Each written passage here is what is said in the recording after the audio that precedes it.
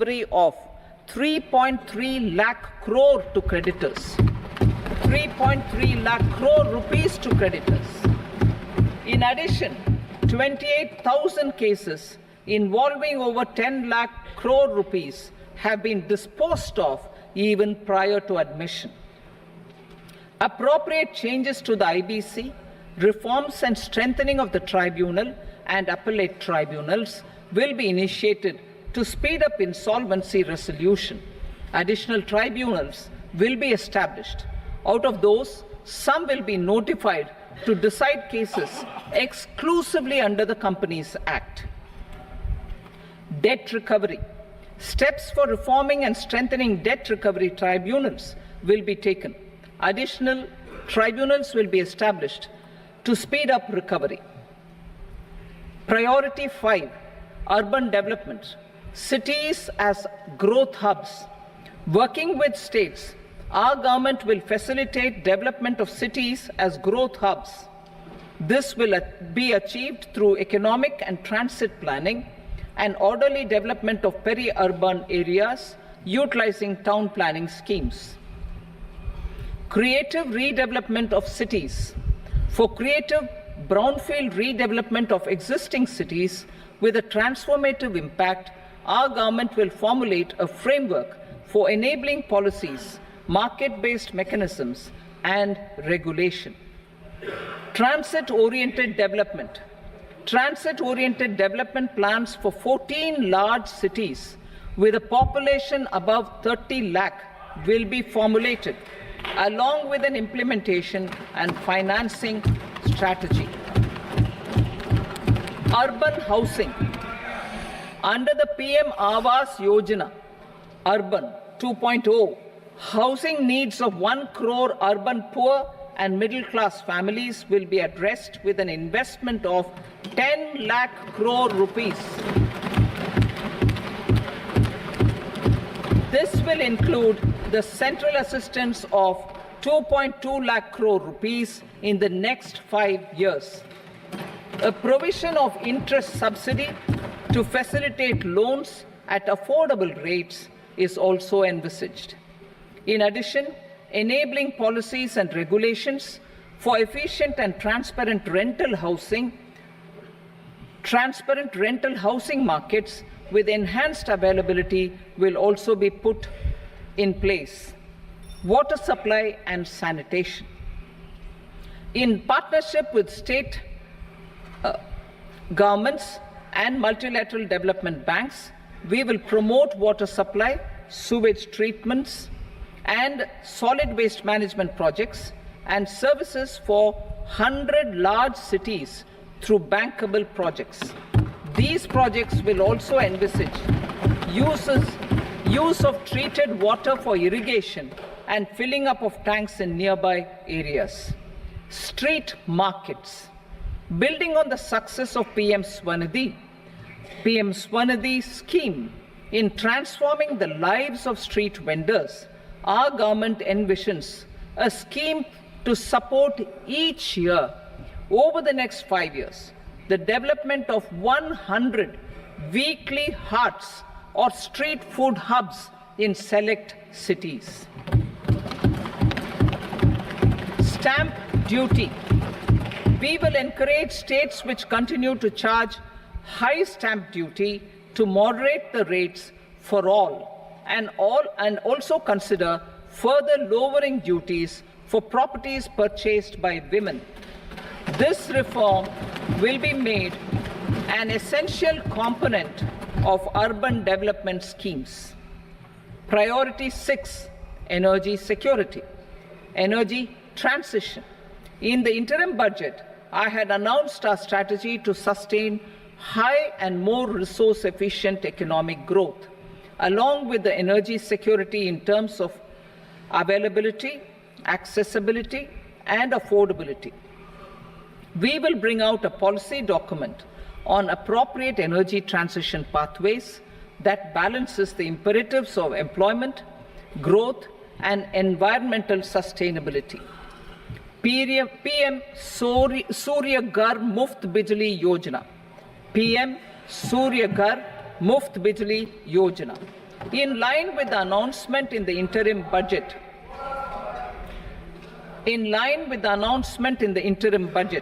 PM Surya Ghar Muft Bijli Yojana has been launched to install rooftop solar plants to enable 1 crore households obtain free electricity up to 300 units every month. The scheme has generated remarkable response with more than 1.28 crore registrations and 14 lakh applications, and we will further encourage it. Pumped storage policy. A policy for promoting pumped storage projects will be brought out for electricity storage and facilitating smooth integration of the growing share of renewable energy with its variable and intermittent nature in the overall energy mix. Research and development of small and modular nuclear reactors. Nuclear energy is expected to form a very significant part of the energy mix for Vikasit Bharat. Towards that pursuit, our government will partner with the private sector for 1. Setting up Bharat Small Reactors, 2. Research and development of Bharat Small Modular Reactor, and 3. Research and development of newer technologies for nuclear energy. The R&D funding announced in the interim budget will be made available for this sector also. Advanced Alva Super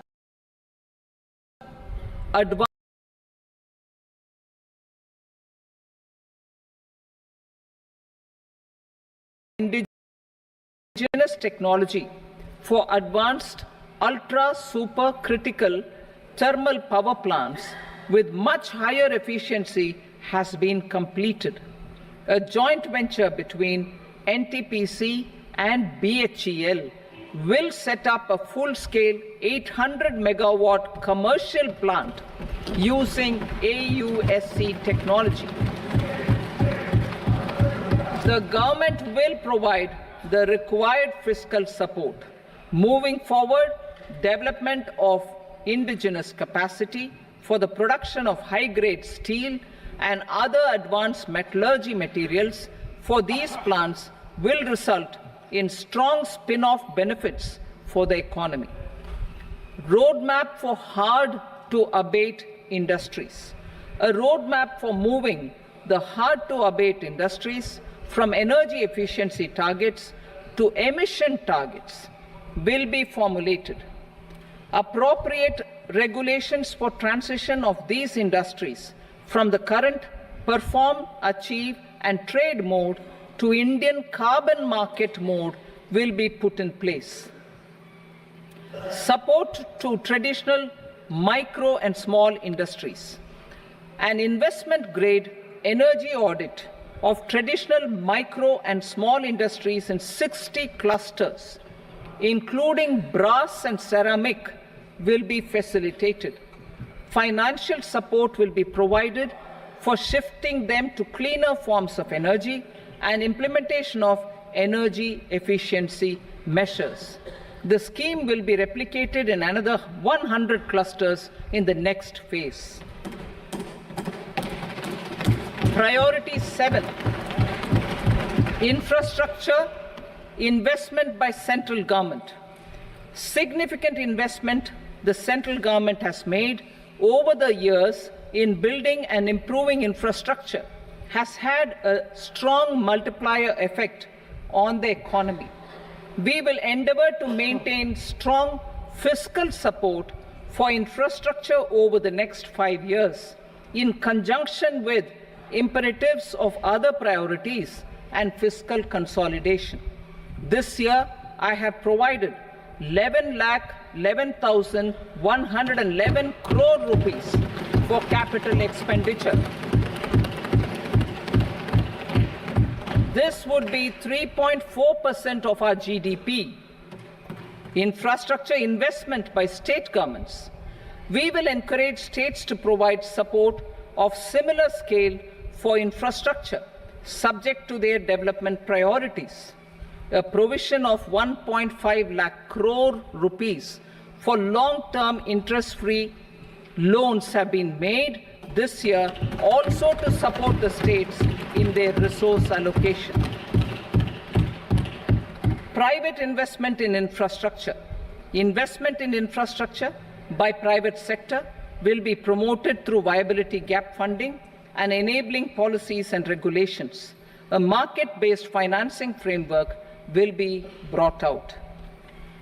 Pradhan Mantri Gram Sadak Yojana, Phase 4 of the PMGSY will be launched to provide all-weather connectivity to 25,000 rural habitations,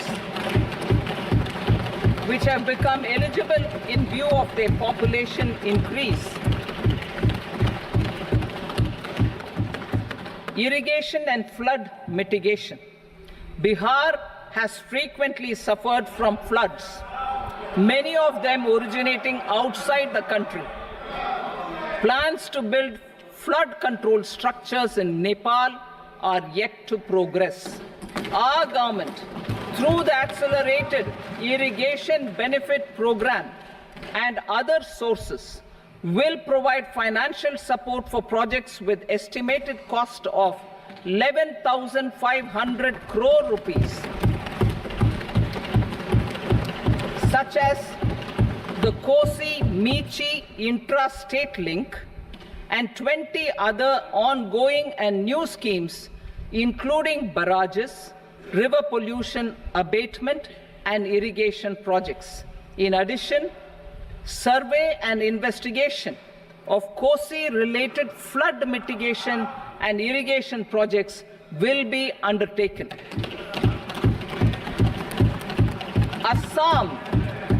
Assam grapples with floods every year by the Brahmaputra River and its tributaries originating outside India. We will provide assistance to Assam for flood management and related projects.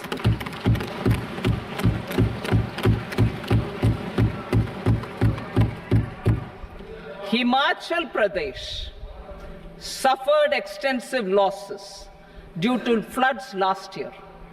Our government will provide assistance to the state for reconstruction and rehabilitation through multilateral development assistance.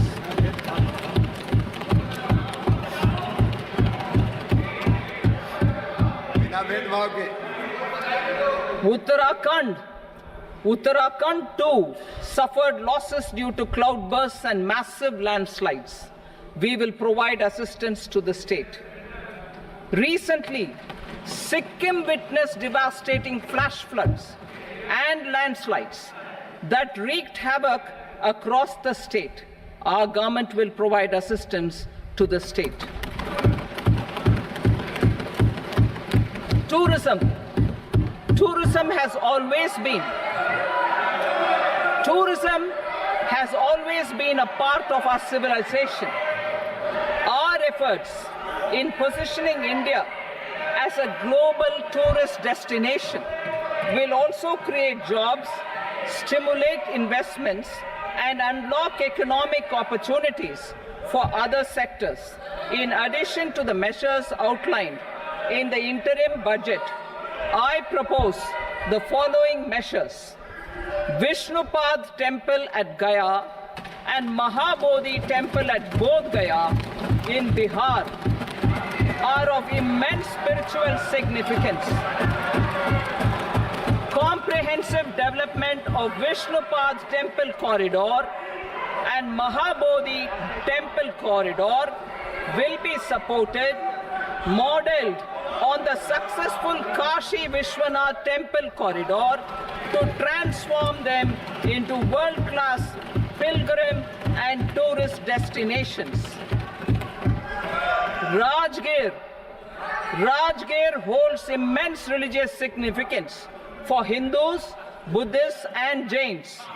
The 20th Tirthankara Muniswarata Temple in the Jain temple complex is ancient. The Saptarishi or the 7 hot springs form a warm water Brahmkund that is sacred. A comprehensive development initiative for Rajgir will be undertaken.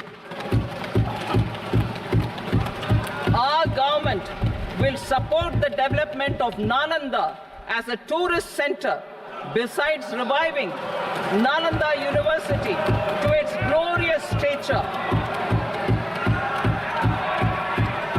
Odisha's scenic beauty, temples, monuments, craftsmanship, wildlife sanctuaries, natural landscapes, and pristine beaches make it an ultimate tourism destination. Our government will provide assistance for their development to Odisha as well. Priority 8, innovation, research and development. We will operationalize the Anusandhan National Research Fund for basic research and prototype development.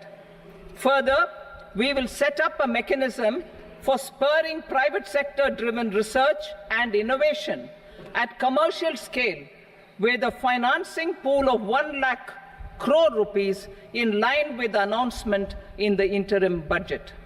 Space economy.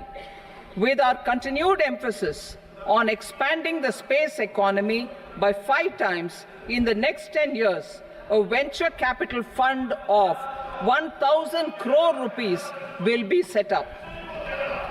Priority 9, next generation reforms. Economic policy framework. We will formulate an economic policy framework to delineate the overarching approach to economic development and set the scope of the next generation of reforms for facilitating employment opportunities and sustaining high growth. Our government will initiate and incentivize reforms for 1. Improving productivity of factors of production, and 2. Facilitating markets and sectors to become more efficient.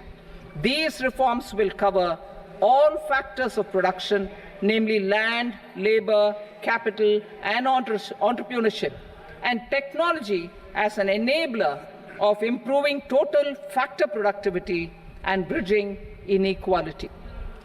Effective implementation of several of these reforms requires collaboration between the center and the states and building consensus as development of the country lies in development of the states.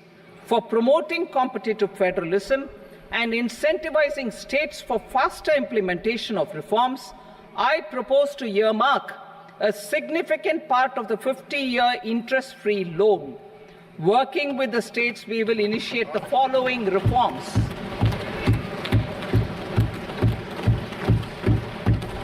Land-related reforms and actions, both in the rural and urban areas, will cover land administration, will cover 1. Land administration, planning and management, and 2. Urban planning usage and building bylaws. These will be incentivized for completion within the next 3 years through appropriate fiscal support. Rural land-related actions. Rural land-related actions will include 1. Assignment of unique land parcel identification number, UL PIN, or Bhu Aadhaar for all lands. 2. Digitization of cadastral maps. 3. Survey of subdivisions, survey of map subdivisions as per current ownership. 4. Establishment of land registry. And 5. Linking to the farmers registry. These actions will also facilitate credit flow and other agricultural services. Urban land-related actions. Land records in urban areas will be digitized with GIS mapping. An IT-based system for property record administration, updating, and tax administration will be established. These will also facilitate improving the financial position of urban local bodies. Labor-related reforms. Services to labor. Our government will facilitate the provision of a wide array of services to labor, including those for employment and skilling. A comprehensive integration of e-Shram portal with other portals will facilitate such one-stop solution. Open architecture databases for the rapidly changing labor market, skill requirements, and available job roles, and a mechanism to connect job aspirants with potential employers and skill providers will be covered in these services. Shram Suvidha and Samadhan portal. Shram Suvidha and Samadhan portal will be revamped to enhance ease of compliance for industry and trade. Capital and entrepreneurship related reforms, financial sector vision and strategy. For meeting financing needs of the economy, our government will bring out a financial sector vision and strategy document to prepare the sector in terms of size, capacity, and skills. This will set the agenda for the next 5 years and guide the work of the government, regulators, financial institutions, and market participants. Taxonomy for climate finance. We will develop taxonomy for climate finance for enhancing the availability of capital for climate adaptation and mitigation. This will support achievement of the country's climate commitments and green transition. Variable capital company structure. We will seek the required legislative approval for providing an efficient and flexible mode for financing leasing of aircrafts and ships and pooled funds of private equity through a variable company structure. Foreign direct investments and overseas investment. The rules and regulations for foreign direct investment and overseas investments will be simplified to 1. Facilitate foreign direct investments, 2. Nudge prioritization, and 3. Promote opportunities for using Indian rupee as a currency for overseas investment. NPS Vatsalya. NPS Vatsalya, a plan for contribution by parents and guardians for minors, will be started. On attaining the age of majority, the plan can be converted seamlessly into a normal NPS account. Use of technology. We have successfully used technology for improving productivity and bridging inequality in our economy during the past 10 years. Public investment in digital infrastructure and innovations by the private sector have helped in improving access of all citizens, particularly the common people, to market resources, education, health and services. We will step up adoption of technology towards digitalization of the economy. Ease of doing business. For enhancing ease of doing business, we are already working on the Jan Vishwas Bill 2.0. Further, states will be incentivized for implementation of the business reforms, action plans, and digitalization. Data and statistics. For improving data governance, collection, processing and management of data and statistics, different sectoral databases, including those established under the Digital India Mission, will be utilized with active use of technology tools. New pension scheme. The committee to review the NPS has made considerable progress in its work. I'm happy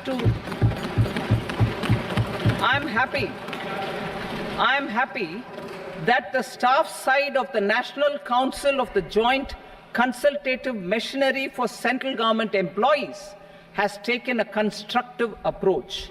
A solution will be evolved which addresses the relevant issues while maintaining fiscal prudence to protect the common citizens.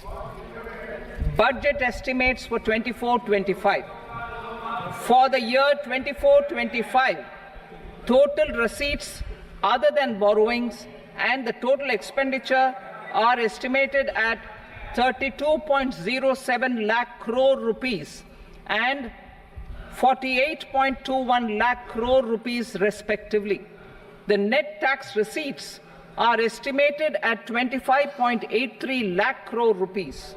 The fiscal deficit is estimated at 4.9% of the GDP. The gross and the net market borrowings through dated securities during 24-25 are estimated at 14.01 lakh crore rupees and 11.63 lakh crore rupees respectively. Both will be less than that in 23-24. The fiscal consolidation path announced by me in 2021 has served our economy very well, and we aim to reach the deficit below 4.5% next year. The government is committed to staying the course. From 2026-27 onwards, our endeavour will be to keep the fiscal deficit each year such that the central government's debt will be on a declining path as percentage of GDP. I will now move to Part B.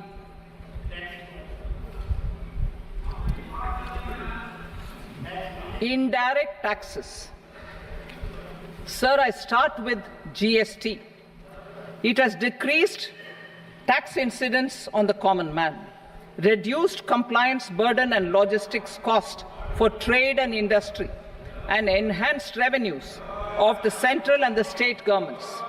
It is a success of vast proportions.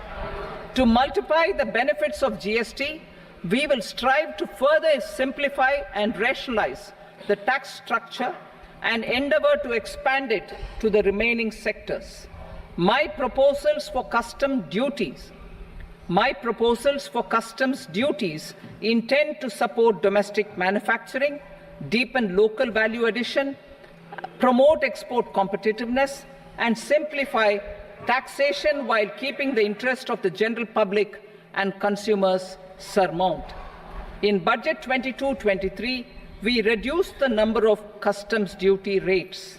I propose to undertake a comprehensive review of the rate structure over the next 6 months to rationalize and simplify it for ease of trade, removal of duty inversion, and reduction of disputes.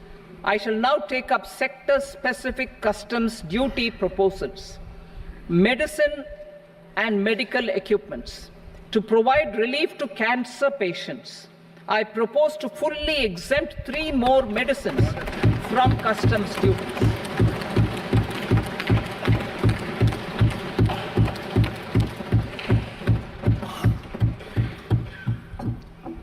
I also propose changes in the BCD on X-ray tubes and flat panel detectors for use in medical X-ray machines under the phased manufacturing program so as to synchronize them with the domestic capacity addition. Mobile phone and related parts. With a 3-fold increase in domestic production and almost a 100-fold jump in exports of mobile phones over the last 6 years, the Indian mobile industry has matured. In the interest of consumers, I now propose to reduce the BCD on mobile phone, mobile PCBA, and mobile charger to 15%. Critical minerals. Minerals such as lithium, copper, cobalt, and rare earth elements are critical for sectors like nuclear energy, renewable energy, space, defense, telecommunications, and high-tech electronics. I propose to fully exempt customs duties on 25 critical minerals and reduce BCD on 2 of them. This will provide a major fillip to the processing and refining of such minerals and help secure their availability for these strategic and important sectors. Solar energy. Energy transition is critical in the fight against climate change. To support energy transition, I propose to expand the list of exempted capital goods for use in the manufacture of solar cells and panels in the country. Further, in view of sufficient domestic manufacturing capacity of solar gas, glass and tinned copper interconnect, I propose not to extend the exemption of custom duties provided to them. Marine products.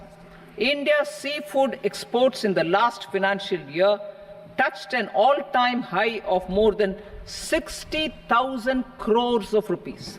Frozen shrimp accounted for about 2/3 of these exports. To enhance their competitiveness, I propose to reduce BCD on certain broodstock, polychaete worms, shrimp and fish feed to 5%. I also propose to exempt customs duty on various inputs for manufacture of shrimp and fish feed. Leather and textile. Similarly, to enhance the competitiveness of exports in the leather and textile sectors, I propose to reduce BCD on real down-filling material from duck or goose. I am also making additions to the list of exempted goods for manufacture of leather and textile garments, footwear and other leather articles for export. To rectify inversion in duty, I propose to reduce BCD subject to conditions on methylene diphenyl diisocyanate MDI for manufacture of spandex yarn from 7.5 to 5%. Furthermore, the export duty structure on raw hides, skin, and leather is proposed to be simplified and rationalized. Precious metals. To enhance domestic value addition in gold and precious metal jewelry in the country, I propose to reduce customs duties on gold and silver to 6% and that of platinum to 6.4%. Other metals. Steel and copper are important raw materials. To reduce their cost of production, I propose to remove the BCD on ferronickel and blister copper. I am also continuing with nil BCD on ferrous scrap and nickel cathode and concessional BCD of 2.5% on copper scrap. Electronics. To increase value addition in the domestic electronics industry, I propose to remove the BCD subject to conditions on oxygen-free copper for manufacture of resistors. I also propose to exempt certain parts for manufacture of connectors. Chemicals and petrochemicals. To support existing and new capacities in the pipeline, I propose to increase the BCD on ammonium nitrate from 7.5% to 10%. Plastics. PVC flex banners are non-biodegradable and hazardous for environment and health. To curb their imports, I propose to raise the BCD on them from 10 to 25%. Telecommunication equipment. To incentivize domestic manufacturing, I propose to increase the BCD from 10 to 15% on PCBA of specified telecom equipment. Trade facilitation. To promote domestic aviation and boat and ship MRO, I propose to extend the period for export of goods imported for repairs from 6 months to 1 year. I'll read that again. To promote domestic aviation and boat and ship maintenance, repair and operations, I propose to extend the period for export of goods imported for repairs from 6 months to 1 year. In the same vein, I propose to extend the time limit for re-import of goods for repairs under warranty from 3 to 5 years. I now move to direct taxes. We will continue our efforts to simplify taxes, improve taxpayer services, provide tax certainty, and reduce litigation while enhancing revenues for funding the development and welfare schemes of the government. It has been our endeavour to simplify taxation. We have taken a number of measures in the last few years, including introduction of simplified tax regimes without exemptions and deductions for corporate tax and for personal income tax. This has been appreciated by taxpayers. 58% of corporate tax came from the simplified tax regime in the financial year 22-23. Similarly, as per data available till now, for the last fiscal, more than 2/3 have availed the new personal income tax regime. Comprehensive review of the Income Tax Act. I am now announcing a comprehensive review of the Income Tax Act 1961. The purpose is to make the Act concise, lucid, easy to read and understand. This will reduce disputes and litigation, thereby providing tax certainty to the taxpayers. I will also bring down the demand embroiled in litigation. It is proposed to be completed in 6 months. A beginning is being made in the Finance Bill by simplifying the tax regime for charities, tedious rate structures, provisions of reassessment and such provisions, and capital gains taxation. Simplification for charities and tedious. Two tax exemption regimes. The two tax exemption regimes for charities are proposed to be merged into one. The 5% tedious rate on many payments is being merged into the 2% tedious rate, and the 20% tedious rate on repurchase of units by mutual funds or UTI is being withdrawn. Tedious rate on e-commerce operators is proposed to be reduced from 1 to 0.1%. Moreover, credit of TCS is proposed to be given in the TDS to be deducted on salary. Further, I propose to decriminalize delay for payment of TDS up to the due date of filing statement for the same. I also plan to provide a standard operating procedure for TDS defaults and simplify and rationalize the compounding guidelines for such defaults. Simplification of reassessment. I propose to thoroughly simplify the provisions for reopening and reassessment. An assessment hereinafter can be reopened beyond 3 years from the end of the assessment year only if the escaped income is 50 lakh rupees or more, up to a maximum period of 5 years from the end of the assessment year. Even in such cases, a time limit of 6 years before the year of the search, as against the existing time limit of 10 years, is being proposed. This will reduce tax uncertainty and disputes. Simplification and rationalization of capital gains. Capital gains taxation is also proposed to be hugely simplified. Short-term gains on certain financial assets shall henceforth attract a tax rate of 20%, while that on all other financial assets and all non-financial assets shall continue to attract the applicable tax rate. Long-term gains on all financial and non-financial assets, on the other hand, will attract a tax rate of 12.5%. For the benefit of the lower and the middle income classes, I propose to increase the limit of exemption of capital gains on certain financial assets to 1.25 lakh rupees per year. Listed financial assets held for more than a year will be classified as long-term. while unlisted financial assets and all non-financial assets will have to be held for at least 2 years to be classified as long-term. Unlisted bonds and debentures, debt mutual funds, and market-linked debentures, irrespective of holding period, however, will attract tax on capital gains at applicable rates. Taxpayer services.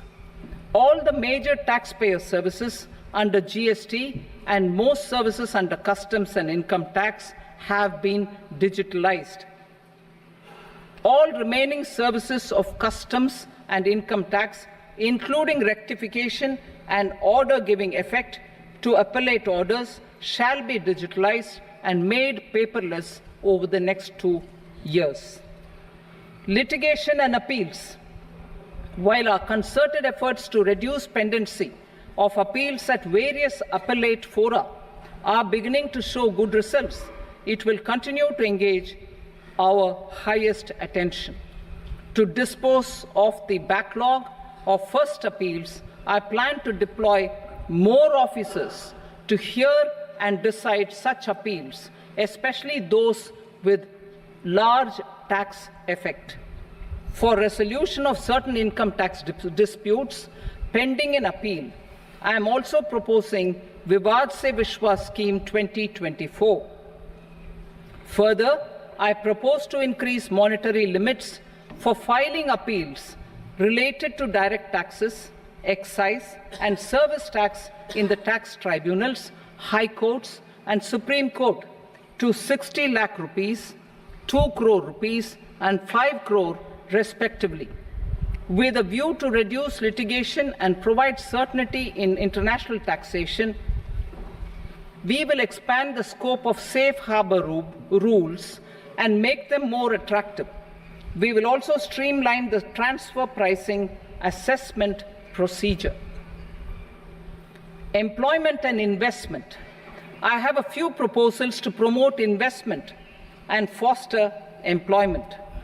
First of all, to bolster the Indian startup ecosystem, boost the entrepreneurial spirit, and to support innovation, I propose to abolish the so-called angel tax for all classes of investors. Second, there is tremendous potential for cruise tourism in India. To give a fillip to this employment-generating industry, I am proposing a simpler tax regime for foreign shipping companies operating domestic cruises in the country. Third, India is a world leader in the diamond cutting and polishing industry, which employs a large number of skilled workers. To further promote the development of this sector, we would provide for safe harbor rates for foreign mining companies selling raw diamonds in the country.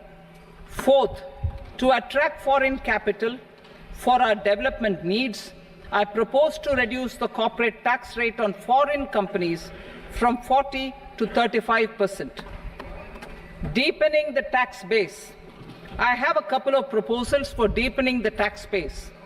First, security transaction tax on futures and options of securities is proposed to be increased to 0.02% and 0.1% respectively.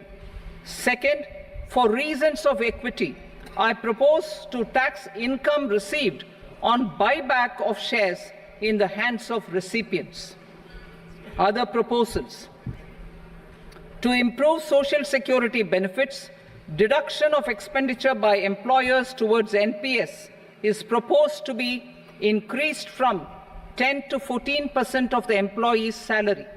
Similarly, deduction of this expenditure up to 14% of salary from the income of employees in private sector, public sector banks, and undertakings opting for the new tax regime is proposed to be provided.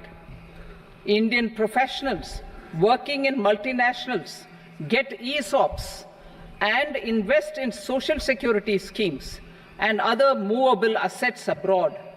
Non-reporting of such small foreign assets has penal consequences under the Black Money Act. Such non-reporting of movable assets up to 20 lakh rupees is proposed to be depenalized.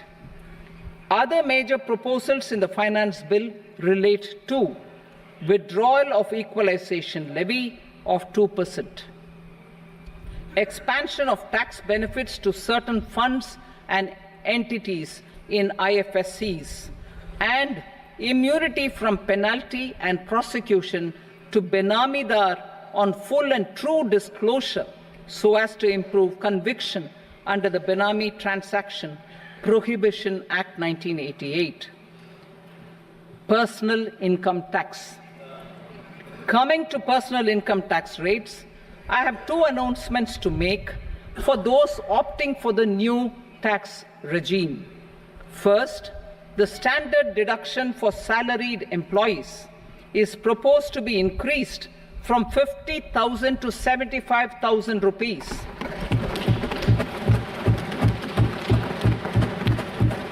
Similarly, deduction on family pension for pensioners is proposed to be enhanced from 15,000 to 25,000 rupees. This will provide relief to about 4 crore salaried individuals and pensioners.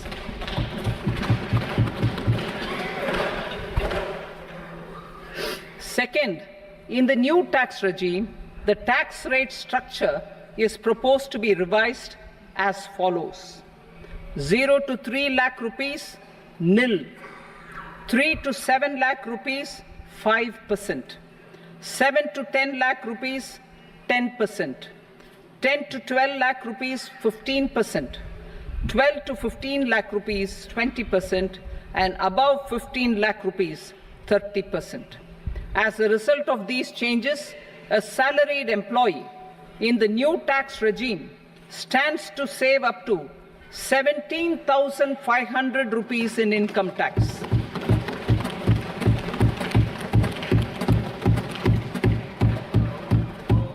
Apart from these, I am also making some other changes as given in the annexure.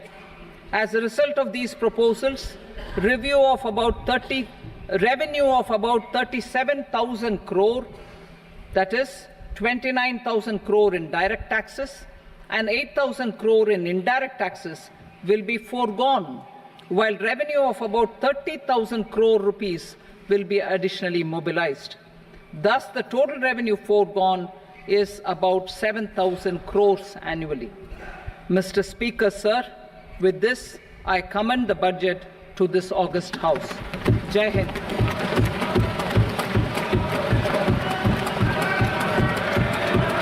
Item number 2. Item number 2.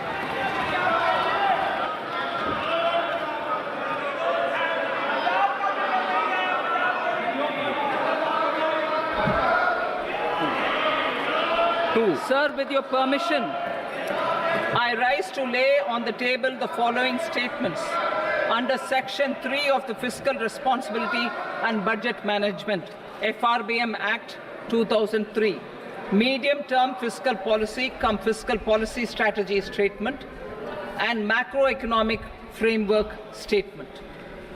Item number 3. Sir, with your permission, I rise to move for leave to introduce the Finance Number 2 Bill 2024. प्रश्न ये कि विधेयक को पुनर्स्थापित करने की अनुमति प्रदान की जाए। जो सदस्य इसके पक्ष में हाँ कहें, जो सदस्य विरोध में ना कहें। मेरे विचार में निर्णय हाँ वालों के पक्ष में अनुमति प्रदान की जाती है। माननीय मंत्री जी, अब विधेयक पुनर्स्थापित करें। Sir, I introduce the bill. Item number 4.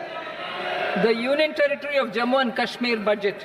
Sir, I rise to present a statement, Hindi and English versions, of the estimated receipts and expenditure of the Union Territory of Jammu and Kashmir for the year 24-25. सभा की कार्रवाई कल बुधवार दिनांक 24 जुलाई 2024 को प्राप्त 11 बजे तक के लिए स्थगित की जाती है।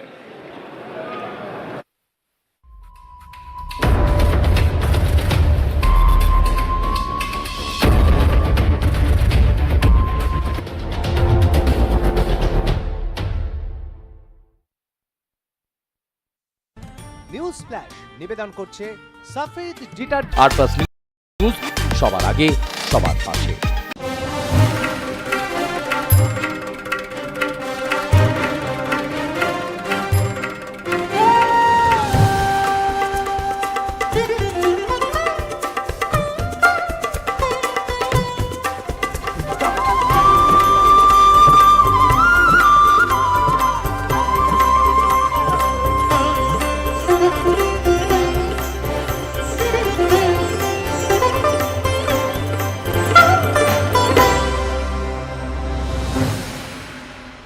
কি, কেন, কিসের জন্য ঘটল ঘটনা, নাকি রয়েছে তার পেছনে কোনো রটনা? নাটকে নয়, চিৎকারে নয়, চেঁচামেচিতে নয়, ঝগড়ায় নয়, থাকছি শুধুমাত্র খবরে। সব প্রশ্নের উত্তর পাবেন ঝটপট, হয়ে যাবেন আপনি আপডেট চটপট। তাই বলি, আর নয় দেরি। হোয়াটসঅ্যাপের আপডেটসে গিয়ে চ্যানেলে সার্চ করুন আর+ নিউজ আর যুক্ত হয়ে যান। আর+ নিউজ হোয়াটসঅ্যাপ চ্যানেলের সঙ্গে। আর+ নিউজ ফলো করতে QR কোড স্ক্যান করুন। আর+ নিউজ সবার আগে সবার পাশে। আর+ নিউজ এখন আপনার হাতের মুঠোয়, যেখানে খুশি যখন খুশি আপনার মোবাইল ফোনে আমরা আছি। প্লে ও অ্যাপ স্টোর থেকে ডাউনলোড করুন আর+ নিউজ অ্যাপ। জানতে থাকুন, লাইভে থাকুন, সব খবর সরাসরি। আর+ নিউজ সবার আগে সবার পাশে। কি, কেন, কিসের জন্য ঘটল ঘটনা, নাকি রয়েছে তার পেছনে কোনো রটনা? নাটকে নয়, চিৎকারে নয়, চেঁচামেচিতে নয়, ঝগড়ায় নয়, থাকছি শুধুমাত্র খবরে। সব প্রশ্নের উত্তর পাবেন ঝটপট, হয়ে যাবেন আপনি আপডেট চটপট। তাই বলি, আর নয় দেরি। হোয়াটসঅ্যাপের আপডেটসে গিয়ে চ্যানেলে সার্চ করুন আর+ নিউজ আর যুক্ত হয়ে যান। আর+ নিউজ হোয়াটসঅ্যাপ চ্যানেলের সঙ্গে। আর+ নিউজ ফলো করতে QR কোড স্ক্যান করুন। আর+ নিউজ সবার আগে সবার পাশে।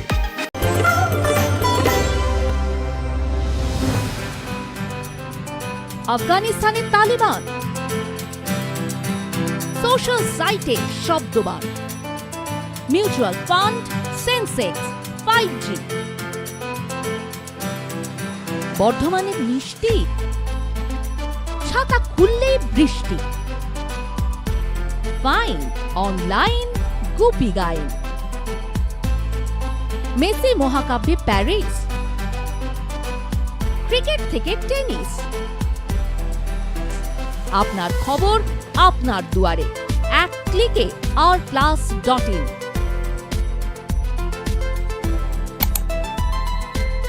কি, কেন, কিসের জন্য ঘটল ঘটনা, নাকি রয়েছে তার পেছনে কোনো রটনা? নাটকে নয়, চিৎকারে নয়, চেঁচামেচিতে নয়, ঝগড়ায় নয়, থাকছি শুধুমাত্র খবরে। সব প্রশ্নের উত্তর পাবেন ঝটপট, হয়ে যাবেন আপনি আপডেট চটপট। তাই বলি, আর নয় দেরি। হোয়াটসঅ্যাপের আপডেটসে গিয়ে চ্যানেলে সার্চ করুন আর+ নিউজ আর যুক্ত হয়ে যান। আর+ নিউজ হোয়াটসঅ্যাপ চ্যানেলের সঙ্গে। আর+ নিউজ ফলো করতে QR কোড স্ক্যান করুন। আর+ নিউজ সবার আগে সবার পাশে।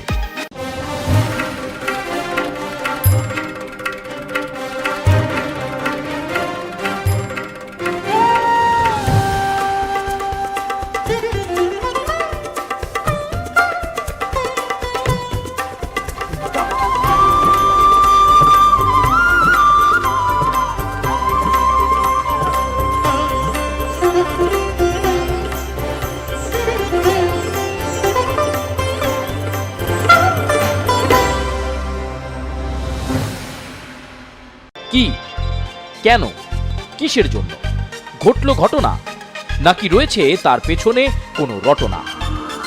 নাটকে নয়, চিৎকারে নয়, চেঁচামেচিতে নয়, ঝগড়ায় নয়, থাকছি শুধুমাত্র খবরে।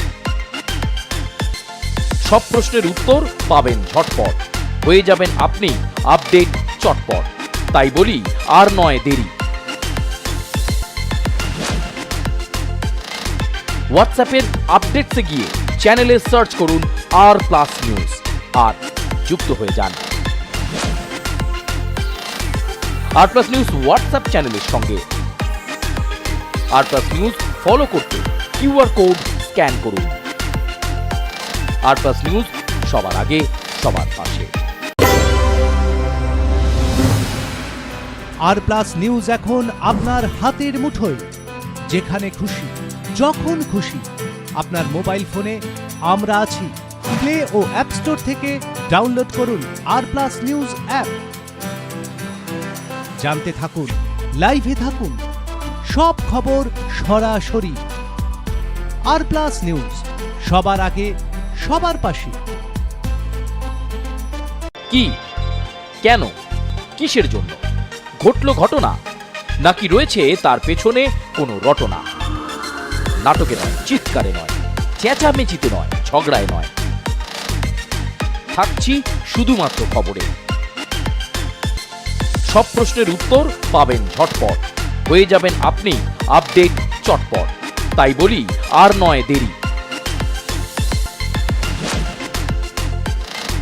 হোয়াটসঅ্যাপের আপডেটসে গিয়ে চ্যানেলে সার্চ করুন R+ নিউজ আর যুক্ত হয়ে যান। R+ নিউজ হোয়াটসঅ্যাপ চ্যানেলের সঙ্গে। R+ নিউজ ফলো করতে QR কোড স্ক্যান করুন। R+ নিউজ সবার আগে, সবার পাশে।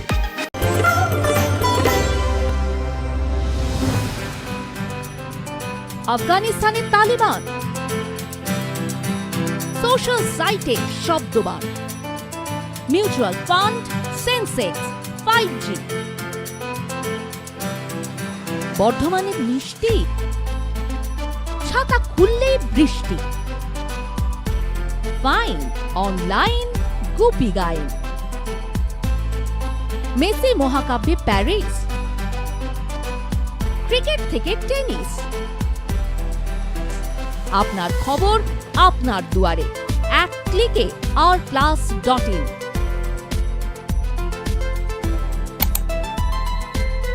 কি, কেন, কিসের জন্য ঘটলো ঘটনা, নাকি রয়েছে তার পেছনে কোনো রটনা? নাটকে নয়, চিৎকারে নয়, চেঁচামেচিতে নয়, ঝগড়ায় নয়, থাকছি শুধুমাত্র খবরে। সব প্রশ্নের উত্তর পাবেন ঝটপট, হয়ে যাবেন আপনি আপডেট চটপট। তাই বলি আর নয় দেরি। হোয়াটসঅ্যাপের আপডেটসে গিয়ে চ্যানেলে সার্চ করুন R+ নিউজ আর যুক্ত হয়ে যান। R+ নিউজ হোয়াটসঅ্যাপ চ্যানেলের সঙ্গে। R+ নিউজ ফলো করতে QR কোড স্ক্যান করুন। R+ নিউজ সবার আগে, সবার পাশে।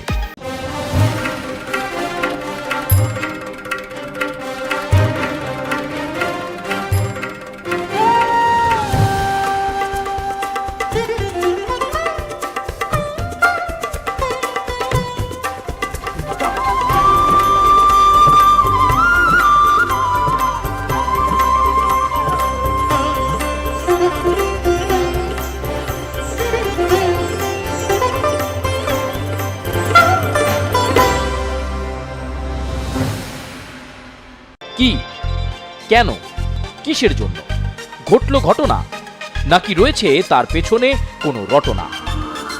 নাটকে নয়, চিৎকারে নয়, চেঁচামেচিতে নয়, ঝগড়ায় নয়, থাকছি শুধুমাত্র খবরে। সব প্রশ্নের উত্তর পাবেন ঝটপট, হয়ে যাবেন আপনি আপডেট চটপট। তাই বলি আর নয় দেরি।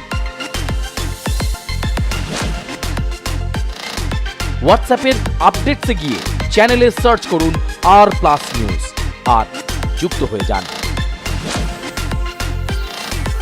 আর প্লাস নিউজ হোয়াটসঅ্যাপ চ্যানেলের সঙ্গে। আর প্লাস নিউজ ফলো করতে কিউআর কোড স্ক্যান করুন। আর প্লাস নিউজ সবার আগে সবার পাশে।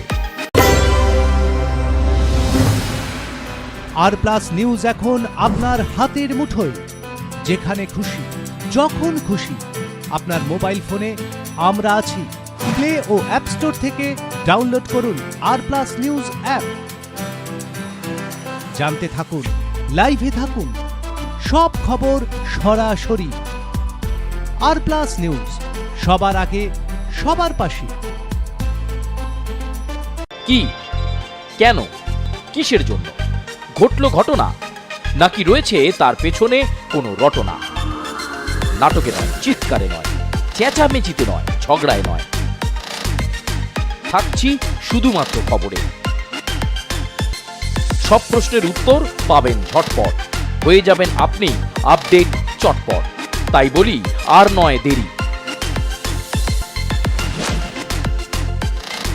হোয়াটসঅ্যাপের আপডেটসে গিয়ে চ্যানেলে সার্চ করুন আর প্লাস নিউজ আর যুক্ত হয়ে যান।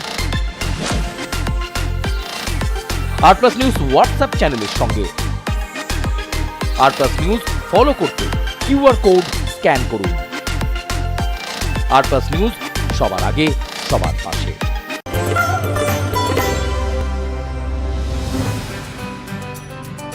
আফগানিস্তানের তালিবান, সোশ্যাল সাইটে শব্দবাদ, মিউচুয়াল ফান্ড, সেন্সেক্স, 5G, বর্ধমানের মিষ্টি, ছাতা খুললেই বৃষ্টি, fine online Goopy Gyne, Messi মহাকাব্যে প্যারিস, ক্রিকেট থেকে টেনিস, আপনার খবর আপনার দুয়ারে, এক ক্লিকে rplus.in।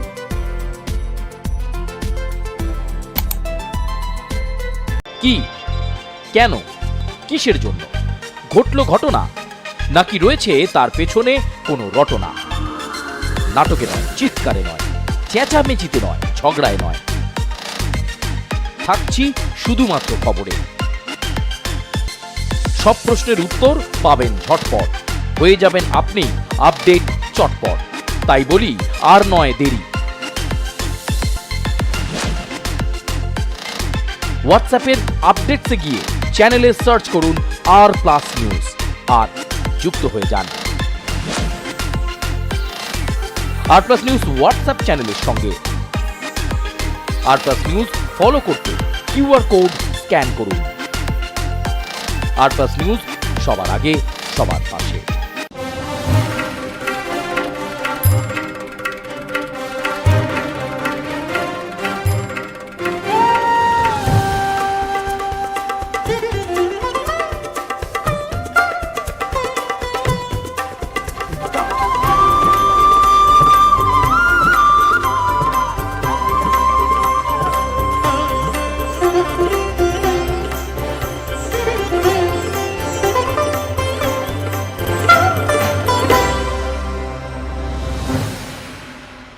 কি, কেন, কিসের জন্য ঘটল ঘটনা, নাকি রয়েছে তার পেছনে কোনো রটনা? নাটকে নয়, চিৎকারে নয়, চেঁচামেচিতে নয়, ঝগড়ায় নয়, থাকছি শুধুমাত্র খবরে। সব প্রশ্নের উত্তর পাবেন ঝটপট, হয়ে যাবেন আপনি আপডেট চটপট। তাই বলি আর নয় দেরি। হোয়াটসঅ্যাপের আপডেটসে গিয়ে চ্যানেলে সার্চ করুন আর প্লাস নিউজ আর যুক্ত হয়ে যান। আর প্লাস নিউজ হোয়াটসঅ্যাপ চ্যানেলের সঙ্গে। আর প্লাস নিউজ ফলো করতে কিউআর কোড স্ক্যান করুন। আর প্লাস নিউজ সবার আগে সবার পাশে। আর প্লাস নিউজ এখন আপনার হাতের মুঠোয়। যেখানে খুশি যখন খুশি আপনার মোবাইল ফোনে আমরা আছি। প্লে ও অ্যাপ স্টোর থেকে ডাউনলোড করুন আর প্লাস নিউজ অ্যাপ। জানতে থাকুন, লাইভে থাকুন, সব খবর সরাসরি। আর প্লাস নিউজ সবার আগে সবার পাশে। কি, কেন, কিসের জন্য ঘটল ঘটনা, নাকি রয়েছে তার পেছনে কোনো রটনা? নাটকে নয়, চিৎকারে নয়, চেঁচামেচিতে নয়, ঝগড়ায় নয়, থাকছি শুধুমাত্র খবরে। সব প্রশ্নের উত্তর পাবেন ঝটপট, হয়ে যাবেন আপনি আপডেট চটপট। তাই বলি আর নয় দেরি। হোয়াটসঅ্যাপের আপডেটসে গিয়ে চ্যানেলে সার্চ করুন R+ নিউজ আর যুক্ত হয়ে যান। R+ নিউজ হোয়াটসঅ্যাপ চ্যানেলের সঙ্গে। R+ নিউজ ফলো করতে QR কোড স্ক্যান করুন। R+ নিউজ সবার আগে সবার পাশে।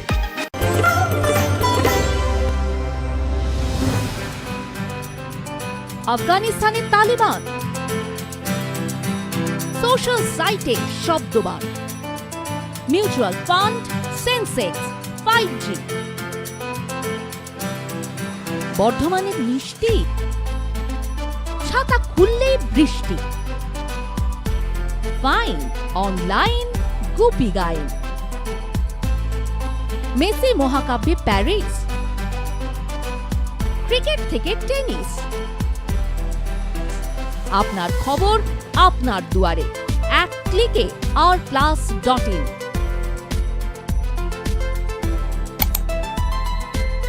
কি, কেন, কিসের জন্য ঘটল ঘটনা, নাকি রয়েছে তার পেছনে কোনো রটনা?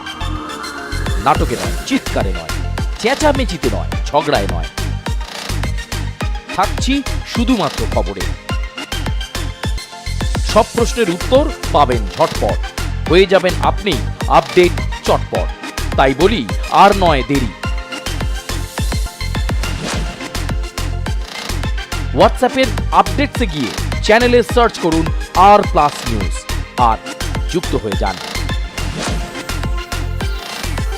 R+ নিউজ হোয়াটসঅ্যাপ চ্যানেলের সঙ্গে। R+ নিউজ ফলো করতে QR কোড স্ক্যান করুন। R+ নিউজ সবার আগে সবার পাশে।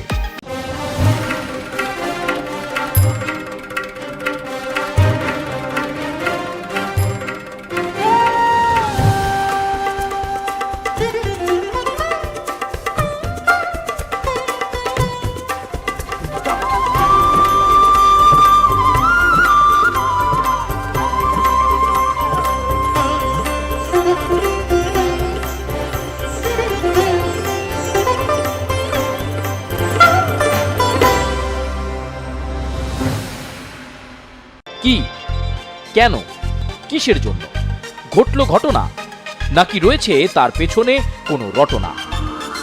নাটকে নয়, চিৎকারে নয়, চেঁচামেচিতে নয়, ঝগড়ায় নয়, থাকছি শুধুমাত্র খবরে।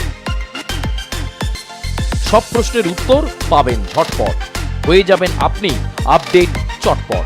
তাই বলি আর নয় দেরি। হোয়াটসঅ্যাপের আপডেটসে গিয়ে চ্যানেলে সার্চ করুন R+ নিউজ আর যুক্ত হয়ে যান। R+ নিউজ হোয়াটসঅ্যাপ চ্যানেলের সঙ্গে।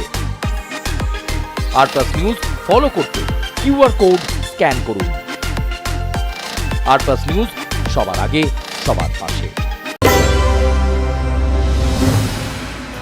R+ নিউজ এখন আপনার হাতের মুঠোয়, যেখানে খুশি যখন খুশি আপনার মোবাইল ফোনে আমরা আছি। প্লে ও অ্যাপ স্টোর থেকে ডাউনলোড করুন R+ নিউজ অ্যাপ। জানতে থাকুন, লাইভে থাকুন, সব খবর সরাসরি। R+ নিউজ সবার আগে সবার পাশে। কি, কেন, কিসের জন্য ঘটল ঘটনা, নাকি রয়েছে তার পেছনে কোনো রটনা? নাটকে নয়, চিৎকারে নয়,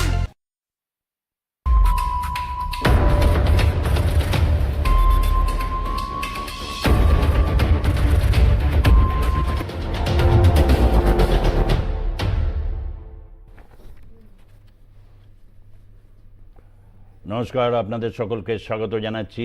শুরু করছি বাজেট 2024। বাজেট পেশ করেছেন নির্মলা সীতারামনের এই বাজেট বেশ কয়েকটা উল্লেখযোগ্য যে দিকগুলোকে প্রথমে তুলে নেব। প্রথম হচ্ছে যে এই বাজেট কোন দিকে দিশা দেখাচ্ছে এই সমস্ত নিয়ে বিশ্লেষণ তো এখন চলতেই থাকবে, গোটা দিনভর এই নিয়ে বিশ্লেষণ চলবে। তবে সবচেয়ে হচ্ছে কর কাঠামোর ক্ষেত্রে যে কর কাঠামো অপরিবর্তিত রাখা হয়েছে, আয়কর কাঠামো অপরিবর্তিত রাখা হয়েছে, আয়কর কাঠামো এটা নিয়ে জবরদস্ত চর্চা ছিল। স্ট্যান্ডার্ড ডিডাকশন বেড়ে ৭৫,০০০ টাকা, সেটা ৫০,০০০ থেকে বেড়ে ৭৫,০০০ টাকা হয়েছে স্ট্যান্ডার্ড ডিডাকশন। ৫০,০০০ থেকে বেড়ে ৭৫,০০০ টাকা স্ট্যান্ডার্ড ডিডাকশন, এটা এই বাজেটে ঘোষণা করেছেন। দাম কমছে মোবাইল ফোন, সোনা এবং রূপোর, দাম কমছে মোবাইল ফোন, সোনা, রূপোর এবং প্ল্যাটিনামেও আমদানি শুল্ক কমানো হচ্ছে। সোনা, রূপো, প্ল্যাটিনামে কমেছে আমদানি শুল্ক, ৬.৪% কমেছে আমদানি শুল্ক সোনা, রূপো এবং প্ল্যাটিনামের ক্ষেত্রে। 3টি ক্যান্সারের ওষুধের দাম কমানো হয়েছে। শেয়ার মিউচুয়াল ফান্ডে যারা বিনিয়োগ করছেন তাদের জন্য সুখবর রয়েছে। এই বাজেটে এটা একটা গুরুত্বপূর্ণ দিক। ক্যাপিটাল লাভে বেড়েছে ছাড়, ক্যাপিটাল লাভে কর ছাড়ের ঊর্ধ্বসীমা বাড়ানো হয়েছে। কর ছাড়ের ঊর্ধ্বসীমা 2,25,000 টাকা অবধি গেছে, 1 লক্ষ থেকে বেড়ে 2,25,000 টাকা, অর্থাৎ 2,25,000 টাকা রোজগারে শেয়ার এবং মিউচুয়াল ফান্ডে সেখানে কোনো কর লাগবে না। এবং অপরিবর্তিত রাখা হয়েছে আয়কর কাঠামো, স্ট্যান্ডার্ড ডিডাকশন বেড়ে ৭৫,০০০ টাকা। এই হলো মোটামুটি। এছাড়া বিভিন্ন রাজ্যের জন্য যেটা খুব গুরুত্বপূর্ণ হয়েছে, বিহার এবং অন্ধ্রপ্রদেশ, বিহার অন্ধ্রপ্রদেশের জন্য বিশেষ ঘোষণা। বিহারে বেশ কিছু প্রজেক্ট তারা পেয়েছে এবং তার মধ্যে উল্লেখযোগ্য হচ্ছে এইমস হাসপাতাল, এবং সেখানে নতুন বিমানবন্দর তৈরি হবে। সড়ক প্রকল্পে 26,000 কোটি টাকা, পাওয়ার প্ল্যান্টে বরাদ্দ 21,000 কোটি টাকা। বিহারের বক্সারে গঙ্গার উপর নতুন সেতু দেওয়া হচ্ছে, নতুন এক্সপ্রেস ট্রেন। এবং অন্ধ্রপ্রদেশের অমরাবতী রাজধানী নির্মাণে কেন্দ্রীয় সহায়তা। চলতি অর্থবর্ষে অমরাবতীর নতুন রাজধানী গঠনের জন্য 15,000 কোটি টাকা বরাদ্দ। 9টি বিষয়ের উপর জোর দেওয়া হয়েছে। গরিব, মহিলা, যুব, কৃষক এই 4 শ্রেণীকে বিশেষ গুরুত্ব। শিক্ষা, প্রশিক্ষণ, কৃষি উৎপাদন, কর্মসংস্থান এবং পরিকাঠামোয় জোর। সম্পত্তি ক্রয়ে মহিলাদের স্ট্যাম্প ডিউটিতে ছাড়। বিহার, ওড়িশা, অন্ধ্রপ্রদেশ, পশ্চিমবঙ্গের বিকাশও বিশেষ নজর। পিএম আবাস যোজনায় নতুন বাড়ি আরও 3 কোটি বাড়ি বরাদ্দ হয়েছে। প্রধানমন্ত্রী যে গৃহ প্রকল্প, সেখানে মহিলাদের দক্ষতা বাড়াতে 3 লক্ষ কোটি টাকা বরাদ্দ, অর্থাৎ স্কিল ডেভেলপমেন্টে মহিলাদের জন্য 3 লক্ষ কোটি টাকা বরাদ্দ। এমএসএমইর উন্নয়নে বিশেষ ঋণের ব্যবস্থা, বিশেষ ঋণের ব্যবস্থা এসএমইর জন্য, এবং শিক্ষা প্রশিক্ষণে 1.48 লক্ষ কোটি টাকা বরাদ্দ। কলকাতা অমৃতসর ইন্ডাস্ট্রিয়াল করিডর তৈরি হবে। কলকাতা অমৃতসর ইন্ডাস্ট্রিয়াল করিডর, তরুণদের প্রশিক্ষণে বিশেষ জোর।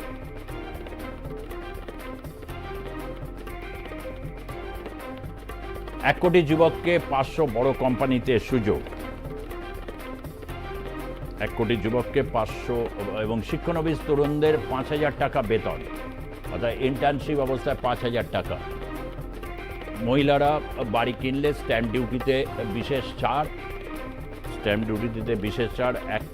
বন্যা রুখতে অসম, হিমাচল প্রদেশকে বিশেষ সাহায্য, বন্যা রুখতে অসম, হিমাচলকে বিশেষ সাহায্য। প্রাকৃতিক বিপর্যয় মোকাবিলায় উত্তরাখণ্ড এবং সিকিমকেও সাহায্য। বিশ্বের পর্যটন মানচিত্রে ভারতকে শীর্ষে তোলা হবে, জানিয়েছেন অর্থমন্ত্রী নির্মলা সীতারামন। পর্যটনে বিশেষ জোর দেওয়া হয়েছে। নতুন করে সাজানো হবে বুদ্ধগয়ার, রাজগীর এবং নালন্দাকে।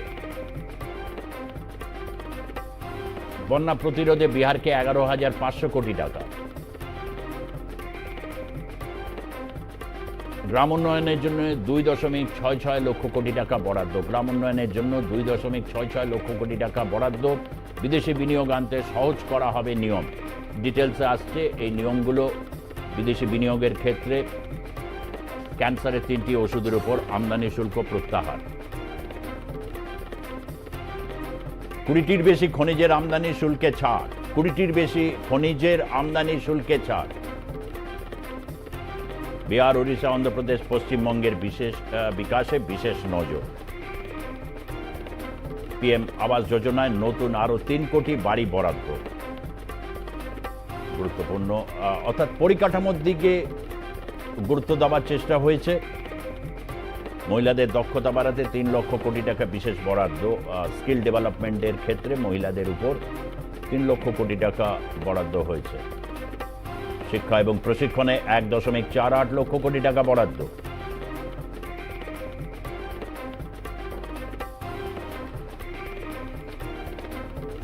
কলকাতা অমৃতসর ইন্ডাস্ট্রিয়াল করিডর নির্মাণ।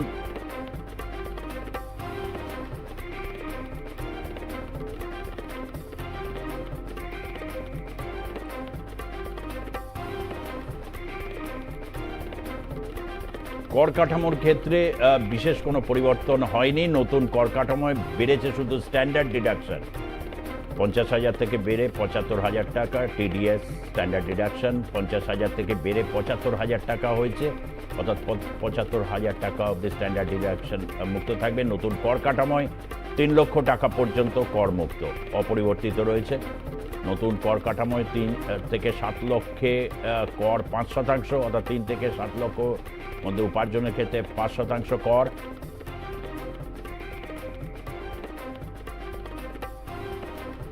সাত থেকে 10 লক্ষে কর 10%,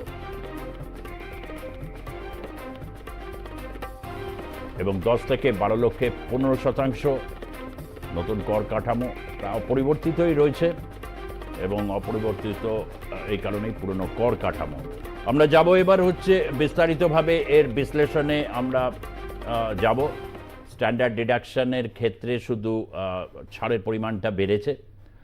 বাজেট এক ঝলক আপনাদের দেখিয়ে দিলাম, এই হচ্ছে বাজেট। এবার ভেতরে এবার আগামীকাল বা বর্ষাকালীন অধিবেশনে বাজেটের যখন ডিসকাশনসগুলো আসবে, এই ডিটেলসগুলো আমরা আপনাদের কাছে অবশ্যই তুলে ধরতে থাকব।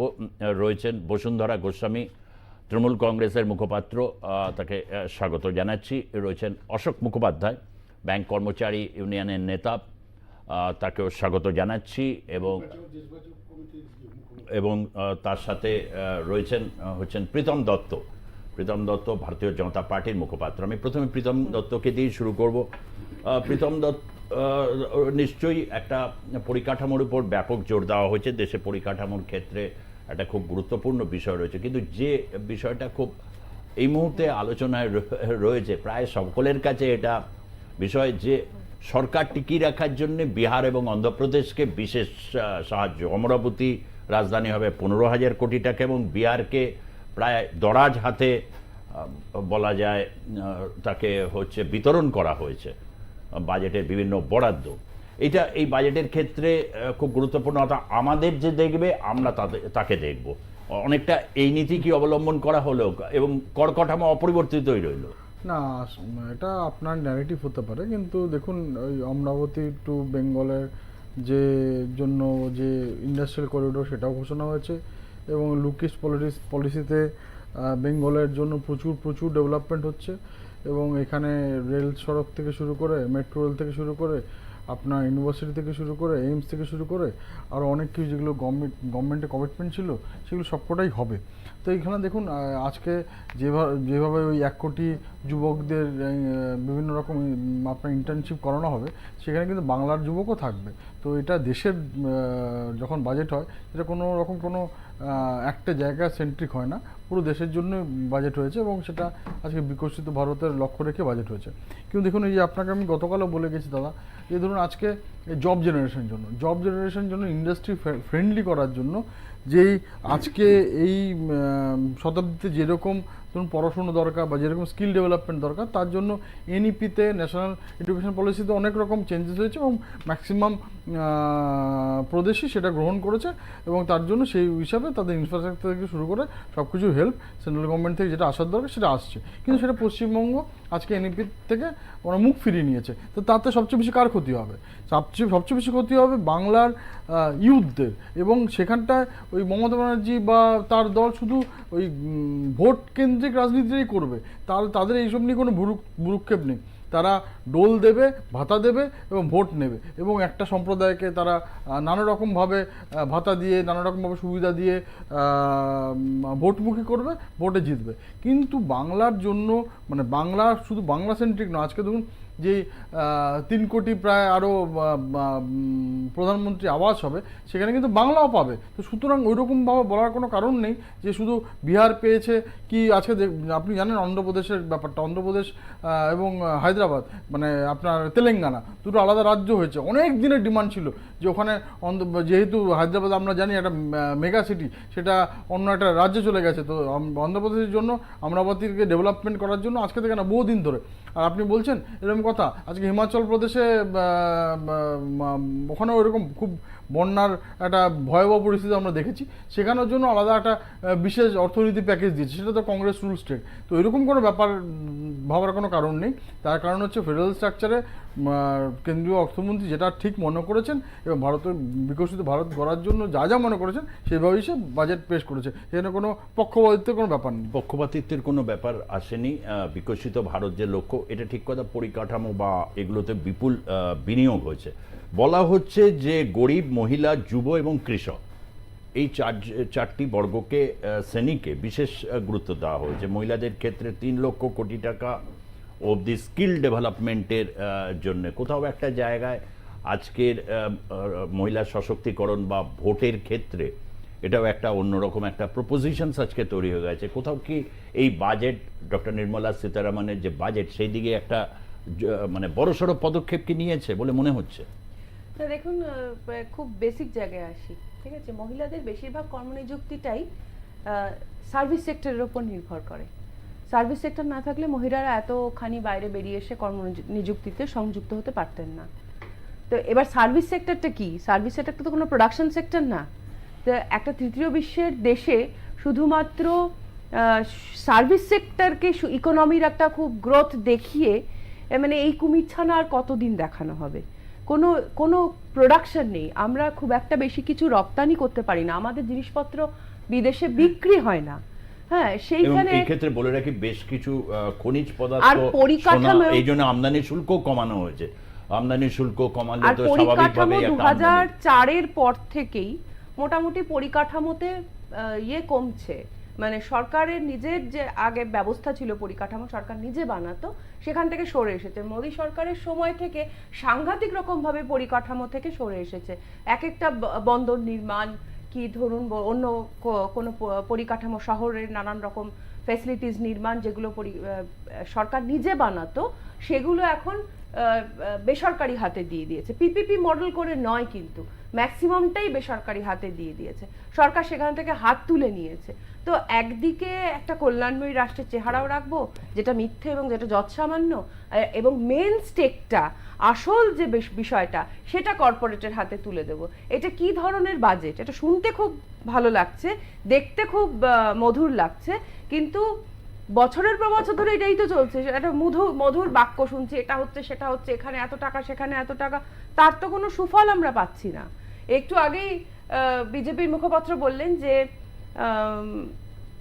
নতুন যে পলিসি, এডুকেশন পলিসি, গত বছর এবং এবছর ভর্তির দিকে, কলেজে ভর্তির দিকে তাকালেই আপনি বুঝতে পারবেন যে কি অবস্থা নতুন এডুকেশন পলিসি।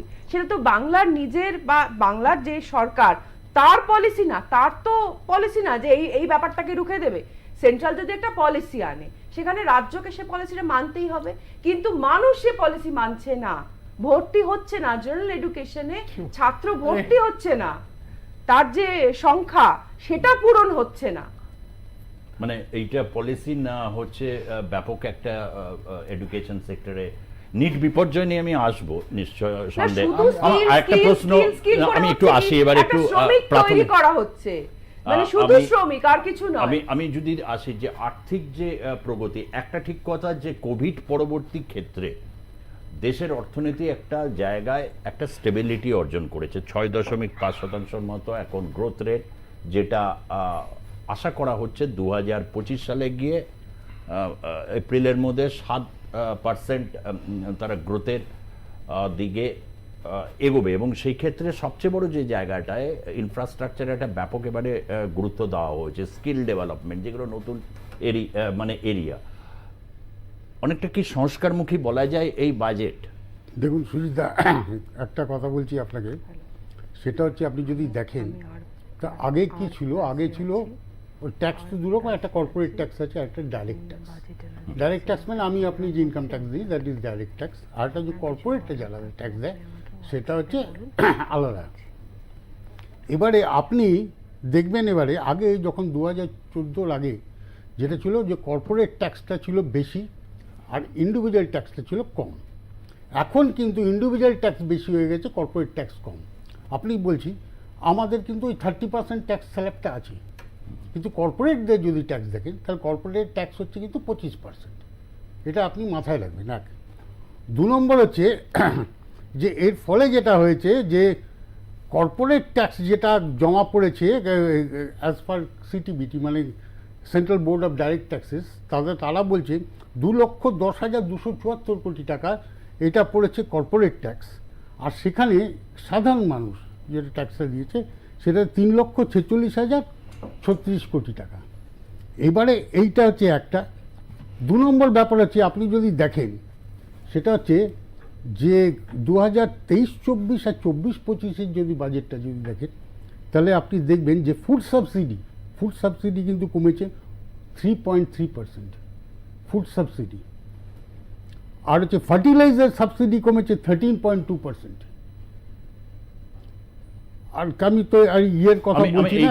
দেখুন, ফার্টিলাইজার গতকালই বাজেটে যে রিভিউ প্রকাশ হয়েছিল সেখানে ফার্টিলাইজার বা এগুলোর ক্ষেত্রে দেশ এখন প্রো এনভায়রনমেন্টাল একটা পদক্ষেপের দিকে, এটা একটা গ্লোবাল স্ট্যান্ডার্ডকে ফলো করে সেটাও বলা হয়েছে, এবং সেই ক্ষেত্রে অনেক বেশি সেখানে অর্গানিক ফার্মিংয়ের উপর জোর দেওয়ার কথা বলা হচ্ছে। ফলে এই যে ফার্টিলাইজার লবি, কেমিক্যাল লবি বা এই যে যাদের সেই ক্ষেত্রে মানে তারা সাবসিডি পেলে তারা কি খুব প্রগতিশীল মানে কর্পোরেট গোষ্ঠী? আপনাকে আমি একটা কথা বলছি যে ভারতবর্ষ হচ্ছে কৃষি প্রধান দেশ, সুতরাং কৃষকদের এই সাবসিডিগুলো আপনাকে রাখতে হবে। কারণ আপনাকে বলছি, যদি কৃষকরা যদি উৎপাদন না করতে পারে তাহলে কি করবে? এই কৃষকদের বাড়ির লোক যে ছেলেরা তারা কিন্তু শহরে আসবে এবং তারা চাকরির জন্য যাবে, অর্থাৎ আনএমপ্লয়মেন্টটা আরও বাড়বে। 1 2 নম্বর হচ্ছে আপনি যদি দেখেন এই যে প্রধানমন্ত্রী গ্রাম সড়ক যোজনা, এটা কিন্তু একটা বড় এমপ্লয়মেন্ট তৈরি করে গ্রামের দিকে, গ্রামীণ ক্ষেত্রে। সেখানে কিন্তু আপনি দেখবেন যে তার তার অ্যামাউন্টটা আগে ছিল 17,000 কোটি, এখন হচ্ছে 12,000 কোটি, দ্যাট ইজ 29.4% মাইনাস। অর্থাৎ আপনি বলছেন, এবং কি বলে এই যে প্রধানমন্ত্রী ফসল বীমা যোজনা যেটা আছে সেটাও কমেছে কিন্তু 2.7%। ওকে প্রীতম, এই যে জায়গাগুলোতে যেটা রয়েছে, আমি এই বাজেটটাকে সংস্কারমুখী তখনই বলতে পারবো যদি এটা ব্যাপক জেনারেশন করা হয়। 5,000 টাকা বলা হয়েছিল, কংগ্রেসের ঘোষণাপত্রে 8,000 টাকা ছিল ইন্টার্নশিপের জন্য দেশের, এবং গ্র্যাজুয়েশনের পরেই করবে 1 কোটিকে তোমরা এমপ্লয়েবল করে তুলবে। গোটা দেশে এখন যে রেট অফ গ্র্যাজুয়েশনস সেই জায়গায় 5,000 টাকা করে হবে। কোথাও এই জায়গায় কার্পণ্যটা কেন? দেখুন, অনেকগুলো বিষয় উঠে এসছে আজকে। আমি জানি না বসুন্ধরা কোথা থেকে যেটা পেলো যে আজকে কিন্তু ভারতবর্ষের রেকর্ড পরিমাণে এক্সপোর্ট বেড়েছে।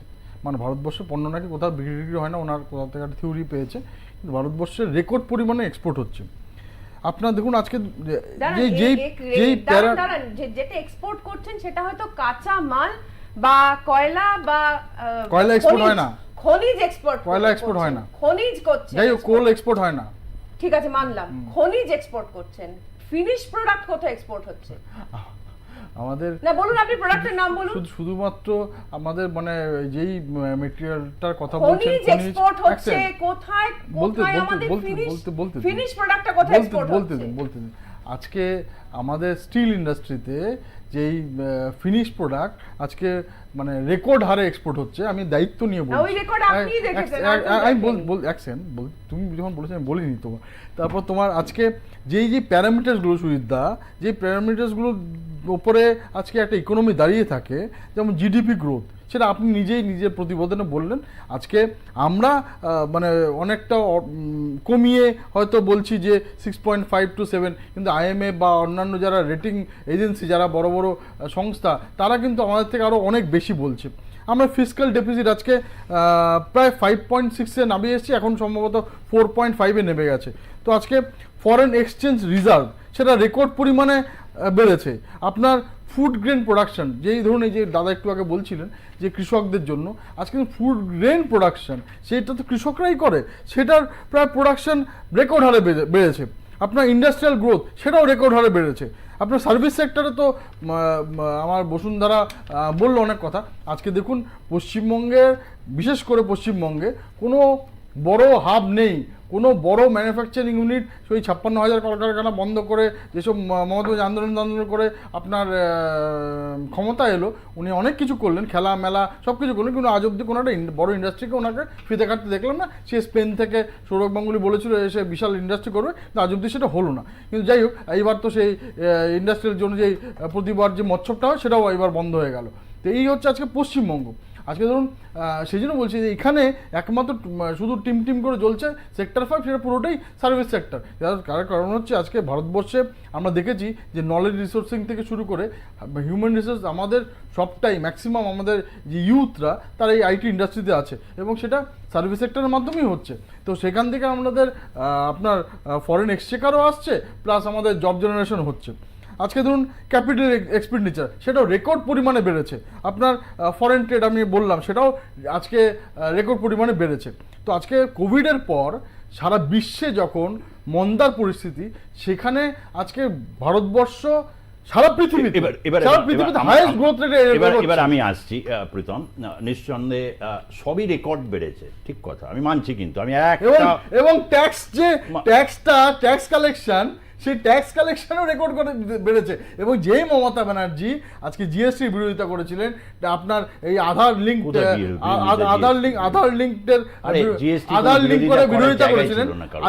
করে বিরোধিতা করেছিলেন, তার আজকে পশ্চিমবঙ্গ সেই জন্য জিএসটি কালেকশনও রেকর্ড হারে বেড়েছে।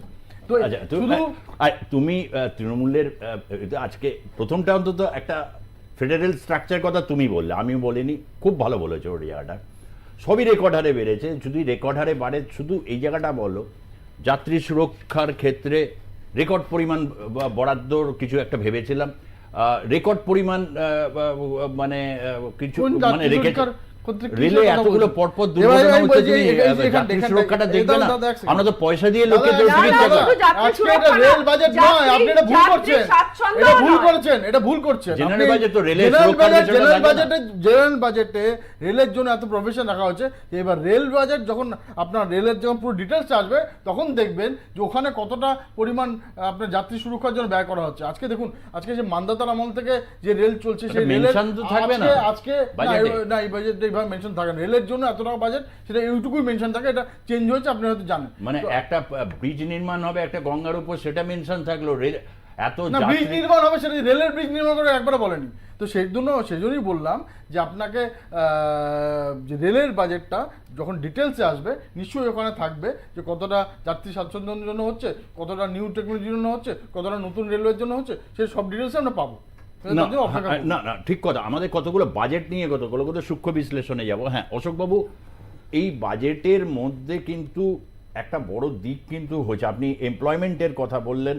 আমার মনে হয় যে এইটা মধ্যবিত্ত মানুষের কে একটা যথেষ্ট ইয়ে করবে। এসএমইর ক্ষেত্রে এমপ্লয়মেন্ট এবং স্কিলিং, রিস্কিলিং, এই খাতে 1.48 লক্ষ কোটি টাকা হচ্ছে। গোটা দেশে এখন এই যে পরিস্থিতি রয়েছে, এখানে একটা স্কিল ডেভেলপমেন্টেরও একটা বড় প্রশ্ন। কিছুক্ষণ আগেই আমরা এই আলোচনাটাই করছিলাম যে যেমন বিহারে পরপর সেতু ভেঙে পড়ছে, একটা স্কিল কোয়েশ্চেন, মানে পড়েছি।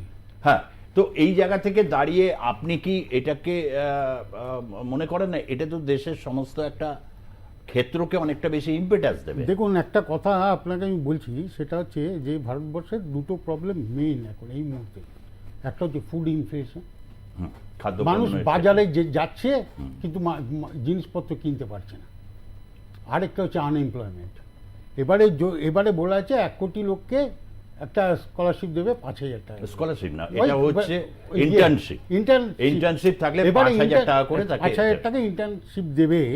তো তার ফলে কি যে তার জন্য কি এক আলটিমেটলি ওইটা ইন্টার্নশিপ নিয়ে তাকে তো একটা চাকরি করতে হবে। কোথায় যাবে? সেই চাকরিটা কোথায় পাবে সেটা কিন্তু এখানে কোথাও না না আপনি আমি পড়েছি না আমরা বলে দিচ্ছি, বলুন একদম বলুন, বলেছে কি আছে? যে ইন্ডাস্ট্রিতে পার্টিকুলার ইন্ডাস্ট্রিতে সেই ইন্টার্নশিপ কোথাও ইন্টার্নশিপ তো আর, আকাশে বাতাসে না, হয় না, হ্যাঁ, সে তো ইন্টার্নশিপটা মানেই হয় সেই ইন্ডাস্ট্রিতে ইন্টার্নশিপটা হচ্ছে, হ্যাঁ, আপনি কিন্তু internship গুলিয়ে টা- ফেলছেন। internship that does not time টা- ইন্ডিকেট যে কি বলে time ওটা টা খুব ওখানে কম। নেবে না।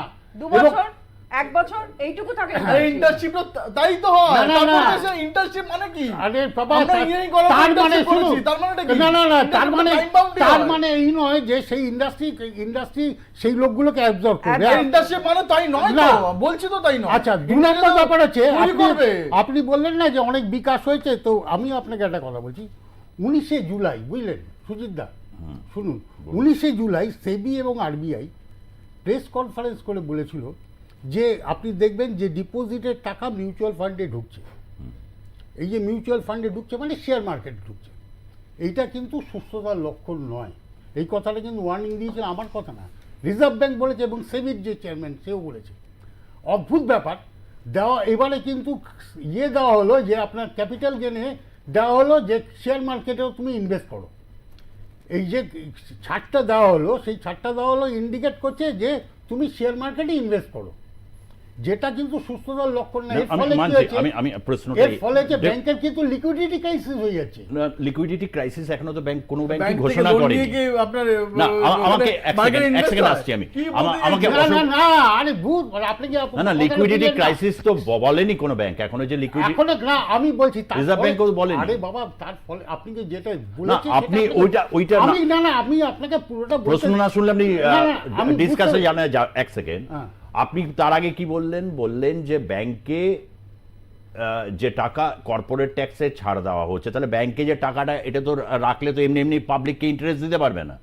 তাহলে শিল্পক্ষেত্রে খাটাতে গেলে কোথাও একটা জায়গায় শিল্পের ইম্পেটাসের একটা প্রয়োজন, তাহলে কর্পোরেটকে তাহলে ছাড় দিতে হয়, সেটা নিয়ে আপনি একটা আপত্তি প্রথমেই বললেন। 2 হচ্ছে যদি শেয়ারে লগ্নি হয় বা ওই টাকাটা সেখানে তো উৎসাহিত করছে, তো পরিষ্কার বোঝা যাচ্ছে, না হলে ছাড় দিল কেন? তাহলে রিজার্ভ ব্যাংকের গভর্নর তাহলে কি রকম মানে একমাত্র দেশে মানে প্রচুর শিল্পায়ন মানে সেই ওল্ড মডেল, কোনটা মানে দেখুন, প্রচুর শিল্প হবে আপনাকে- কিন্তু কিনবেটা কখন তখন লোকে? কোনটা প্রশ্নটা হচ্ছে লোকের হাতে টাকা যদি না আসে লোকে কি করছে? লোকে আপনি বলছেন না লিকুইডিটি ক্রাইসিস, আপনাকে বলছি আপনি যদি দেখেন ব্যাংকগুলো দেখবেন এই মুহূর্তে দাঁড়িয়ে প্রত্যেকটা ব্যাংক কিন্তু তাদের রেট অফ ইন্টারেস্ট বাড়াচ্ছে। আপনি লক্ষ্য করে দেখবেন প্রত্যেকটা ব্যাংক তাদের রেট অফ ইন্টারেস্ট বাড়াচ্ছে। তার মানে কি তাদের ক্রাইসিস আছে বলেই তো তারা বাড়াচ্ছে, নইলে তো তারা কেন বাড়াবে? রেট অফ ইন্টারেস্টটা বাড়াবে কেন? রেট অফ ইন্টারেস্ট বাড়ানো মানে হচ্ছে যে তারা চাইছে তাদের আমার ওখানে কথা আরো বেশি হচ্ছে deposit।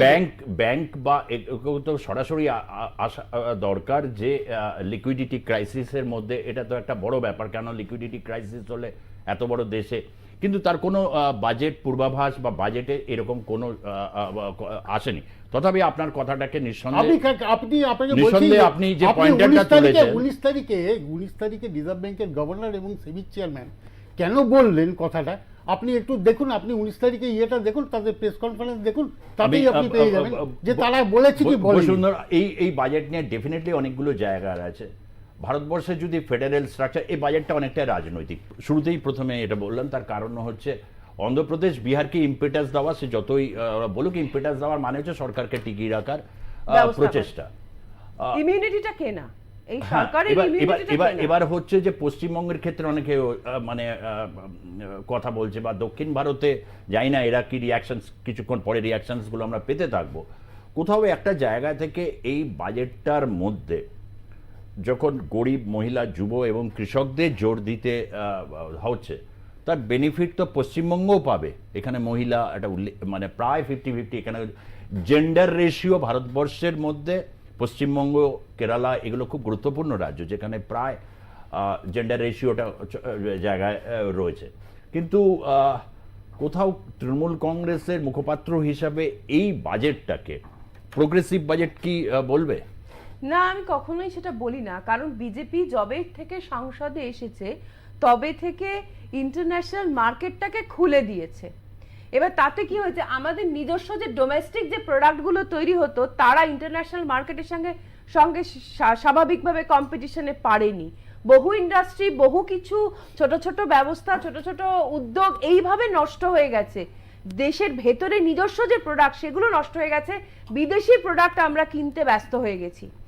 এমনকি সেই সেন্টিমেন্টও তৈরি করতে ব্যর্থ হয়েছে এই সরকার, যেখানে তারা স্বদেশী জিনিস, দেশের জিনিস তৈরি হওয়া জিনিসপত্র কেনার যে নিজস্ব একটা বাজেট, একটা সেন্টিমেন্ট দিয়েও একটা বাজেটকে নিয়ন্ত্রণ করা যায়, মানে একটা চাহিদাকে নিয়ন্ত্রণ করা যায়। বলবে আত্মনির্ভর ভারতে এগুলো তো বাজে কথা। শুধু আমি যখনই অ্যাকচুয়াল পয়েন্টে আসছি তখনই আপনারা কথা বলতে আসেন। এবার আমি যদি বিদেশের জন্য লগ্নির জায়গাটা সম্পূর্ণ খুলে দিই, তাহলে ভারতবর্ষের মতো এইরকম একটা ইকোনমি, এত দেশ, এত আনএমপ্লয়েড, এত সমস্যার একটা দেশ, এত প্লুরালিটি যেটাতে আছে, সেই দেশের পক্ষে প্রোডাক্ট তৈরি করে ইন্টারন্যাশনাল মার্কেটের সঙ্গে কিভাবে যুদ্ধ করাটা সম্ভব? আমি আসলে গোড়াটা কেটে দিলাম, তারপরে সার দিচ্ছি, জল দিচ্ছি, গাছ বাঁচবে বলে আজে বাজে স্বপ্ন দেখাচ্ছি, ইহা কি সম্ভব? একটু অল ইন্ডিয়া তৃণমূল কংগ্রেসের পক্ষ থেকে টুইট করা হয়েছে, টুইটটাও আমরা একটু দেখে নেব। নির্মলা সীতারামন, হ্যাঁ, ট্যাক্সটা নিয়ে কিন্তু মানুষের অনেক আশা আর কি হচ্ছে। অল ইন্ডিয়া ইউনিয়ন বাজেট কেটে দিয়েছে তৃণমূল কংগ্রেস, অন্ধ্র বিহার বাজেট। আমি জানতাম এরকমই একটা, কেন গোটা বিভিন্ন জায়গায় ইতিমধ্যেই সোশ্যাল মিডিয়াতে এসেছে Andhra Bihar budget, union budget. আপনারা দেখুন সেখানে বাজেট, এটা অল ইন্ডিয়া তৃণমূল কংগ্রেসের পক্ষ থেকে টুইট, এবং কুণাল ঘোষ তার টুইটটাও কেন্দ্রীয় বাজেট, এটা বাজেট নয়, এটা কুর্সি রাখতে অন্ধ্র বিহারকে তোষণের বাজেট, বাংলাকে বঞ্চনা, বাংলায় কিছু কাজকে নকল করার চেষ্টা, দেশের মূল সমস্যাগুলো সমাধানের দিশা নেই, শব্দ ও সংখ্যার জাগলারিতে বিভ্রান্তি ছড়ানোর অপচেষ্টা, কেন্দ্রের আর্থিক ও রাজনৈতিক দেউলিয়ার প্রতিফলন। শেষ লাইনটা খুব গুরুত্বপূর্ণ, আর্থিক এবং রাজনৈতিক দেউলিয়ার প্রতিফলন। আমি তো ভাবলাম, প্রশ্ন রাখলাম প্রোগ্রেসিভ বাজেট কিনে তো দেউলিয়ায়, তবে এই যে প্রথম লাইনটা মানে যে কেটে দেওয়া ইউনিয়ন বাজেট দেশ, কিন্তু এটা তো পুরো অন্ধ্র বিহারের জন্য, যেভাবে আর কি গোটা ভারতবর্ষের, আমি শুধু বাংলা না দক্ষিণ ভারতের রাজ্যগুলোও তো এই কথাটা বলবে, যে তারা যে কন্ট্রিবিউট করে জিডিপির ক্ষেত্রে, মেধার ক্ষেত্রে, শিল্পের ক্ষেত্রে, এই যে কন্ট্রিবিউশনটা, সেটা তো এই ইউনিয়ন বাজেটে সেরকমভাবে রিফ্লেকশন হয়নি। তোমার প্রশ্ন শেষ হয়েছে তো? আজকে ধরুন এই যে টুইট করেছে তৃণমূল, তুমি সেটা নিয়ে তোমার ন্যারেটিভ করতে শুরু করেছো যে সেটা নাকি অন্ধ্রপ্রদেশ আর বিহারের বাজেট। যাই হোক, এটা আমি এর আগেই দিয়ে দিয়েছি। এবার যেটা, যে এক সেকেন্ড, এর আগে যখন বসুন্ধরা বলছিল আমি চুপ করে গেলাম, বলছিল না কি দেশীয় ব্যাপার, এই 2014 থেকে আজ অব্দি তুমি বলো, আমি জাস্ট একটা এক্সাম্পল দিচ্ছি, খাদি, এই ওদের ইন্ডিজোটের আমলে খাদিটা একদম মাইনাসে চলে গেছিলো, আজকে আমাদের প্রোডাক্ট আজকে কোথায় চলে গেছে, প্রায় মানে প্রফিট মেকিং জায়গা হয়ে গেছে, আজকে সারা বিশ্বে এই খাদির মার্কেট হয়ে গেছে। আজকে শ্রী অন্ন, মানে এই কথাগুলো আজকে বলছি তার কারণ হচ্ছে যে মিলেটটা আজকে কোন জায়গায় তার নিয়ে গেছে। সুতরাং তুমি যখন বলছো বলিনি, তুমি বলো, নোট করে রাখো। তো সুতরাং এই দেশীয় জিনিসগুলো, এই দেশীয় তোমার আমি দেখো, তুমি যখন বলেছো, আমি বলিনি না, মাঝে মাঝে কথাকে নিজেদের ক্রেডিট বলে, না আরে আচ্ছা ঠিক আছে, আরে আমরা ক্রেডিট নিচ্ছি না, নিজে তো মানুষ ঠিক করবে, আরে মানুষ ঠিক করবে, মানুষ ঠিক করবে। আজকে এই দেশীয় প্রোডাক্ট আমি ভাত ছেড়ে কি শ্রীঅন্ন খাবো নাকি, আজকে ভারতবর্ষ ছেড়ে সারা পৃথিবীতে ছড়িয়ে গেছে।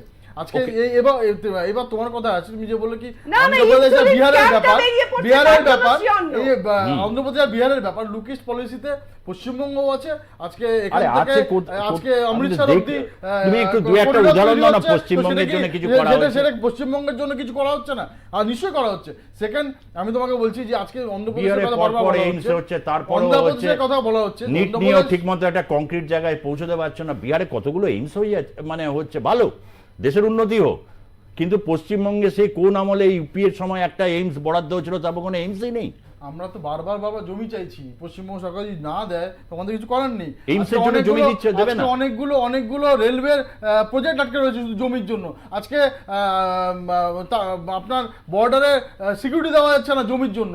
আজকে বারবার আপনার এই কয়েকদিন আগে আপনার ইলেকশনের আগে আপনার মনে আছে আমাদের যে MOS হোম, উনি বলেছিলেন যে উনি আপনার ওখানে খেলার জন্য জমি চেয়েছিলেন কুচবিহারে, পশ্চিমবঙ্গ সরকার দেয়নি। তো এরকম বিভিন্ন ক্ষেত্রে আজকে যে আপনি বলছেন না ফেডারেল সেক্টর, আমি যে বললাম NEP, সেই NEP-টা গ্রহণ করছে না আজকে একমাত্র পশ্চিমবঙ্গ সরকার গ্রহণ করছে না, বাদবাকি ইন্ডিভিজুয়াল অনেকেই গ্রহণ করেছে। এডুকেশন পলিসি তো নিতেই হবে অ্যাকর্ডিং কনস্টিটিউশন, একদম নিতেই হবে। তুমি নেই আলোচনা করেছে কিন্তু নিয়েছে তো। স্পেসিফিক বলো কোন নীতি আছে পৃথিবীতে, কে আছে যার প্রস্তাবিত কথা সমালোচনার উঠে? ওনাদের যে NEP, সেই NEP-টা 100% করে নিয়ে নিজেদের মতো করে তৈরি করেছে, সেটাই পাস করানোর চেষ্টা করছে। সেটা প্রতিবার পশ্চিমবঙ্গে প্রত্যেক জিনিস যেভাবে হয় যে ওনারা নিজেদের দেশের মতো ভাবতে শুরু করে। প্রীতম, এডুকেশন কনকারেন্ট লিস্টে রাজ্য সরকার তার মতামত জানাতে, সব রাজ্যই জানাতে পারে, মতামত জানানো আলাদা জিনিস। পাস করাবে এটা কি করে? ওনারা গ্রহণ করেনি। কোন জায়গাটা ধরো তুমি মনে করলে মধ্যপ্রদেশের কোনো একজনেরকে তুমি হাইলাইট করলে, বাংলা মনে করলো, বাংলা শিক্ষা ব্যবস্থায় মনে করলো যে ধরো কুচবিহারের চিলা রায়ের ইতিহাসটাকে তুলে ধরো। NEP-র জন্য আলাদা করে একদিন প্রোগ্রাম করুন, কোথায় কোথায় নেয়নি পুরো পয়েন্ট ওয়াইজ আমরা বলে দেবো যে কোথায় কোথায় ওরা। আমি তো একটা বলতে বলছি, একটা দুটো বলতে বলছি, এই জন্য স্পেসিফিক করো, না হলে তো আলোচনাটা কি করে হবে? তো বলছি তো যে ধরুন যে NEP-তে যেইভাবে করে ডিসক্রিট ওয়েতে আপনার যে ফান্ডের অ্যালোকেশন দরকার বা যেভাবে করে করছে, সেগুলো অনেক কিছুতেই এরা নিচ্ছে না, এরা সেটা গ্রহণ করছে, নিজেদের মতো করে তৈরি করার চেষ্টা করছে। প্রত্যেকটা ক্ষেত্রে তাই করে, প্রত্যেকটা পলিসিতে তাই করে। শ্যামাপ্রসাদ ইনস্টিটিউটে লক্ষ লক্ষ কোটি কোটি টাকা ফান্ড, অন্য কোথাও ফান্ড নেই। আচ্ছা, আমি একটা কথা বলছি, একটা বাইট নিয়ে কর কাঠামোর ক্ষেত্রে নির্মলা সীতারামন, করটা নিয়ে লোকজনের একটু ফ্রাস্ট্রেশন তৈরি হয়েছে। সবই তো ভোট, প্রীতম, বললে তো হবে না। সরকার বাঁচাতেও হবে, কিন্তু দেশের মধ্যবিত্ত মানুষের কাছে একটু হয়েছিল যে করের ক্ষেত্রে একটু ছাড়, মানে সবাই যখন, অশোকবাবু বারবার বলছেন কথাটা তো অযৌক্তিক কিছু না, কর্পোরেট যখন ছাড় পায় তাই একটু মানুষও একটু ছাড় পাক। একটু শুনবো, একটু আরেকবার একটু নির্মলা সীতারামন ওই পোর্শনটা একটু শুনে আপনার কাছে আসছি আমি। হ্যাঁ,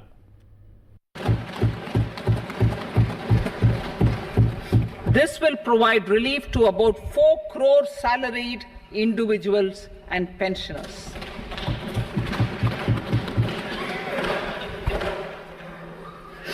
Second, in the new tax regime, the tax rate structure is proposed to be revised as follows: 0 to 3 lakh rupees, nil; 3 to 7 lakh rupees, 5%; 7 to 10 lakh rupees, 10%; 10 to 12 lakh rupees, 15%; 12 to 15 lakh rupees, 20%; and above 15 lakh rupees, 30%. As a result of these changes, a salaried employee in the new tax regime stands to save up to 17,500 rupees in income tax. বলুন। এবার আমি আপনাকে এই এডুকেশনের ব্যাপারটা যখন আলোচনাই হলো, তখন একটা কথা বলি, সেটা হচ্ছে আপনি দেখবেন যে আমাদের হিরের ওপর GST হচ্ছে 3%, আর খাতার ওপর GST কত? 18%। তার মানে আমরা এডুকেশনের ওপর জোর দিচ্ছি, আর খাতা বইয়ের ওপর GST-টা আমরা বাড়িয়ে দিচ্ছি 18%। মানে দুটো কন্ট্রাডিক্টরি হচ্ছে কি? আমি আপনাকে জিজ্ঞেস করছি, আমরা ওনাকেও আমি জিজ্ঞেস করছি, আমি এটা বুঝতে পারি না, আমার অঙ্কে এটা বোঝে না, আসে না। এক, 2 নম্বর হচ্ছে যে ট্যাক্সের ব্যাপার বললো 15, দেখুন 30% ট্যাক্স লাগালো, কিন্তু কর্পোরেটদের ক্ষেত্রে যেন কেন তাদের একটা, আপনি দেখবেন বিদেশের সমস্ত জায়গাতে বড় সুপার রিচদের জন্য আমার কর্পোরেটের ক্ষেত্রে বারবার একই কথা। আমি কর্পোরেট না, আমি বলছি যে এই ট্যাক্সটাকে ধরুন 5 বা 6 লাখ অব্দি নীল করলে ভালো হতো কিনা। অবভিয়াসলি, কারণ দেখুন একটা কথা বুঝে নিতে হবে আপনাকে, ফুড ইনফ্লেশনটাকে কনসিডার করতে হবে। ইনফ্লেশনটাকে আপনি কনসিডার করবেন, আপনার ধরুন রোজগার যেটা ছিল 3 লাখ অব্দি, সেটা কিন্তু আজকে যদি আপনাকে সেই বাজার করতে হয়, তাহলে আপনার রোজগার হতে হবে মিনিমাম 5 লাখ টাকা। ব্যাপারটা আপনি অঙ্ক কষেই বুঝিয়ে নিতে পারবেন, এটা কোনো লাগবে না। কারণ আপনি যদি চাল ডাল তেল নুন কী বলে থেকে আরম্ভ করে যাই বাজারে তরি তরকারি সবজি এগুলো তো মানুষকে খেতেই হবে।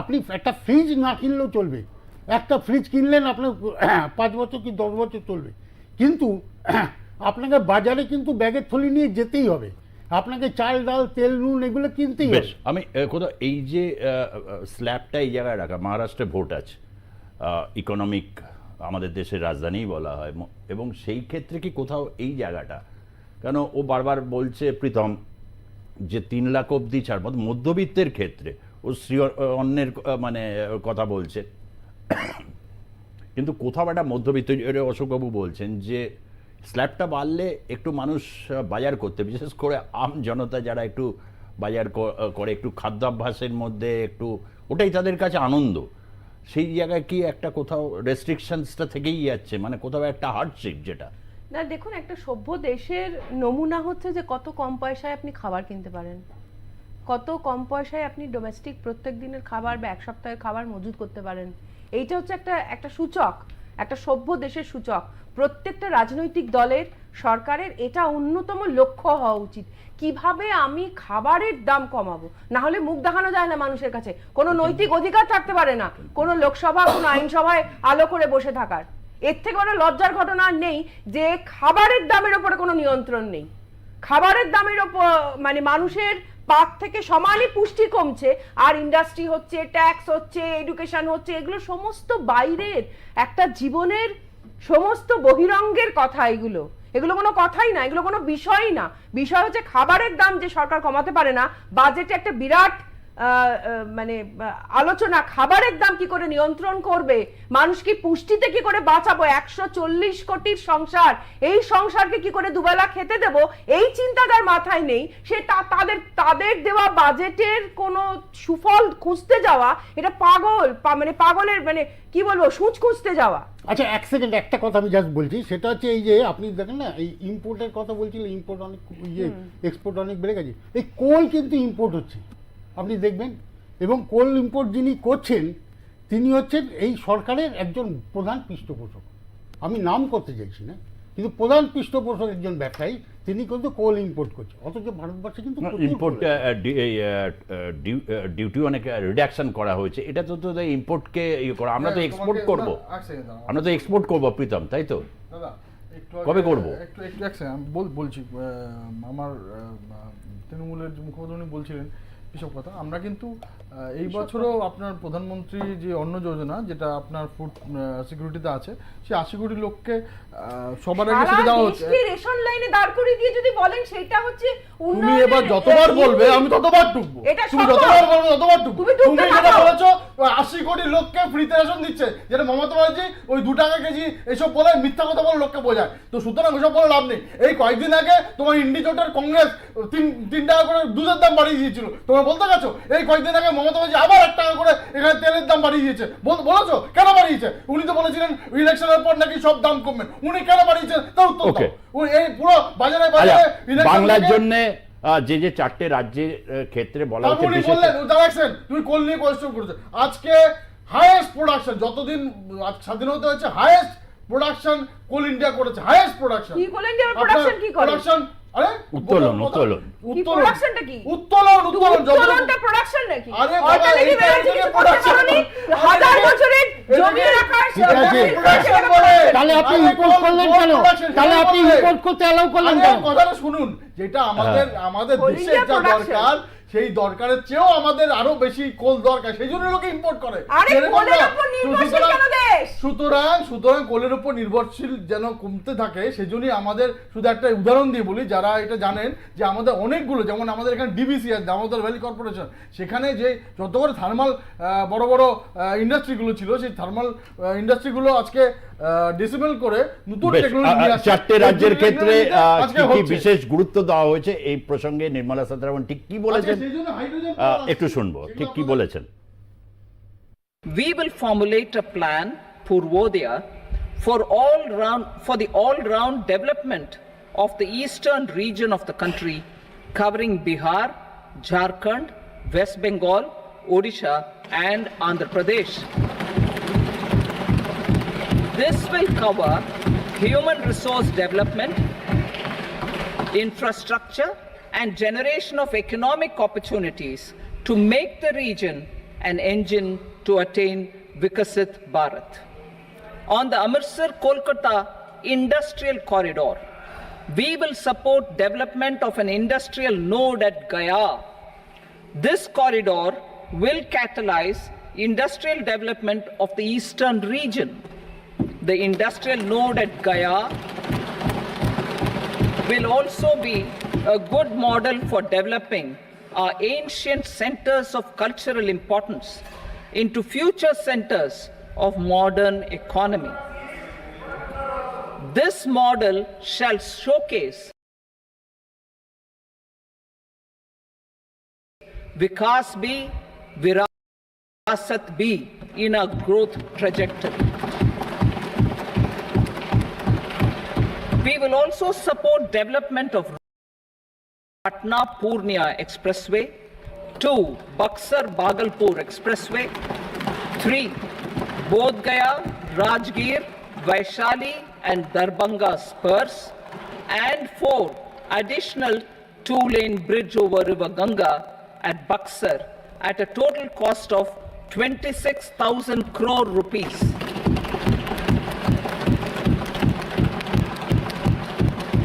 Power projects, including setting up of a new 2,400 megawatt power plant at Pirpenti, will be taken up at a cost of 21,400 crore rupees. New airports, medical colleges, and sports infrastructure in Bihar will be constructed. আচ্ছা, আরেকটা কথা just একটা বলছি। না না, একটু এই জায়গাটা, কেন পূর্বাঞ্চলের ব্যাপার তো সত্যি আমার খুব, জানো তো, তুমি বললেই রেগে যাবে, তুমিও হাসছো। 4টে রাজ্যওয়ালা হলো অন্ধ্রপ্রদেশ, এই পশ্চিমবঙ্গের নামটা বলতেই হবে। আচ্ছা, তুমি বলো নিজে, প্রীতম, বি অনেস্ট, এই অমৃতসর, এই কলকাতা, এই করিডরটা তো 3-4 বছর ধরে প্রত্যেক বাজেটেই মানে এই কথাটা আলোচনাটা হয়। এবার তুমি আর ওই বারাণসী থেকে ওই করিডরটা আস্তে আস্তে গঙ্গার উপর একটা ব্রিজ হবে শুনে আসছি, এখনো তার ফিজিবিলিটি রিপোর্ট কিছু হয়নি, কিন্তু এটা আমার সত্যি কিন্তু হাসি পাচ্ছে, মানে লাল আর হচ্ছে না। বাংলার জন্য এরকম চলে গেছে, হাসি পেতে পেতে। যাই হোক, এবার যেটা তোমার বলছি, এই ইন্ডাস্ট্রিয়াল করিডোর, আজকে তুমি চলে যাও হুগলিতে, যেখানে এই আপনার অমৃতসরের জন্য স্পেশাল রেল প্যাকেজের জন্য ইয়ে করা হয়েছে, সেখানে আজকে ডানকুনি, সেখানে অনেকগুলো কাজ থমকে রয়েছে শুধুমাত্র জমি দেয়নি বলে। তো সুতরাং আজকে তোমরা বলো, রাজ্য বিজেপি নেতৃত্ব বলছে, আরে আমরা তো অফিশিয়ালি বলেছি, অফিশিয়ালি, কিন্তু 10,000 কোটি টাকা। রাজুদা ভালো করে, সুজিতদা ভালো করে একটু তুমি অফিশিয়ালি লেটার দিয়ে জানিয়েছিলেন প্রায় 10,000 কোটি টাকার প্রকল্প আটকে রয়েছে জমি বিবাদের জন্য। আজকে এগুলো তো ঘটনা, এগুলো তো কোনো, মানে আমি যা বলছি বিজেপি মুখপাত্র অফিসিয়ালি বলছি, বাস্তব বলছি, এবং এগুলো সবসময় পাবলিক ডোমেনে আছে, এটা দেখে নিতে পারো। তো সুতরাং আজকে এই অমৃতসর করিডোর আজকে হলদিয়া থেকে ডিরেক্ট আপনার চলে যাচ্ছে বেনারসে, আপনার ইনল্যান্ড ওয়াটারে। তো সেগুলো ইকোনমিক করিডোর কিনা হচ্ছে কিনা। আজকে তুমি কলকাতা পোর্টে চলে যাও, কলকাতা পোর্ট আজকে মানে কলকাতা পোর্টে কি মানে ড্রেজিং হচ্ছে, মানে বলতে দাও, মালদা একটা সিট পেলে বারবার করে 500 সিটটা ওখানে গঙ্গার জন্য টাকা দিয়েছে, শেষ করতে দাও, বাজেটে ভাঙন আটকানো যাবে, শেষ করতে দাও।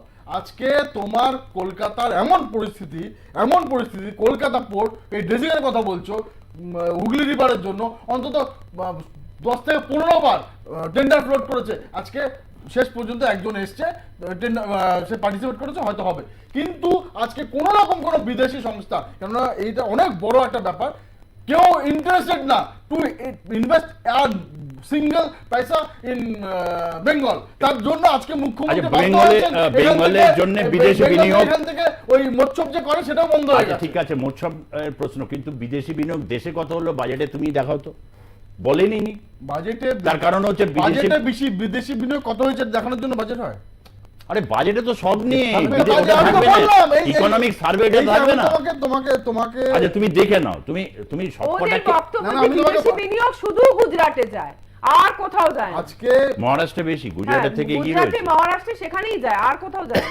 আর সব থেকে বড় কথা সুজিত দা, এটা তো ঘটনা, ফুড সাবসিডি কিন্তু কমেছে।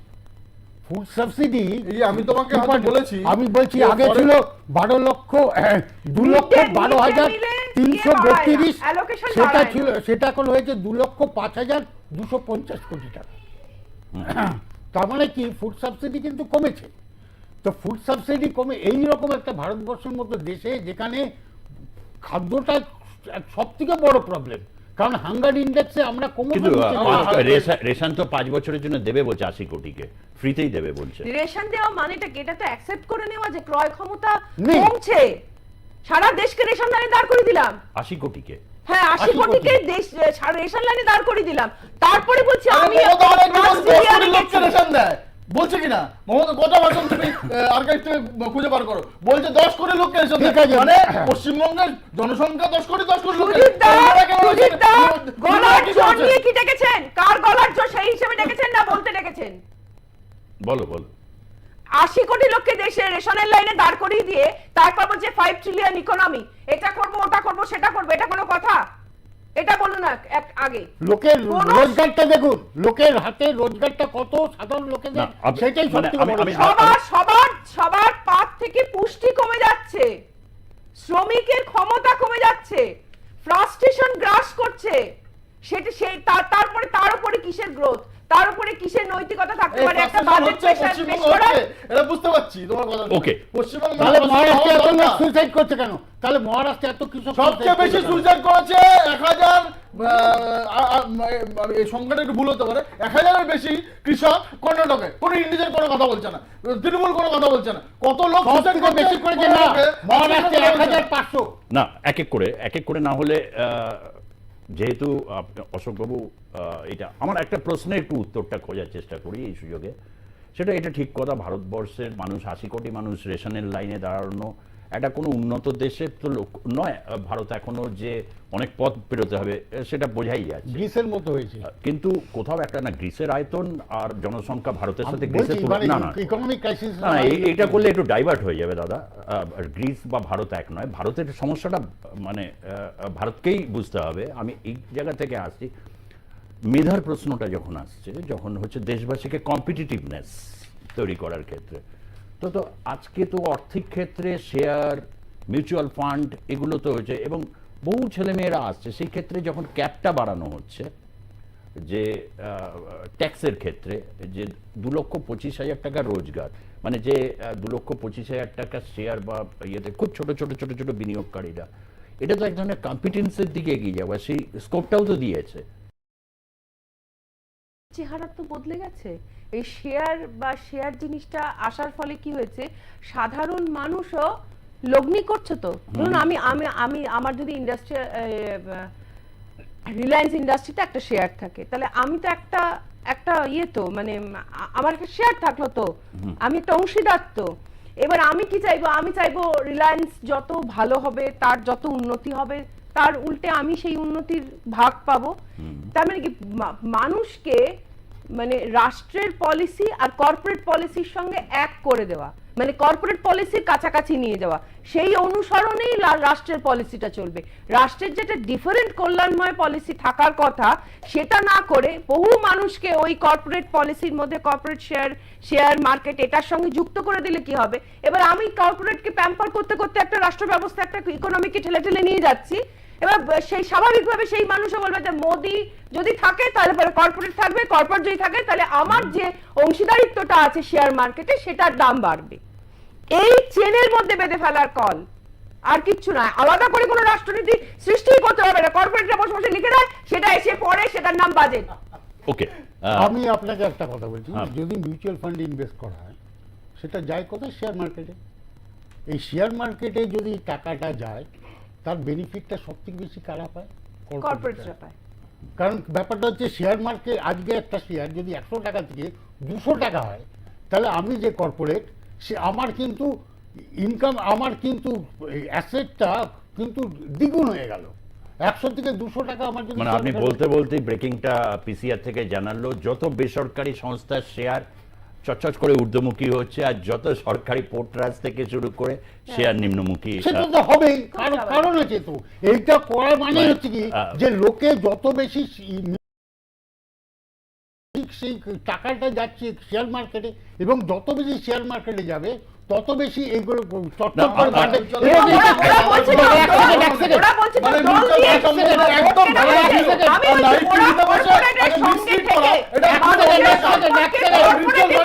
মিউচুয়াল ফান্ডের টাকা শুধুমাত্র কর্পোরেটে যায়? কে বলেছে? মিউচুয়াল ফান্ডের টাকা এলআইসি ইনভেস্ট হয় না?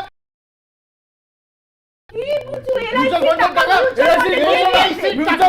মিউচুয়াল ফান্ডের টাকা কোনো গভর্নমেন্ট সংস্থা ইনভেস্ট হয় না? কি বলছেন? কি বলছে আপনাকে? আমি বলছি যে এলআইসি করে, এলআইসি নিজে ফান্ড, মিউচুয়াল ফান্ড স্টক তো আলাদা জিনিস। মিউচুয়াল ফান্ড স্টক আর স্টকের টাকা, মিউচুয়াল ফান্ড যে টাকাটা, শুনুন একটা কথা তো আমি তোমার মানে এই জায়গাটায় আমি তোমার জায়গা থেকে ধরুন সবকা সাথ সবকা বিকাশ একটা চমৎকার বললো, কর্পোরেট স্টেটের উদাহরণ দিল। মানে স্টেট জন্নাল কল্যাণমুখী শব্দটা উড়ে গিয়েও বসুন্ধরার বক্তব্য কর্পোরেট স্টেট, কর্পোরেটের প্রচুর ছাড় পাচ্ছে, এটা আপনি শুরু থেকে বলছেন। ওখান থেকেও বলছে কেন জনগণের জন্য, প্রথমে বললো খাদ্যের ব্যাপারে কি শ্রী খাদ্য, যেটা আমি খাদ্যাভ্যাসের ব্যাপারে মানে প্রথম কথা হচ্ছে যে যারা মিডল ক্লাস রয়েছে ভারতবর্ষে, এই মধ্যমবর্গীয় যে মানুষের ক্ষেত্রে আমি একটা মানে মানে এই বাজেট থেকে খুঁজে নেওয়ার চেষ্টা করছি কি জায়গা থেকে আসছে। এবং কর্পোরেটের ছাড়টা তো আপনি প্রথম থেকেই বলছেন, শেয়ারের ক্ষেত্রেও বললেন, রেশনের ক্ষেত্রে। তাহলে ভারতবর্ষে এই তো আছে বড় সুপার রিচ, মধ্যবিত্ত আর গরিব মানুষ, তো সকলকে তো অ্যাড্রেস করছে সবকা সাথ সবকা বিকাশ। এটাকে আপনি কি যুক্তি দিয়ে খণ্ডন করবেন? আপনাকে একটা কথা বলছি, সেটা হচ্ছে আপনি যদি দেখেন, সেটা হচ্ছে যে ডিস্ট্রিবিউশন অফ ওয়েলথ যদি আপনি দেখেন ভারতবর্ষে, সেখানে ডিস্ট্রিবিউশন অফ ওয়েলথ এক শ্রেণীর লোকের হাতে প্রচুর পরিমাণে টাকা, 70% সুপার রিচ যাদের, তারা হচ্ছে 70% অফ দ্য ওয়েলথ তারা ওনার, আর বাকি যে লোকেরা তারা অনলি 20% অফ দ্য ওনার। তার মানে হচ্ছে কি যে ওয়েলথটাকে কিন্তু ইকুয়ালি ডিস্ট্রিবিউট হচ্ছে না, অথচ কিন্তু অথচ যে সবকা বিকাশ, সবকা সাথ সবকা বিকাশ হওয়া মানে সবাই যে সবার বিকাশ হওয়া উচিত ছিল। সবার বিকাশ হওয়া মানে কি যে যারা গরিব আছে তারা ওপরে উঠে আসবে, তারা কিছুটা ওপরে উঠে আসবে, এটাই তো হওয়া উচিত ছিল, কিন্তু এটা কিন্তু হচ্ছে না।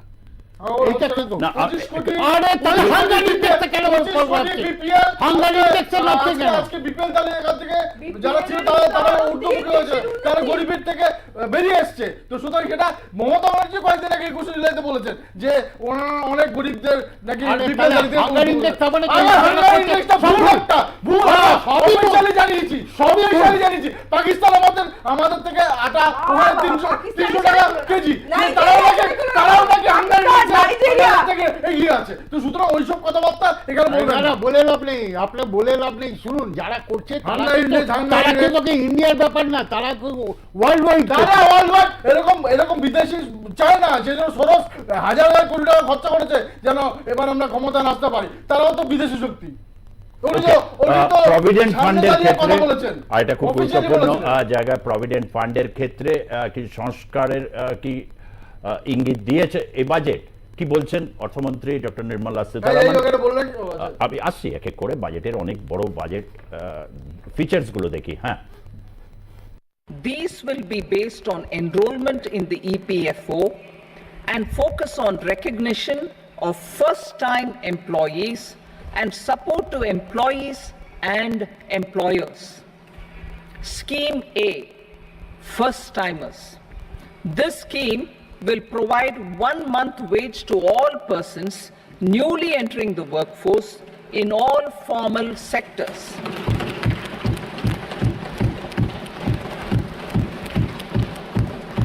Direct benefit transfer of 1 month's salary in 3 installments to first-time employees as registered in the EPFO will be up to 15,000 rupees. The eligibility limit will be a salary of 1 lakh per month. The scheme is expected to benefit 210 lakh youths.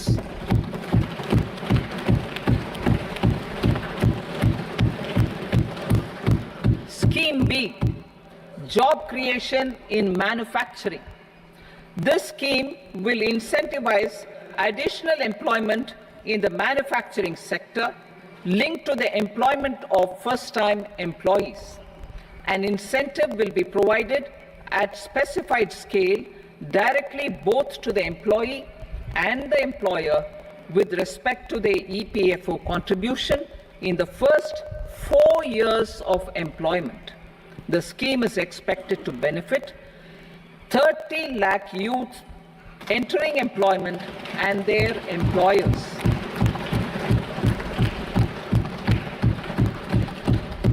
Scheme C, support to employers.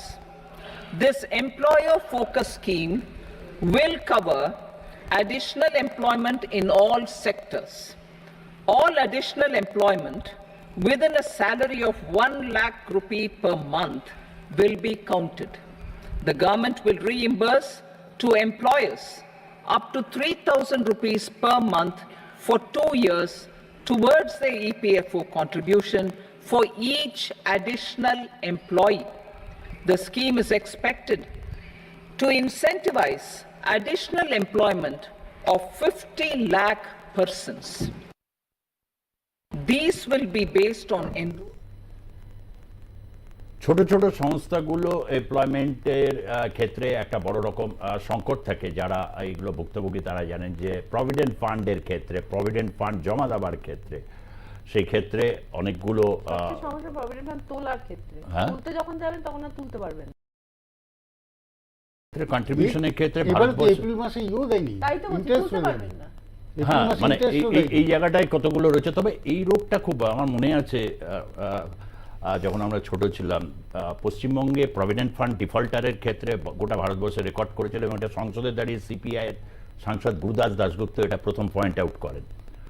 এইটা একটা প্রবণতা রয়েছে এই রাজ্যের বিভিন্ন শিল্পোদ্যোগীদের মধ্যে, এই প্রবণতাটা কিন্তু রয়েছে, এটা গোটা ভারতবর্ষে রয়েছে। নির্মলা সীতারামন দেশের বাজেট পেশ করার ক্ষেত্রে এই জায়গায় কিছু সাপোর্ট আর কি সরকার থেকে এই শিল্পোদ্যোগীদের দেওয়া হবে, বিশেষ করে ছোট মাঝারি, কারণ সবচেয়ে বেশি ছোট মাঝারি শিল্পেই এই সংকটটা রয়েছে। দেখুন, সবচেয়ে এমপ্লয়মেন্ট তো ছোট মাঝারি শিল্পই দেয়, যতই আপনি কর্পোরেটের ক্ষেত্রে আপনি জাস্টিফাইড, কিন্তু করের ক্ষেত্রে কতগুলো জায়গায় ছোট মানে ক্ষুদ্র মাঝারি শিল্পকে হচ্ছে, কিন্তু ডিটেলিং এই ক্ষেত্রে এখনো পর্যন্ত পাইনি। আরও ডিটেল আমরা আপনাদের কাছে তুলে ধরার চেষ্টা করছি, তার কারণ হচ্ছে এই বাজেটের এটা দীর্ঘ বাজেট, সেখানে সূক্ষ্ম বিচার করতে হবে। অবশ্যই আমাদের সঙ্গে থাকুন, একটা বিরতিতে যাচ্ছি, বিরতির পর ফিরছি, সঙ্গে থাকুন। চিৎকারে নয়, চেঁচামেচিতে নয়, ঝগড়ায় নয়, থাকছি শুধুমাত্র খবরে। সব প্রশ্নের উত্তর পাবেন ঝটপট, হয়ে যাবেন আপনি আপডেট চটপট। তাই বলি আর নয় দেরি। হোয়াটসঅ্যাপের আপডেটসে গিয়ে চ্যানেলে সার্চ করুন R+ নিউজ আর যুক্ত হয়ে যান। R+ নিউজ হোয়াটসঅ্যাপ চ্যানেলের সঙ্গে। R+ নিউজ ফলো করতে QR কোড স্ক্যান করুন। R+ নিউজ, সবার আগে সবার পাশে।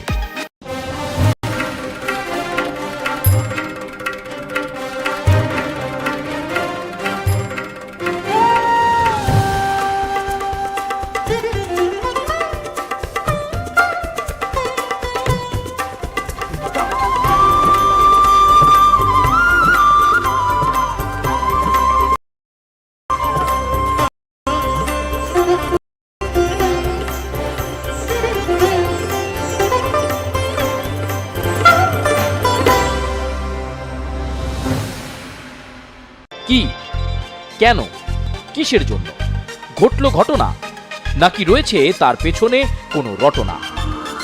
নাটকে নয়, চিৎকারে নয়, চেঁচামেচিতে নয়, ঝগড়ায় নয়, থাকছি শুধুমাত্র খবরে। সব প্রশ্নের উত্তর পাবেন ঝটপট, হয়ে যাবেন আপনি আপডেট চটপট। তাই বলি আর নয় দেরি। হোয়াটসঅ্যাপের আপডেটসে গিয়ে চ্যানেলে সার্চ করুন R+ নিউজ আর যুক্ত হয়ে যান। আর প্লাস নিউজ হোয়াটসঅ্যাপ চ্যানেলের সঙ্গে। আর প্লাস নিউজ ফলো করতে কিউআর কোড স্ক্যান করুন। আর প্লাস নিউজ সবার আগে সবার পাশে। আর প্লাস নিউজ এখন আপনার হাতের মুঠোয়। যেখানে খুশি যখন খুশি আপনার মোবাইল ফোনে আমরা আছি। প্লে ও অ্যাপ স্টোর থেকে ডাউনলোড করুন আর প্লাস নিউজ অ্যাপ। জানতে থাকুন, লাইভে থাকুন, সব খবর সরাসরি। আর প্লাস নিউজ সবার আগে সবার পাশে। কি, কেন, কিসের জন্য ঘটল ঘটনা, নাকি রয়েছে তার পেছনে কোনো রটনা? নাটকে নয়, চিৎকারে নয়, চেঁচামেচিতে নয়, ঝগড়ায় নয়, থাকছি শুধুমাত্র খবরে। সব প্রশ্নের উত্তর পাবেন ঝটপট, হয়ে যাবেন আপনি আপডেট চটপট। তাই বলি আর নয় দেরি। হোয়াটসঅ্যাপের আপডেটসে গিয়ে চ্যানেলে সার্চ করুন আর প্লাস নিউজ আর যুক্ত হয়ে যান। আর প্লাস নিউজ হোয়াটসঅ্যাপ চ্যানেলের সঙ্গে। আর প্লাস নিউজ ফলো করতে কিউআর কোড স্ক্যান করুন। আর প্লাস নিউজ সবার আগে সবার পাশে।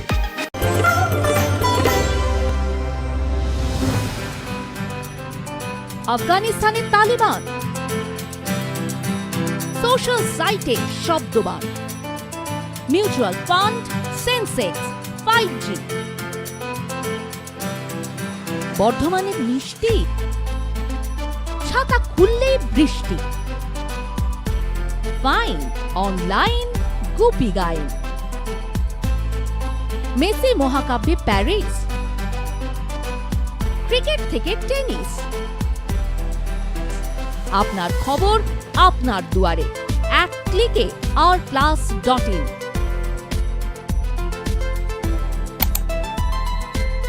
কি, কেন, কিসের জন্য ঘটল ঘটনা, নাকি রয়েছে তার পেছনে কোনো রটনা? নাটকে নয়, চিৎকারে নয়, চেঁচামেচিতে নয়, ঝগড়ায় নয়, থাকছি শুধুমাত্র খবরে। সব প্রশ্নের উত্তর পাবেন ঝটপট, হয়ে যাবেন আপনি আপডেট চটপট। তাই বলি আর নয় দেরি।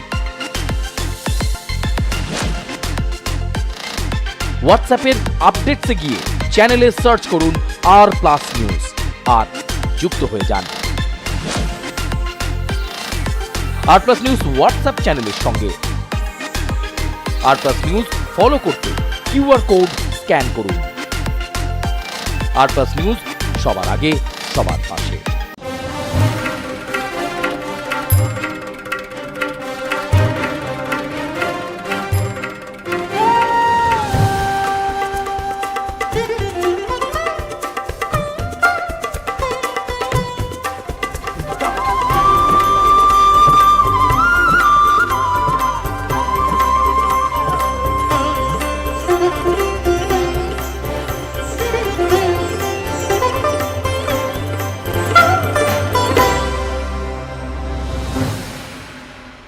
কি, কেন, কিসের জন্য ঘটল ঘটনা, নাকি রয়েছে তার পেছনে কোনো রটনা?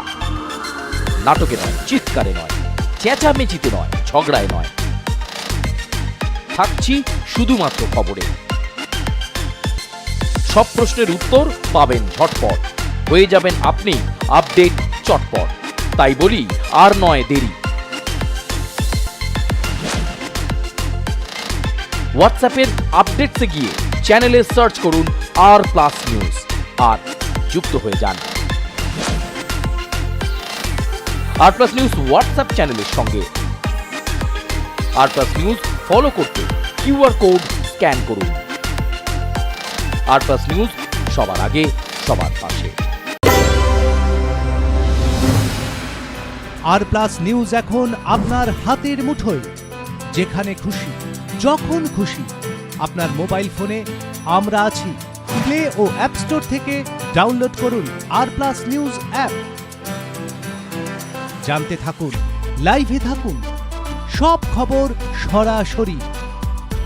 আর প্লাস নিউজ সবার আগে সবার পাশে। কি, কেন, কিসের জন্য ঘটল ঘটনা, নাকি রয়েছে তার পেছনে কোনো রটনা? নাটকে নয়, চিৎকারে নয়, চেঁচামেচিতে নয়, ঝগড়ায় নয়, থাকছি শুধুমাত্র খবরে। সব প্রশ্নের উত্তর পাবেন ঝটপট, হয়ে যাবেন আপনি আপডেট চটপট। তাই বলি আর নয় দেরি। হোয়াটসঅ্যাপের আপডেটসে গিয়ে চ্যানেলে সার্চ করুন R+ নিউজ আর যুক্ত হয়ে যান। R+ নিউজ হোয়াটসঅ্যাপ চ্যানেলের সঙ্গে। R+ নিউজ ফলো করতে QR কোড স্ক্যান করুন। R+ নিউজ সবার আগে সবার পাশে।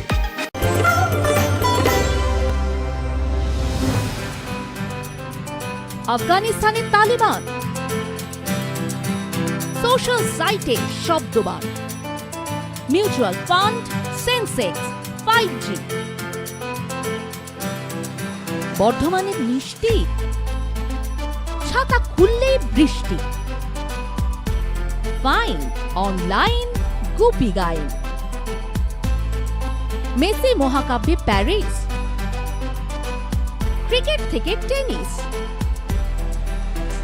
আপনার খবর আপনার দুয়ারে, এক ক্লিকে r+.in।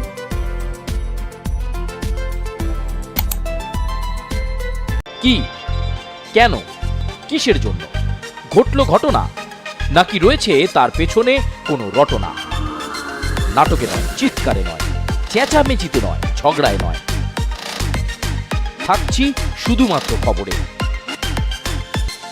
সব প্রশ্নের উত্তর পাবেন ঝটপট, হয়ে যাবেন আপনি আপডেট চটপট। তাই বলি আর নয় দেরি। হোয়াটসঅ্যাপের আপডেটসে গিয়ে চ্যানেলে সার্চ করুন R+ নিউজ আর যুক্ত হয়ে যান। R+ নিউজ হোয়াটসঅ্যাপ চ্যানেলের সঙ্গে। R+ নিউজ ফলো করতে QR কোড স্ক্যান করুন। R+ নিউজ সবার আগে সবার পাশে।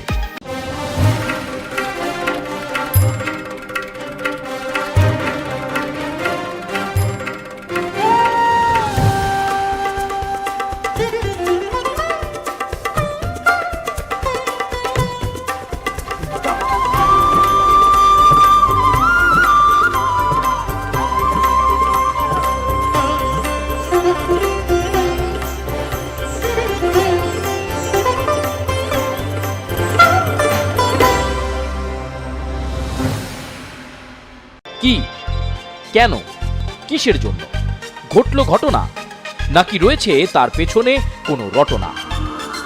নাটকে নয়, চিৎকারে নয়, চেঁচামেচিতে নয়, ঝগড়ায় নয়, থাকছি শুধুমাত্র খবরে। সব প্রশ্নের উত্তর পাবেন ঝটপট, হয়ে যাবেন আপনি আপডেট চটপট। তাই বলি আর নয় দেরি। হোয়াটসঅ্যাপের আপডেটসে গিয়ে চ্যানেলে সার্চ করুন R+ নিউজ আর যুক্ত হয়ে যান। R+ নিউজ হোয়াটসঅ্যাপ চ্যানেলের সঙ্গে। R+ নিউজ ফলো করতে QR কোড স্ক্যান করুন। R+ নিউজ সবার আগে সবার পাশে। R+ নিউজ এখন আপনার হাতের মুঠোয়। যেখানে খুশি, যখন খুশি, আপনার মোবাইল ফোনে আমরা আছি। প্লে ও অ্যাপ স্টোর থেকে ডাউনলোড করুন R+ নিউজ অ্যাপ। জানতে থাকুন, লাইভে থাকুন, সব খবর সরাসরি। R+ নিউজ সবার আগে সবার পাশে। কি, কেন, কিসের জন্য ঘটল ঘটনা, নাকি রয়েছে তার পেছনে কোনো রটনা? নাটকে নয়, চিৎকারে নয়, চেঁচামেচিতে নয়, ঝগড়ায় নয়, থাকছি শুধুমাত্র খবরে। সব প্রশ্নের উত্তর পাবেন ঝটপট, হয়ে যাবেন আপনি আপডেট চটপট। তাই বলি আর নয় দেরি। হোয়াটসঅ্যাপের আপডেটসে গিয়ে চ্যানেলে সার্চ করুন R+ নিউজ আর যুক্ত হয়ে যান R+ নিউজ হোয়াটসঅ্যাপ চ্যানেলের সঙ্গে। R+ নিউজ ফলো করতে QR কোড স্ক্যান করুন। R+ নিউজ সবার আগে সবার পাশে।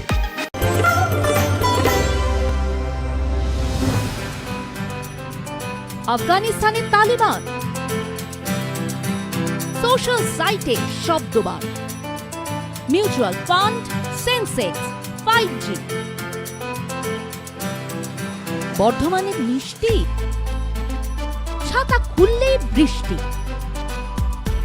Fine online Goopy Gyne, Messi মহাকাব্যে প্যারিস, ক্রিকেট থেকে টেনিস,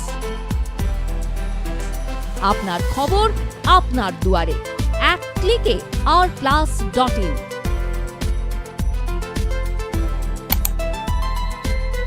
কি, কেন, কিসের জন্য ঘটল ঘটনা, নাকি রয়েছে তার পেছনে কোনো রটনা? নাটকে নয়, চিৎকারে নয়, চেঁচামেচিতে নয়, ঝগড়ায় নয়, থাকছি শুধুমাত্র খবরে। সব প্রশ্নের উত্তর পাবেন ঝটপট, হয়ে যাবেন আপনি আপডেট চটপট। তাই বলি আর নয় দেরি। হোয়াটসঅ্যাপের আপডেটসে গিয়ে চ্যানেলে সার্চ করুন R+ নিউজ আর যুক্ত হয়ে যান। আপনার ফোন অন করছি, বলুন। पूर्व मेदिनीपुर 25 करोड़ लोग गरीबी से बाहर निकले हैं। ये जो न्यू मिडिल क्लास बना है, ये बजट उनके सशक्तिकरण की निरंतरता का बजट है। इन नौजवानों को अनगिनत नए अवसर देने वाला बजट है। इस बजट से शिक्षा और स्किल को नई स्केल मिलेगी। ये मिडिल क्लास को नई ताकत देने वाला बजट है। ये जनजातीय समाज, दलित, पिछड़ों को सशक्त करने की मजबूत योजनाओं के साथ आया है। इस बजट से महिलाओं की आर्थिक भागीदारी सुनिश्चित करने में मदद मिलेगी। इस बजट से छोटे व्यापारियों, एमएसएमईज को, यानी कि लघु उद्योगों का, उसकी प्रगति का नया रास्ता मिलेगा। बजट में मैन्युफैक्चरिंग पर भी बल है, इंफ्रास्ट्रक्चर पर भी बल है। इससे आर्थिक विकास को नई गति मिलेगी और गति को भी निरंतरता मिलेगी। साथियों, रोजगार और स्वरोजगार के अभूतपूर्व अवसर बढ़ा, ये हमारी सरकार की पहचान रही है। आज का बजट इसे और सुदृढ़ करता है। देश और दुनिया ने पीएलआई स्कीम की सफलता देखी है। अब इस बजट में सरकार ने एम्प्लॉयमेंट लिंक्ड इंसेंटिव स्कीम की घोषणा की है। इससे देश में करोड़ों करोड़ों नए रोजगार बनेंगे। इस योजना के तहत जीवन में पहली नौकरी पाने वाले युवा की पहली तनख्वाह हमारी सरकार देगी। स्किल डेवलपमेंट और उच्च शिक्षा के लिए मदद हो या फिर 1 करोड़ नौजवानों को इंटर्नशिप की योजना, इससे गांव के, गरीब के मेरे नौजवान साथी, मेरे बेटे बेटी देश की टॉप कंपनियों में काम करेंगे। उनके सामने संभावनाओं के नए द्वार खुलेंगे। हमें हर शहर, हर गांव, हर घर एंटरप्रेन्योर्स बनाना है। इसी उद्देश्य से बिना गारंटी के मुद्रा लोन की लिमिट को 10 लाख से बढ़ाकर 20 लाख रुपए किया गया है। इससे छोटे कारोबारियों, विशेष रूप से महिलाओं, दलित, पिछड़े, आदिवासी परिवारों में स्वरोजगार को बल मिलेगा। साथियों, हम सब लोग मिलकर भारत को ग्लोबल मैन्युफैक्चरिंग हब बनाएंगे। देश का एमएसएमई सेक्टर मध्यम वर्ग से जुड़ा हुआ है। एक प्रकार से एमएसएमई सेक्टर की ओनरशिप मध्यम वर्ग ही है और इसी सेक्टर से गरीबों को ज्यादा से ज्यादा रोजगार भी मिलता है। छोटे उद्योगों की बड़ी ताकत, उस दिशा में हमारा अहम कदम है। इस बजट में एमएसएमईज के लिए ईज ऑफ क्रेडिट बढ़ाने वाली नई योजना का ऐलान किया गया है। मैन्युफैक्चरिंग और एक्सपोर्ट इकोसिस्टम को हर जिले तक ले जाने के लिए बजट में अहम घोषणा की गई है। ई कॉमर्स, एक्सपोर्ट हब्स और फूड क्वालिटी टेस्टिंग के लिए 100 यूनिट्स, ऐसे कदमों से वन डिस्ट्रिक्ट वन प्रोडक्ट अभियान को गति मिलेगी। साथियों, ये बजट हमारे स्टार्टअप्स के लिए, इनोवेशन इकोसिस्टम के लिए ढेर सारे नए अवसर लेकर आया है। स्पेस इकोनॉमी को बढ़ावा देने के लिए 1000 करोड़ रुपए का फंड हो, एंजल टैक्स हटाने का फैसला हो, ऐसे कई सारे कदम इस बजट में उठाए गए हैं। साथियों, रिकॉर्ड हाई कैपेक्स इकोनॉमी का एक ड्राइविंग फोर्स बनेगा। 12 नए इंडस्ट्रियल नोड्स, देश में नए सैटेलाइट टाउन्स का विकास और 14 बड़े शहरों के लिए ट्रांजिट प्लान्स, इससे देश में नए इकोनॉमिक हब विकसित होंगे और बहुत बड़ी संख्या में नए रोजगार बनेंगे। साथियों, आज डिफेंस एक्सपोर्ट्स रिकॉर्ड स्तर पर है। इस बजट में डिफेंस सेक्टर को आत्मनिर्भर बनाने के लिए अनेक प्रावधान किए गए हैं। आज पूरी दुनिया में भारत के प्रति आकर्षण बढ़ा है और भारत में टूरिज्म के क्षेत्र में नई संभावनाएं बनी हैं। टूरिज्म क्षेत्र गरीब और मध्यम वर्ग के लिए कई अवसर लेके आता है। इस बजट में टूरिज्म क्षेत्र पर भी विशेष बल दिया गया है। साथियों, एनडीए सरकार ने पिछले 10 साल में ये सुनिश्चित किया है कि गरीब और मध्यम वर्ग को लगातार टैक्स से राहत मिलती रहे। इस बजट में भी इनकम टैक्स में कटौती और स्टैंडर्ड डिडक्शन में भी वृद्धि का फैसला लिया गया है। टीडीएस के नियमों को भी सरल किया गया है। इन कदमों से हर टैक्स पेयर को अतिरिक्त बचत होने वाली है। साथियों, देश के विकास के लिए भारत के पूर्वी क्षेत्र का संपूर्ण विकास पूर्वोदय के विजन द्वारा हमारे इस अभियान को नई गति, नई ऊर्जा मिलेगी। हम पूर्वी भारत में कई महत्वपूर्ण इंफ्रास्ट्रक्चर जैसे हाईवेज, वाटर प्रोजेक्ट्स और पावर प्रोजेक्ट्स का निर्माण कर विकास को नई गति देंगे। साथियों, इस बजट का एक बहुत बड़ा फोकस देश के किसान है। अन्न भंडारण के लिए दुनिया की सबसे बड़ी स्कीम के बाद अब हम वेजिटेबल प्रोडक्शन क्लस्टर्स बनाने जा रहे हैं।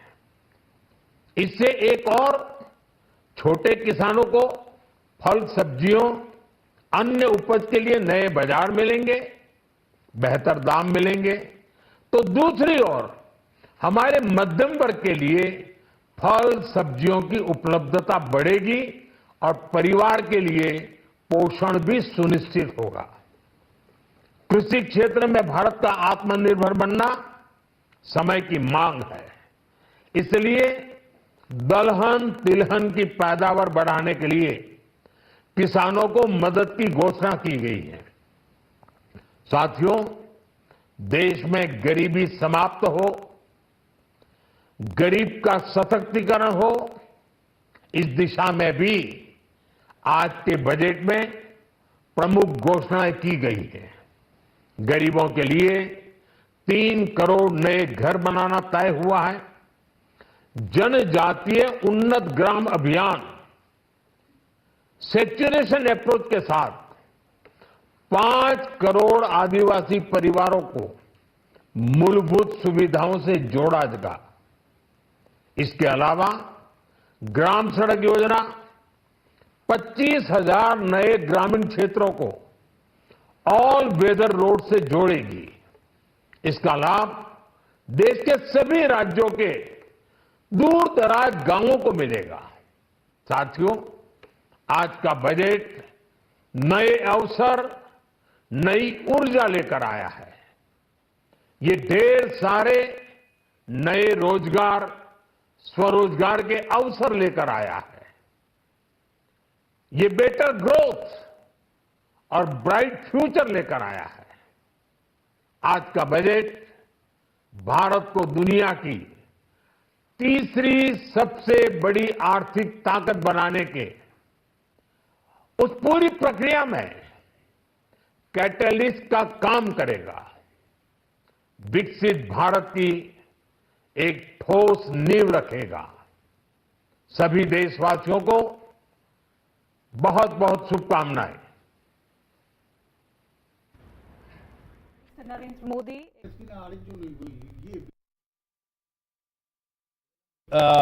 বিরতির পর আমরা প্রধানমন্ত্রী নরেন্দ্র মোদী বাজেটের উপর যে হাইলাইটিং এবং তার যে বক্তব্য, এই বাজেট একটি আগামীর ভারতবর্ষকে দিশা দেখানোর বাজেট এবং বিকশিত ভারতের লক্ষ্যে এই বাজেট সমস্ত রিজিয়নকে সুবিধা দেওয়া হয়েছে, সে কথাটা তিনি বললেন। এবং সব বিশেষভাবে হচ্ছে পূর্ব ভারত। এই পূর্ব ভারত নিয়ে আবারও ঠিক শুরু থেকে এই কথাটা বলি। আমরা ইতিমধ্যে বেশ কয়েকজনের রিয়াকশনস বা এগুলো আমরা নিতে থাকবো, আপনারা দেখতে থাকুন। অত্যন্ত মনোগ্রাহী বিশ্লেষণাত্মক এই পর্ব চলছে। আবারও প্রীতম দত্ত এই কথাটা বলিস, অল আর ইকুয়াল, সাম আর মোর ইকুয়াল। এই কথাটা সবসময় কেন যেন না চলে আসে। ও বিকশিত ভারত, সবাই বিকাশ ঘটবে। এই মুহূর্তে অন্ধ্রপ্রদেশ বিকাশটা অত্যন্ত জরুরি হয়ে দাঁড়াচ্ছে। না, আমি অন্ধ্রপ্রদেশ আসার আগে বলিনি যে আজকে ধরুন যেভাবে ইউথফুল বাজেট যেটা হলো, আজকে দেখুন প্রায় এই একটা উদাহরণ দিয়ে বলছি যে একটু আগে নির্মলা সীতারামনের যে বক্তৃতা আমরা শুনছিলাম, যে প্রথমেই যারা চাকরির ক্ষেত্রে ঢুকবে তাদের জন্য প্রথম প্রায় 15,000 টাকা গভর্নমেন্ট দেবে ইপিএফও যখনই হবে। তো এরকম করে দেখা যাচ্ছে এই ABC করে যে ক্যাটাগরিতে উনি একটার পর একটা স্কিম ঘোষণা করলেন, তাতে প্রায় 20 কোটি যারা চাকরিতে ঢুকবে তারা লাভবান হবে। তো যারা ইউথ চাকরিতে ঢুকবে সেটা তারা লাভবান হবে। আজকে অন্ধ্রপ্রদেশের কথা বলছো, দেখো আজকে অন্ধ্রপ্রদেশে কিন্তু তুমি আমি আগে প্রথমেই এটা বলেছিলাম যে হয়তো খেয়াল করোনি যে অন্ধ্রপ্রদেশ দুটো রাজ্যে ভাগ হয়েছে। তার জন্য এদের কাছে আজকে থেকে না, প্রায় 15-20 বছর ধরে যেদিন থেকে ভাগ হয়েছে সেদিন থেকে এদের ডিমান্ড ছিল যে হায়দ্রাবাদ ওদের যে মেজর সিটিটা সেটা চলে গেছে তেলেঙ্গানায়, তো ওদের যে অমরাবতী একটা সিটি হবে, তার জন্য জন্য একটা ডিমান্ড ছিল, সেই ডিমান্ড আজকে ফুলফিল হচ্ছে। তা দিয়ে তো পশ্চিমবঙ্গের কোনো অসুবিধা হওয়ার কথা নয়। তার কারণে পশ্চিমবঙ্গে যা যা ক্ষেত্রে আজকে বাজেটে জন্য দরকার ছিল সেগুলোর ক্ষেত্রে সেই বড়তেই আছে। আমি একটা প্রশ্ন এবার রাখি, পশ্চিমবঙ্গে যে করিডর, পশ্চিমবঙ্গে এই যে কৃষির ক্ষেত্রে আমি তোমাকে একটা উদাহরণ দিয়ে বলি, একমাত্র পশ্চিমবঙ্গে যেটা আমরা শহরে বাস করি, এখানে থেকে এখন এত কথা বলছি, এইখানে যে মেট্রোটা চলে, এই মেট্রোটা একমাত্র পশ্চিমবঙ্গের মেট্রো যেটা 100% সেন্ট্রাল গভর্নমেন্ট ফান্ড দিয়ে তৈরি করে একটা মেট্রো। সেখানে স্টেটের কোনো রকম 1 টাকাও নেই, শুধু জমি দেওয়া ছাড়া। তো সুতরাং ওইরকম ভাবে বললে হবে না। তার মানে কি শুধুমাত্র নরেন্দ্র মোদী কি শুধুমাত্র বা আপনার সেন্ট্রাল গভর্নমেন্ট পশ্চিমবঙ্গবাসী কি শুধু ভালোবাসে তাই শুধু এখানে শুধু সেন্ট্রাল গভর্নমেন্টের জন্য 100% ফান্ড ফর মেট্রো আর বাদ বাকি তার 60-40 রেশিওতে হয়? এরকম নয়। তখন রেশিও হাওড়া থেকে যেটা সেক্টর 5 ওখানে পশ্চিমবঙ্গ সরকারেরও কন্ট্রিবিউশন আছে, জাপানের একটা হেজ ফান্ড থেকে তাদের কন্ট্রিবিউশন আছে। আমি কলকাতা মেট্রোর কথা বললাম, আপনার ওটা কেএমআরসি তে চলে গেল। আমি কলকাতা মেট্রোর কথা বললাম যে কলকাতা মেট্রো 100% আপনার গুণীখান চৌধুরী করেছিলেন, মানে উনি ওই প্রজেক্টটা কংগ্রেসের সভায়, না নিশ্চয়ই পরবর্তী সময় মমতা বন্দ্যোপাধ্যায় মন্ত্রী ছিলেন যখন আমরা যে আমাদের যেই সব শুরু করেছে। আচ্ছা ঠিক আছে, আমি একটু এইটা বসুন্ধরার কাছে আসার আগে, এটা তো ওই যে কৃষির উন্নয়নের জন্য প্রচুর গুরুত্ব দেওয়া হয়েছে, 3 কোটি বাড়ি তৈরি হবে। আমি অনেকদিন আগে এসে বিতর্কে তুমিও ছিল অনেকবার, গঙ্গাধর কয়াল যে সন্দেশখালী, তার বাড়িটা দেখে আমার খুব কষ্ট হয়েছিল। একজন তিনিও বিজেপি, মানে তিনি মন্ডল সভাপতি, তার একটা বেড়ার বাড়ি। এই যে 3 কোটি বাড়ি হবে, যে পশ্চিমবঙ্গের যে বাড়ি, যে আবাস যোজনায় যে টাকাগুলো আটকানো রয়েছে, এটা তো একটা সিরিয়াস ম্যাটার হয়ে দাঁড়াচ্ছে। নির্বাচনের ফলাফলও এসেছে, পশ্চিমবঙ্গের টাকাটা কি এইবার রিলিজড হবে? না, প্রথম কথা হচ্ছে ভারতীয় জনতা পার্টির পশ্চিমবঙ্গ মুখপাত্র হিসাবে আমি বলতে পারবো না। যদি পশ্চিমবঙ্গ যেই কনস্টিটিউশন মেনে ইউটিলাইজেশন সার্টিফিকেট দিয়ে দেয় তাহলে নিশ্চয়ই রিলিজ হবে। ওনারা চুরি করবেন না, ইউটিলাইজেশন সার্টিফিকেট দেবে না। এখানে তো কারো নরেন্দ্র মোদীর নিজের পকেটের টাকা না, আমার আপনার সবার ট্যাক্সের টাকা। তো সেটা যথেচ্ছভাবে মচ্ছব করার জন্য টাকা খরচা হবে না, ওনারা হিসাব দেবেন, টাকা নেবেন। আচ্ছা, তাহলে আরেকটা প্রশ্ন হয়, নিট পরীক্ষায় কেলেঙ্কারিতে বিহার বা বিভিন্ন জায়গাগুলো যেগুলো হয়েছে, বহু বছর ধরে এই কেলেঙ্কারিগুলো হচ্ছে, সেখানে মেডিকেল কলেজ পাওয়া যাচ্ছে, তখন তো তোমরা বলছো না যে দুর্নীতির আগে নিরসন হবে তারপর নতুন কিছু হবে? পশ্চিমবঙ্গের ক্ষেত্রে এটা আসছে কেন? এই পুরো নিটের যেসব চলছে, যেটা সুপ্রিম কোর্টের বিচার আছে, সুপ্রিম কোর্ট যেভাবে আপনার রায় দেবে সেটাই আমরা মেনে নেব। ওকে, পশ্চিমবঙ্গের ক্ষেত্রে এবারে কি ইন্টেন্সিফাই হবে যদি টাকাটা না আসে মুভমেন্ট? বা কারণ পশ্চিমবঙ্গের কৃষক সমাজের একটা বড় অংশ এবার নির্বাচনে তৃণমূল কংগ্রেসের পাশে এসে দাঁড়িয়েছে, ব্যাপক হারে ভোট দিয়েছে তারা। দেখুন, পশ্চিমবঙ্গের মানুষ পলিটিক্যালি খুবই ম্যাচিওর।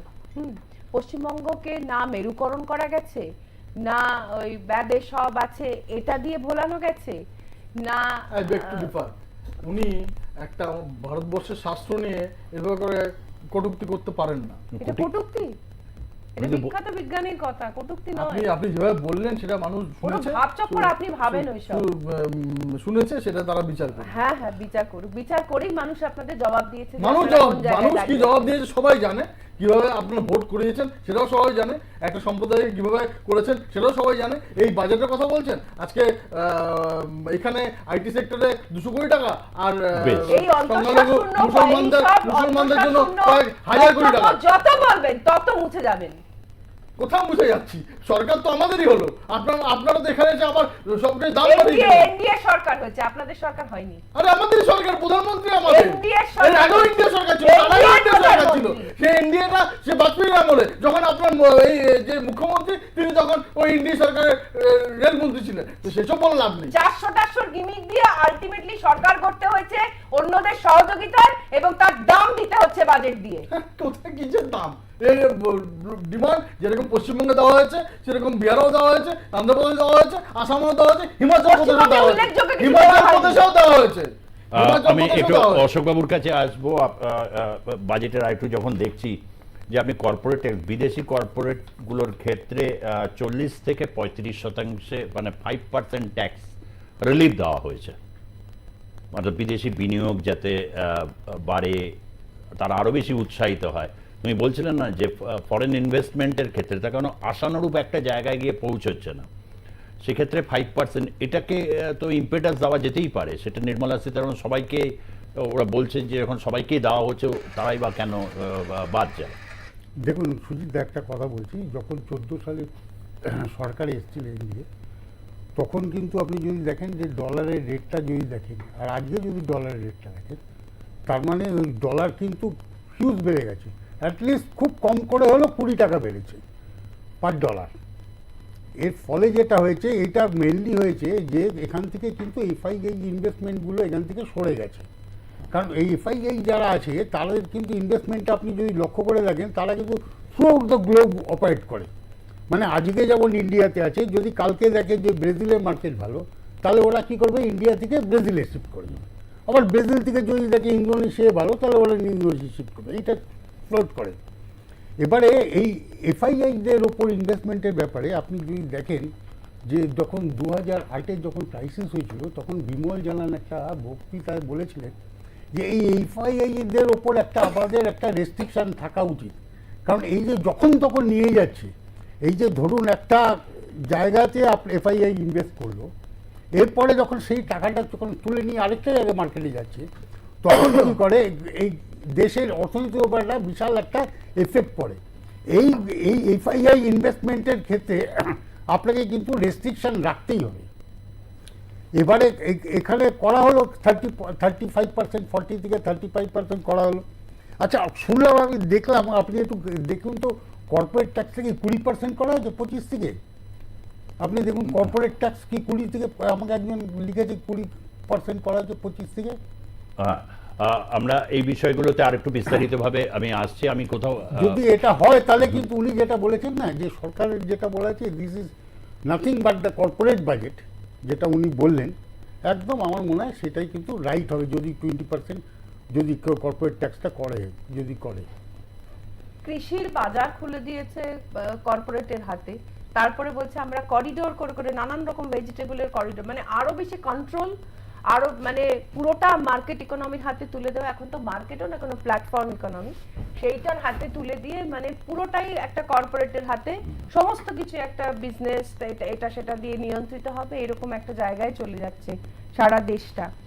এই বাজেটটাকে আমরা কখনোই একটি জনমুখী বাজেট বলে মানি না, কারণ এটা তৈরি হয়েছে রাজনৈতিক উদ্দেশ্য দিয়ে। কিভাবে সরকারে টিকে থাকবো, কোন জোনকে বেশি পয়সা দেব, কোন জোনকে পয়সা দেব না, কোন জোনের চুরি ধরতে যাব, অ্যাকচুয়ালি কোন জোনের চুরি ঢাকতে যাব, এই সমস্ত বিবেচনা করে এই সমস্ত বানানো হয়েছে। বড় বড় কথা, আর অ্যাকচুয়ালি কিছু নেই। অ্যাকচুয়ালি মানুষের দুঃখ দুর্দশা, তার স্বাস্থ্যের অধিকার, খাদ্যের অধিকার, সেটাই নেই। একটা সরকার সংবিধানকে শপথ নিয়ে, সংবিধানের ওথ নিয়ে সরকারে গেছে, কিন্তু খাদ্যের সুরক্ষা দিতে পারছে না। পুষ্টি সমানে দিনে দিনে কমছে। মিড ডে মিলের একটা উচ্চারণ নেই, একটা কথা নেই যে মিড ডে মিলে কি দেওয়া হবে, তার অ্যালোকেশন কিভাবে হবে, সেই পুষ্টিটা কি করে আরো বেশি করে বাড়ানো যাবে, কিভাবে বাচ্চাদের সমস্ত ভারতবর্ষের বাচ্চা খেয়ে না খেতে পেয়ে না খেয়ে ঘুমোতে যাবে, সেরকম কোনো অঙ্গীকার নেই, শুধু বড় বড় কথা। এর মধ্যে কিছু নেই, সম্পূর্ণ একটি অন্তঃসারশূন্য, কর্পোরেটদের জন্য তাদের অঙ্গুলি হেলনে তৈরি হওয়া একটা বাজেট। কৃষিতে বলেছে R&D তে টাকা দেবেন, কৃষিতে R&D হবে, তার যে সুফল হবে সেই সুফল কৃষির চাষ পর্যন্ত পৌঁছাবে, সে কত দীর্ঘ মেয়াদী বিরাট এক পরিকল্পনা। কোনো ঋণ মুকুব নেই কৃষিতে। কৃষিতে জিএসটি যে ইকুইপমেন্ট গুলোর দাম, তাতে অত জিএসটি, সেটা কমানোর কোনো ব্যবস্থা নেই। এডুকেশনে 18% জিএসটি, সেটা এডুকেশনাল ইকুইপমেন্টে 18% জিএসটি, সেটা কমানোর কোনো ব্যাপার নেই। এদিকে ভোগ্য পণ্যের জন্য, যেহেতু সেটা বিদেশি কোম্পানি এদেশে বেচতে আসে, সে প্রফিটটা নিয়ে বেরিয়ে চলে যায়, তার উপরে জিএসটি কম। সমস্ত বাজার খুলে দিয়েছে পৃথিবীর কাছে, কম্পিটিশনে নিজের দেশের লোকেরা হারিয়ে যাচ্ছে। আমাদের দেশের লোকেরা গ্র্যাজুয়েট, মানে পোস্ট গ্রাজুয়েট ছেলেরা শুধুমাত্র জোম্যাটো সুইগিতে খাবার পৌঁছে দিচ্ছে, শুধুমাত্র শ্রমিক। দেশটাকে একটা শ্রমের বাজার করে খুলে রেখে দিয়েছে, অত্যন্ত ঝুঁকিপূর্ণ পেশার মধ্যে তারা চলে যাচ্ছে। মানে এটা একটা খুব প্রফিট চলে যাচ্ছে বাইরে। আমি 2-3টে পয়েন্ট একটু ক্যাটেগরিক্যালি এটার ইম্প্যাক্টটা মানে কিরকম দাঁড়াবে। যেমন হচ্ছে সিডবি, ভারতবর্ষে এরা সবচেয়ে বেশি পুঁজি সরবরাহ করে ছোট মাঝারি শিল্পের জন্য। গোটা দেশে আরও 24টা নতুন ব্রাঞ্চ তৈরি করা হচ্ছে। মুদ্রা লোনের ক্ষেত্রে, যেটা দেশের ক্ষেত্রে একটা খুব গুরুত্বপূর্ণ, 10 লক্ষ থেকে বাড়িয়ে এটা 20 লক্ষ টাকা করা হয়েছে। এবং হায়ার এডুকেশনের ক্ষেত্রেও 10 লক্ষ টাকা করে এটা 5 থেকে 10 লক্ষ টাকা করা হয়েছে। এই সমস্তগুলো যে করা হচ্ছে, দেশের যে প্রায় 2 লক্ষ কোটি টাকা ব্যয় করা হবে হচ্ছে দেশের ইউথকে 5 বছরের মধ্যে আরও বেশি ইকুইপ করার জন্য, এগুলো কি কোনোভাবে দেশকে একটা কোনো জায়গায় মজবুত করবে? দেখুন, একটা কথা হচ্ছে একটু আসছি, একজন বিশিষ্ট অর্থনীতিবিদ ডক্টর দীপঙ্কর দে এই মুহূর্তে আমাদের সঙ্গে রয়েছেন দূরভাষে। দীপঙ্কর বাবু, আপনাকে স্বাগত জানিয়ে, বাজেট, এই যে বাজেট সবকা সাথ, এটা প্রধানমন্ত্রী বলছেন, আবার অন্যদিকে এই বাজেটের মধ্যে একটা প্রভিন্সিয়ালিজমের একটা অভিযোগ উঠছে। এই বাজেটকে আপনি ঠিক কিভাবে ব্যাখ্যা করবেন সংক্ষেপে? দেখুন, সত্যি কথা বলতে কি, বাজেটটা তো পুরো এখনো পড়ে ওঠার সময় হয়নি, সময় করে উঠতে পারিনি। যেটা প্রাথমিকভাবে যেটা বোঝা গেল যে বাজেটের তেমন কিছু উল্লেখযোগ্য কিছু তেমন নেই, আমি যতটুকু হাইলাইটস গুলো দেখলাম। এবং সবচেয়ে দুর্ভাগ্যজনক হয়েছে যে পশ্চিমবাংলার ক্ষেত্রে একটা অমৃতসর পশ্চিমবাংলার করিডোর, কলকাতা ফ্রেট করিডোর ছাড়া আর তেমন কিছু এখনো আমার চোখে পড়েনি। আর ইনকাম ট্যাক্স স্ল্যাবে সামান্য কিছু রদবদল হয়েছে, কিন্তু এতে খুব বেশি তেমন কিছু হবে না, কেননা ভারতবর্ষের একটা খুব বড় অংশ মানুষ ইনকাম ট্যাক্সের আওতায় পড়েন না, তাদের ইনকাম সেই লেভেলে যায় না। তাই এখন অবধি আমি যতটুকু বাজেটটা দেখেছি, এই বছরের বাজেট তেমন কিছু উল্লেখযোগ্য আমার কাছে এখনো কিছু চোখে পড়েনি বলার মতো। তবে সম্ভবত ক্যাপিটাল গেইন ট্যাক্সটা একটু বাড়ানো হয়েছে, সেটা একদিক থেকে ভালো, এবং যার রিয়াকশন শেয়ার মার্কেটে বোধহয় হয়েছে, আমি যতটুকু শুনেছি শেয়ার মার্কেট ফল করেছে। ক্যাপিটাল গেইন ট্যাক্সটা বাড়লে হয়তো যে টাকাটা শেয়ার মার্কেটে খাটতো সেটা হয়তো প্রাইভেট ইনভেস্টমেন্ট হিসেবে ইকোনমিতে ইনভেস্ট হতে পারে, এটা একটা ভালো দিক আমার এখন অব্দি মনে হয়েছে। আর একটু বিস্তারিত না পড়ে আমি আর এর চেয়ে বেশি কিছু খুঁজে রিয়াক্ট করতে পারবো না। ওকে, পরবর্তী নিঃসন্দেহে আপনাকে লেটার অন আবারও যোগাযোগ করব। ধন্যবাদ ডক্টর দীপঙ্কর দে, বিশিষ্ট অর্থনীতিবিদ। তার কাছ থেকে কোথাও একটা জায়গায় এইটাই বলছিলাম যে এই যে ক্যাপিটাল ইনফিউজ করা হচ্ছে, এটা কোথাও একটা জায়গায় কিন্তু একটা ইম্পেটাস কতটা দিতে পারে, এবং তার সাথে যেটাকে ইনফ্লেশনটাকে সরকার মেনে নিয়েছে এবং সেটা যাতে 4% মধ্যে সীমাবদ্ধ রাখা যায়, সেটার একটা অঙ্গীকার করেছে, সেটা এই সমস্ত কিছু মিলে আপনি কি বলবেন? দেখুন, ইনফ্লেশন আপনাকে বলছি দুটো জিনিস সেপারেট। একটা হচ্ছে ইনফ্লেশন, আপনাকে যদি ইনফ্লেশন চেক করতে হয় তাহলে আপনাকে যেটা করতে হবে, লোকের হাতে যে টাকাটা আছে সেই টাকাটা আপনাকে তুলে নিতে হবে।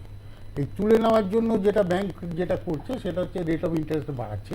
এর ফলে হচ্ছে কি, লোকের হাতে যদি টাকাটা কম যায়, কিন্তু প্রবলেমটা হচ্ছে যে জিনিসপত্রের দাম কমানোর জন্য, বিশেষ করে ফুড গ্রেনের ক্ষেত্রে ফুড সাবসিডি ব্যাপারে একটু চিন্তাভাবনা সরকারকে পজিটিভলি করতে হবে, যাতে জিনিসপত্রের দামটা, বিশেষ করে খাদ্যশস্য, কারণ খাদ্যশস্য এমন একটা জিনিস, খাদ্য সামগ্রী যেমন একটা জিনিস যেটা কিন্তু কমন লোককেও যেতে পারে।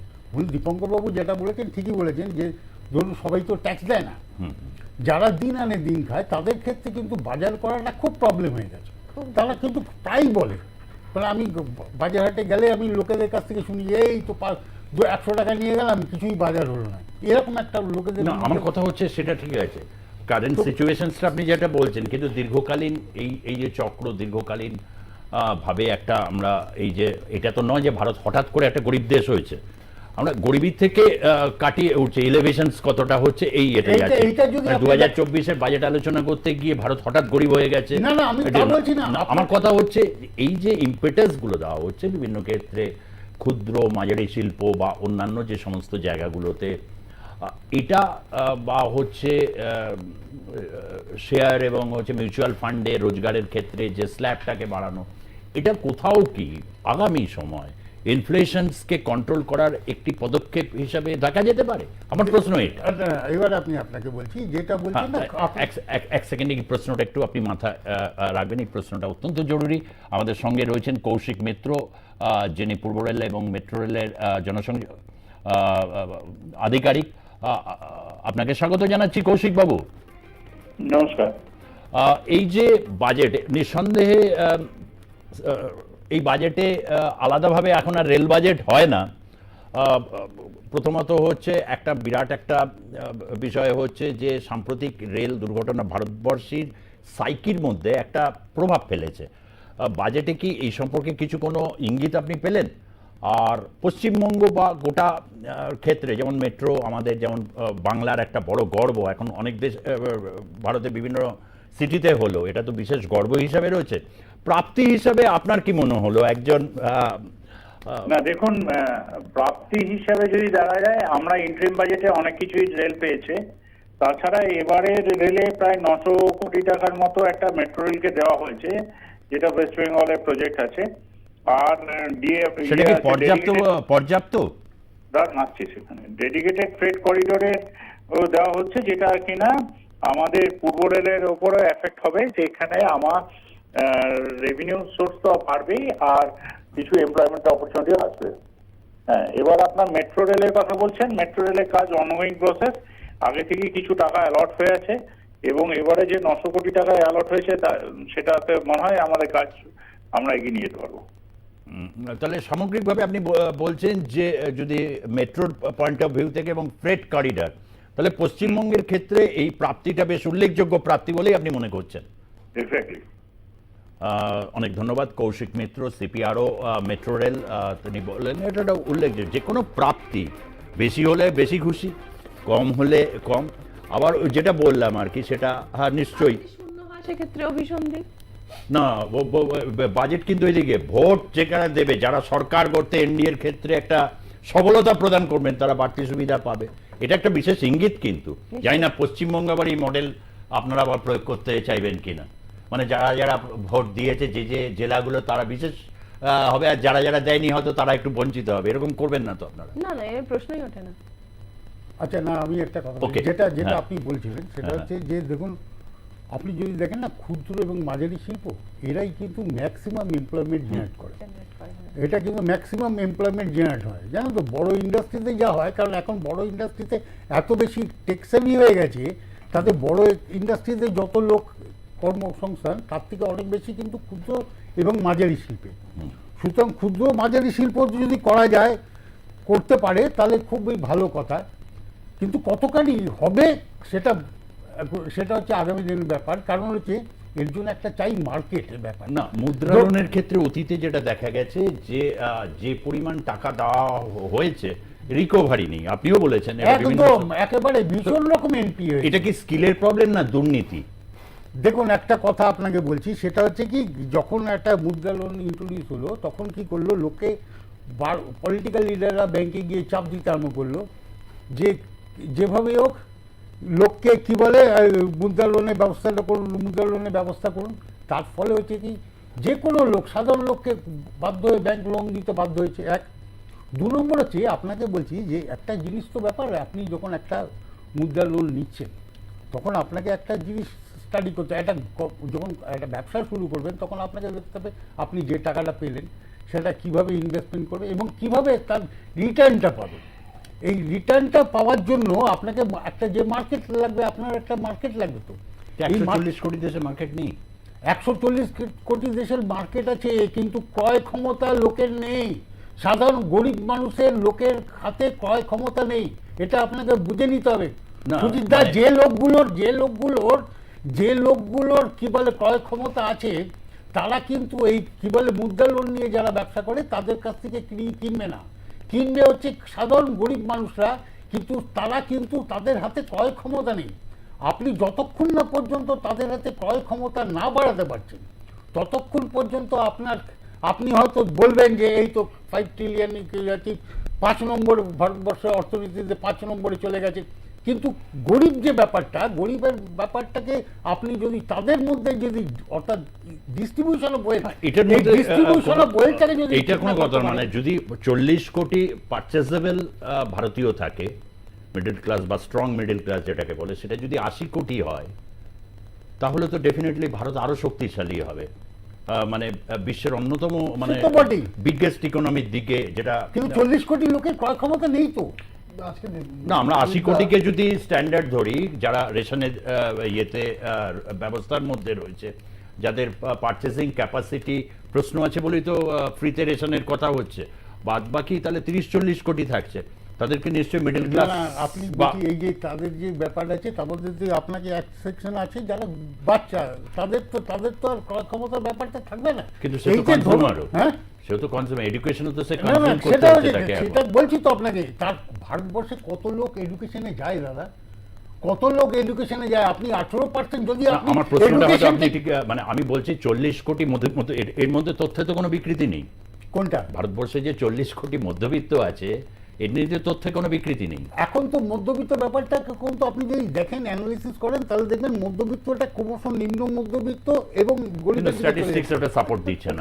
আপনি দেখবেন আমি ডিক্লাইনিং অন মিডল ক্লাস, এরকম না, মিডল ক্লাস তার মিডল ক্লাস স্ট্যাটাসটাকে ধরে রেখেছে তার তৈরি করা সঞ্চয় থেকে বেঁচে। সে কিছুই সঞ্চয় করতে পারছে না, তার সিকিউরিটিতে হাত পড়ে যাচ্ছে। সেই যে টেনে টুনে কোনোভাবে মধ্যবিত্ত বেঁচে থাকার যে লড়াইটা চালিয়ে যাচ্ছে, সেইটাকে আপনি যদি মধ্যবিত্ত রেখে এবং বলতে চান না তথ্য বলছে না, এটা তো কোনো কথা না। এটা ইনসেনসিটিভ, মানে কি বলবো, ব্যাখ্যা হয়ে যাচ্ছে। এটা তো ইনসেনসিটিভ ব্যাখ্যা। বলেন না কেন তাহলে আপনারা স্ট্যাটিস্টিক্সটা দিন যে ভারতবর্ষে কমপ্লিট মধ্যবিত্ত আপনারা কত কোটি বলবেন? আমি আপনাকে একটা কথা বলছি, যে পার্সেন্টেজ 3% লোকেদের হাতে আমি কিন্তু সুপার রিচে যাইনি, সেটা আমি বলছি আপনাকে, আমাকে মিডল ক্লাসের তথ্যটাকে আমি বলছি যে কনজিউম, এই যে ভারতবর্ষে যে এত বেসরকারি কলেজ ইউনিভার্সিটি হয়েছে অ্যাক্রস লাইনে, সমস্ত রাজ্যে হয়েছে, অ্যাক্রস লাইনে হয়েছে, সেটা কনজিউম কারা করছে? 80 কোটি তো করছে। আপনি দেখুন না, তাতে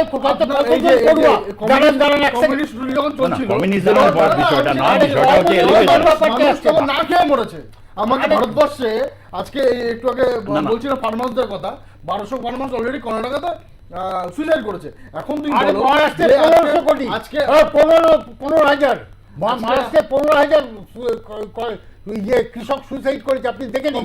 দুদিন আগে বেরিয়ে, দুদিন আগে, হ্যাঁ, চ্যালেঞ্জ করে বলছি, লাইভ শোতে বসে উল্টো আপনি দেখুন, চ্যালেঞ্জ করে বলছি, আমি আপনাকে চ্যালেঞ্জ করে বলছি। না ঠিক আছে, এই বিষয়টা নয়, আমার কথা আমি দায়িত্ব নিয়ে খুঁজে বলতে হবে না, খুঁজে বলে যাচ্ছে চুপ করে রয়েছিল, যারা খুঁজে বলে। তুমি এই পয়েন্টটা দেখো, ডিক্লাইনিং মিডল ক্লাস। আমরা প্রত্যেকে যেমন আমরা গরিবের কথা বলছি, ভারতবর্ষে এটা বলা উচিত, তার কারণ 80 কোটি মানুষ ধরে নিতে হবে।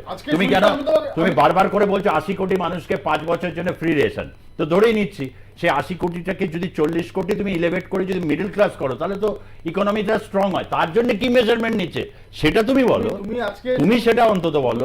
তুমি বলো মুদ্রা যোজনা, মুদ্রা যোজনা 10 লাখ ছিল, এখন 20 লাখ করেছে। যে কতজন অ্যাপ্লাই করেছে, কতজন পেয়েছে, সেটা একবার ডেটা নাও, দেখো কত তোমার কাছে, তোমাদের সবার কাছে, মুখপাত্রদের কাছে, পশ্চিমবঙ্গে তোমরা তো দুর্নীতির প্রশ্নে বলো হিসেব দাও, তারপর টাকা দেবো। এই 10 লাখ যে 20 লাখ, তুমি রিকভারিটা বলো না, কোন কোন রাজ্য থেকে বেশি মুদ্রা ডিসবার্স হয়েছে। আমি স্পেসিফিক বলছি, যেগুলো ডবল ইঞ্জিন সরকার সেখানে বেশি ডিসবার্স হয়েছে, রিকভারিটা দেখো। তাহলে দুর্নীতির প্রশ্নে তুমি একপাক্ষিক অবস্থান নিচ্ছ। দেখো আজকে তুমি যে 20 লক্ষ টাকা দেবে, রিকভারি করতে হবে তো, নাকি না করবে না? না তুমি সেটা ব্যাংকরা বুঝে নেবে। আজকে এনপিএস স্ট্যাটাস ব্যাংকে প্রচুর কমে গেছে, হ্যাঁ, তো সেটা তো আমরা বলিনি, এটা সংসদে দাঁড়িয়ে নির্মলা সীতারামন নিজে রাইট অফ করা হয়েছে, সেটা বলুন। আপনার এনপিএ কমে গেছে, কত রাইট অফ করা হয়েছে সেটা বলুন। সুতরাং সেগুলো ডেটা, সেগুলো ওই মুখের কথা না, যা ইচ্ছে তাই বলে দেওয়ার ব্যাপার নেই। সংসদে দাঁড়িয়ে নির্মলা সীতারামন নিজে বলেছেন। এই যে আপনি চ্যালেঞ্জ করছিলেন, দেখুন, state of Maharashtra recorded the higher number of farmer suicide in financial year 2023। কি কত কত উনি বলেছেন 14,000 না 15,000? মোস্ট হায়ার, সংকট এই মাত্র এই মাত্র সংখ্যা বলে বার করুন, আপনি দাঁড়ান, বার করুন। আর যদি না হয় তো কি করবেন? ক্ষমা চাইবেন? না আমি ক্ষমা চাইব। আচ্ছা চলতে থাকো, উনি বার করে নিন। অস্বাভাবিকও কিছু না, প্রচুর সুইসাইডাল হচ্ছে। বলছি তো, এই যে ইন্ডি জোটের আজকে কংগ্রেস শিন্ডে কোথায় ইন্ডি জোটে, কর্ণাটকাতে লাস্ট 1 মাসের মধ্যে আজকে প্রায় 1200 ফার্মার সুইসাইড করেছে। সেটা নিয়ে কথা হচ্ছে না, সেটা নিয়ে কথা হচ্ছে না। ওর দুধের দাম বাড়িয়ে দিয়েছে, সেটা নিয়ে কথা হচ্ছে না। বাস ভাড়ার দাম বাড়িয়ে দিয়েছে, সেটা নিয়ে কথা হচ্ছে না। এই মমতা ব্যানার্জি বলেছিলেন ভোটের পরে নাকি সব কিছু দাম বাড়াবে, সবার আগে নিজের স্টেটে দাম বাড়িয়েছে, সেটা নিয়ে কথা হচ্ছে না। সেটা নিয়ে কেন কথা হচ্ছে না? আজকে আমাদের যেই বর্ধমানে আলু 20 টাকা আপনার 10 টাকা উৎপাদন হয়, আজকে কলকাতায় সেই আলুর দাম 40 টাকা। কেন? সেটা কেন হবে? যেই টমেটোর দাম আপনার 10 টাকা 20 টাকা নষ্ট হয়ে যায় আপনার উত্তরবঙ্গে, সেটা এখানে এসে পৌঁছায় না। ইনফ্রাস্ট্রাকচার নেই, একটা কোল্ড স্টোরেজ ঠিকঠাক করে তৈরি হয়নি, শুধু পলিটিক্স। তো সুতরাং এইগুলো বললে তো হবে না। আজকে দেখুন, সেদিনকে মমতা ব্যানার্জি নিজে 21শে জুলাইতে বলেছেন যে অন্যরাও কিছু পোভার্টির জায়গা থেকে লোকেদের বার করেছেন। তো সেটা তো ভারতবর্ষে সেই ক্যালকুলেশনটা হবে কি হবে না? যে যদি পশ্চিমবঙ্গ সরকার বার করে থাকে, সেটা যদি আমরা বলি যে 25 কোটি লোক টোটাল বেরিয়েছে, সেখানে তো পশ্চিমবঙ্গের লোক কিছু আছে যার বিপিএল তালিকাভুক্ত থেকে সরে আজকে, তো সেইগুলোকে আপনি কি বলবেন? মধ্যবিত্ত বলবেন, নিম্ন মধ্যবিত্ত বলবেন, কি সংজ্ঞাটা কি? তো সুতরাং আজকে যারা গরিব ছিল, যারা আমরা গরিব বলি, গরিবি হাটা 80 কোটিকে ধরতেই হবে, রেশন দিয়েছো তো সেটা ফ্রি রেশন। হ্যাঁ, তুমি 11 করছো আজকে কোভিড এর সময় তাদের হাতে, অশোক বাবুরা যে তুমি অন্য তারা বলছে তাদের হাতে যদি ক্রয় ক্ষমতাটা বাড়ে, তাহলে তো দেশের ক্ষতি নয়। না কেন দেশের স্বার্থেই সবাই তো বলছে। আজকে তুমি যে কোনো প্রোডাক্ট, সেই মেজারমেন্ট গুলো কি প্রপার? না একদম, সেই মেজারমেন্ট আপনার ডেটাতে নিশ্চয়ই এরপরে আমরা করব, এবং করেও গভর্নমেন্টেরও চলে আসবে। গভর্নমেন্টের নিশ্চয়ই ডেটাগুলো আছে, সেগুলোতে খুঁজে বার করা যাবে। সেটা স্টেট গভর্নমেন্ট থেকে ডেটাগুলো সেগুলো যায়। তো সুতরাং এই কথাগুলো, state has also reported highest number of suicide in the country with 22,746 cases 4 December 2023। 22,746। কি হচ্ছে দেখুন না, দেখে নিন না, আপনি দেখে নিন। আপনার তো বলছেন না ভুল হয়েছে, যদি আপনি বলেন তাহলে বলেছেন ক্ষমা চেয়ে নেবেন, ক্ষমা চেয়ে নিন। 22,000 suicide case. The state has also reported the highest number of suicides. Car suicide? কোথায় লেখা নেই? কোথায় লেখা আছে? কোথায় লেখা আছে? খুঁজে বার করুন। ইংরেজি জানেন না? দাঁড়ান এটা আচ্ছা ঠিক আছে এই সুইসাইড নিয়ে সব দেখার দরকার নেই, এটা খুঁজে বার করুন, এটা ক্লিক করুন। ওকে, আমরা একদম শেষ মুহূর্তে এসে পৌঁছচ্ছি। কোথাও একটা জায়গা থেকে খুব ইম্পর্টেন্ট, মানে আমি যদি একটু এবার রিভার্সে যাই, আমি বসুন্ধরা দিয়ে এবার স্টার্ট করছি।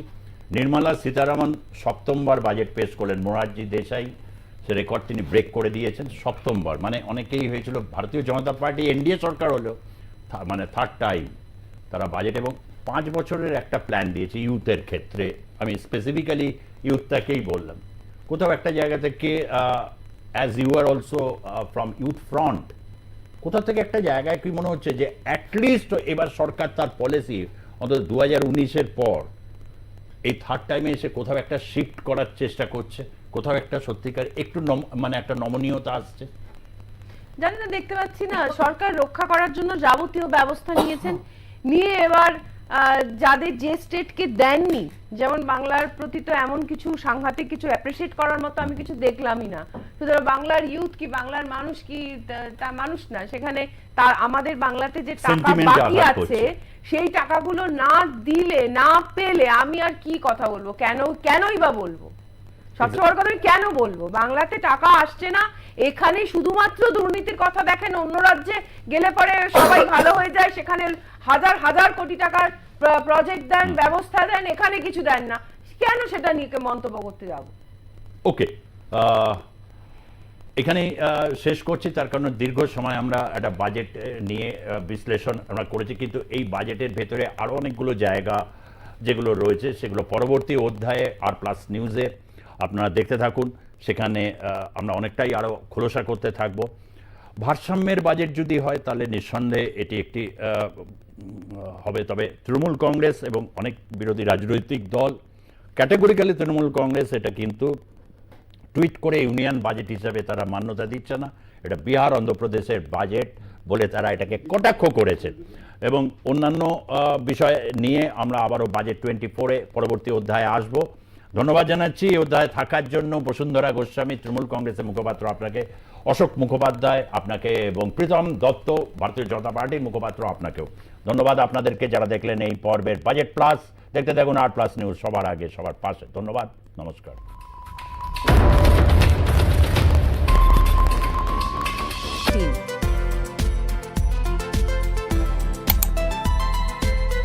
কি, কেন, কিসের জন্য?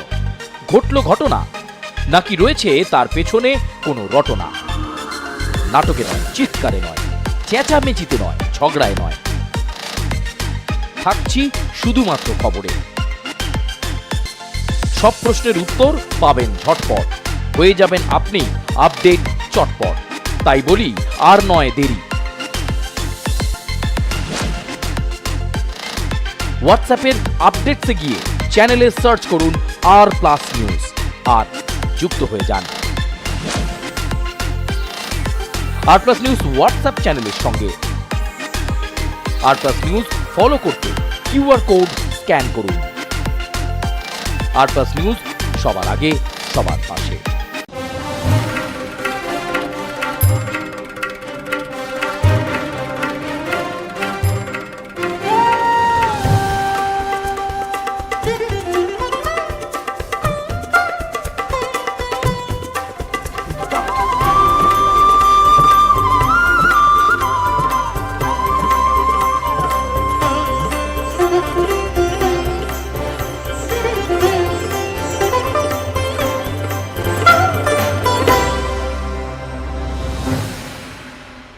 কি, কেন, কিসের জন্য?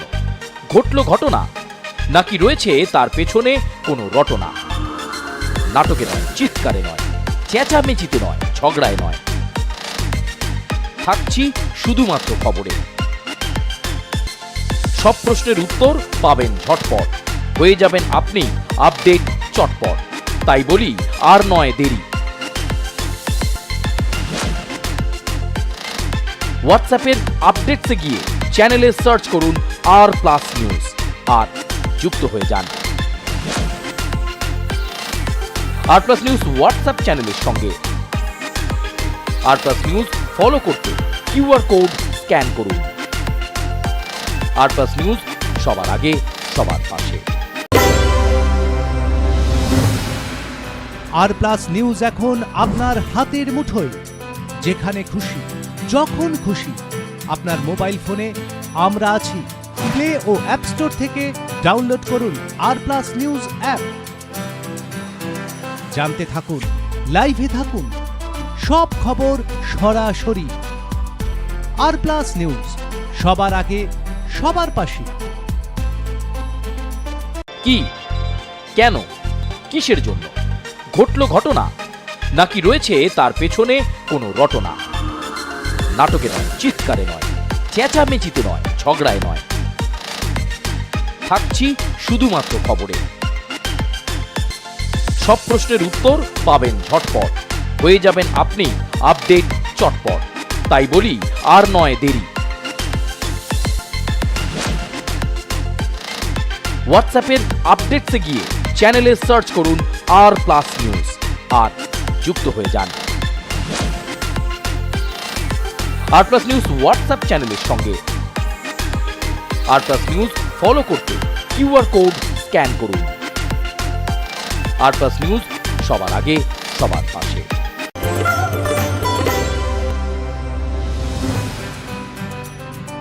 আফগানিস্তানে তালিবান, সোশ্যাল সাইটে শব্দবাদ, মিউচুয়াল ফান্ড, সেন্সেক্স, 5G, বর্ধমানের মিষ্টি, ছাতা খুললেই বৃষ্টি, fine online Goopy Gyne, Messi মহাকাব্যে প্যারিস, ক্রিকেট থেকে টেনিস, আপনার খবর আপনার দুয়ারে, এক ক্লিকে R+.in।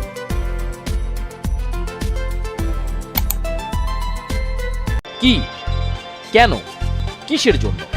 ঘটল ঘটনা, নাকি রয়েছে তার পেছনে কোনো রটনা? নাটকে নয়, চিৎকারে নয়, চেঁচামেচিতে নয়, ঝগড়ায় নয়, থাকছি শুধুমাত্র খবরে। সব প্রশ্নের উত্তর পাবেন ঝটপট, হয়ে যাবেন আপনি আপডেট চটপট। তাই বলি আর নয় দেরি।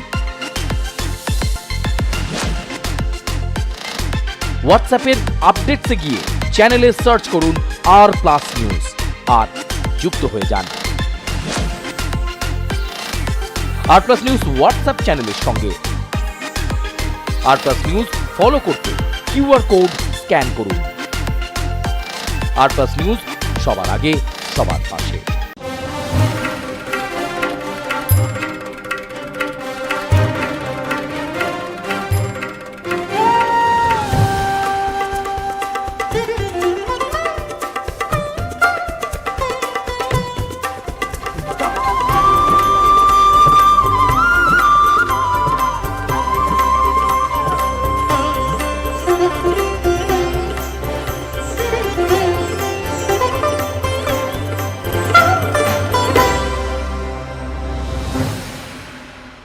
কি, কেন, কিসের জন্য ঘটল ঘটনা, নাকি রয়েছে তার পেছনে কোনো রটনা? নাটকে নয়, চিৎকারে নয়, চেঁচামেচিতে নয়, ঝগড়ায় নয়, থাকছি শুধুমাত্র খবরে। সব প্রশ্নের উত্তর পাবেন ঝটপট, হয়ে যাবেন আপনি আপডেট চটপট। তাই বলি আর নয় দেরি। হোয়াটসঅ্যাপের আপডেটসে গিয়ে চ্যানেলে সার্চ করুন আর প্লাস নিউজ আর যুক্ত হয়ে যান। আর প্লাস নিউজ হোয়াটসঅ্যাপ চ্যানেলের সঙ্গে। আর প্লাস নিউজ ফলো করতে কিউআর কোড স্ক্যান করুন। আর প্লাস নিউজ সবার আগে সবার পাশে। আর প্লাস নিউজ এখন আপনার হাতের মুঠোয়। যেখানে খুশি, যখন খুশি, আপনার মোবাইল ফোনে আমরা আছি। প্লে ও অ্যাপ স্টোর থেকে ডাউনলোড করুন আর প্লাস নিউজ অ্যাপ। জানতে থাকুন, লাইভে থাকুন, সব খবর সরাসরি। আর প্লাস নিউজ সবার আগে সবার পাশে। কি, কেন, কিসের জন্য ঘটল ঘটনা, নাকি রয়েছে তার পেছনে কোনো রটনা? নাটকে নয়, চিৎকারে নয়, চেঁচামেচিতে নয়, ঝগড়ায় নয়, থাকছি শুধুমাত্র খবরে। সব প্রশ্নের উত্তর পাবেন ঝটপট, হয়ে যাবেন আপনি আপডেট চটপট। তাই বলি আর নয় দেরি। হোয়াটসঅ্যাপের আপডেটসে গিয়ে চ্যানেলে সার্চ করুন আর প্লাস নিউজ আর যুক্ত হয়ে যান। আর প্লাস নিউজ হোয়াটসঅ্যাপ চ্যানেলের সঙ্গে। আর প্লাস নিউজ ফলো করতে কিউআর কোড স্ক্যান করুন। আর প্লাস নিউজ সবার আগে সবার পাশে।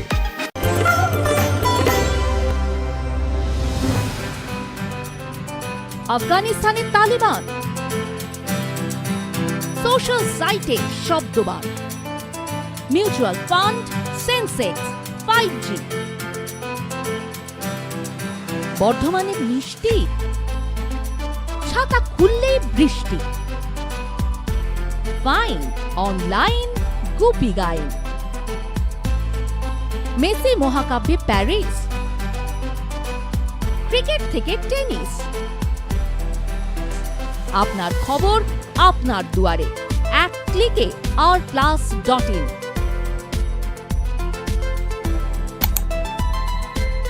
কি, কেন, কিসের জন্য ঘটল ঘটনা, নাকি রয়েছে তার পেছনে কোনো রটনা? নাটকে নয়, চিৎকারে নয়, চেঁচামেচিতে নয়, ঝগড়ায় নয়, থাকছি শুধুমাত্র খবরে। সব প্রশ্নের উত্তর পাবেন ঝটপট, হয়ে যাবেন আপনি আপডেট চটপট। তাই বলি আর নয় দেরি। হোয়াটসঅ্যাপের আপডেটসে গিয়ে চ্যানেলে সার্চ করুন আর প্লাস নিউজ আর যুক্ত হয়ে যান। আর প্লাস নিউজ হোয়াটসঅ্যাপ চ্যানেলের সঙ্গে। আর প্লাস নিউজ ফলো করতে কিউআর কোড স্ক্যান করুন। আর প্লাস নিউজ সবার আগে সবার পাশে।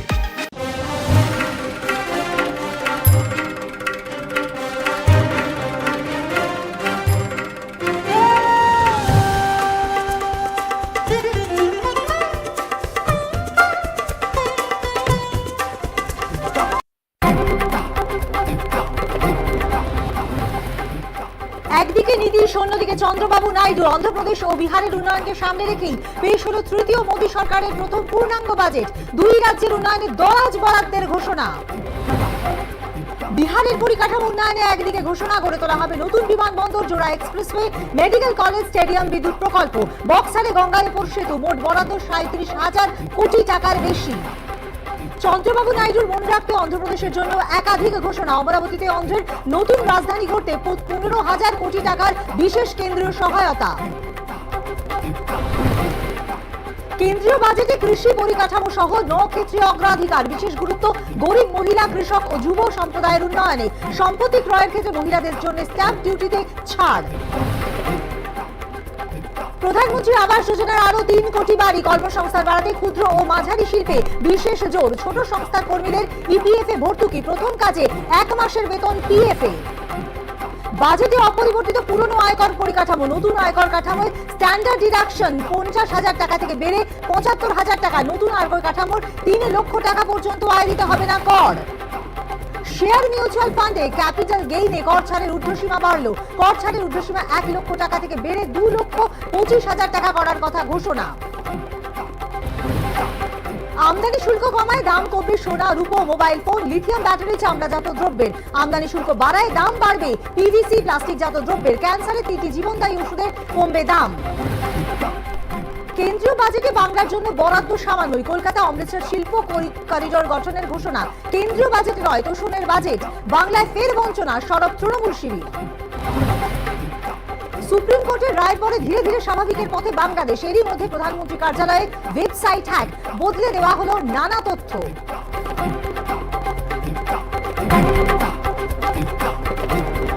নিবেদন করছেন Gouridevi institute of medical science and hospital. এই অনুষ্ঠানটির সহযোগী নিবেদন গুড নাইট লিকুইড, ধোয়া ছাড়াই, মশা তাড়াই।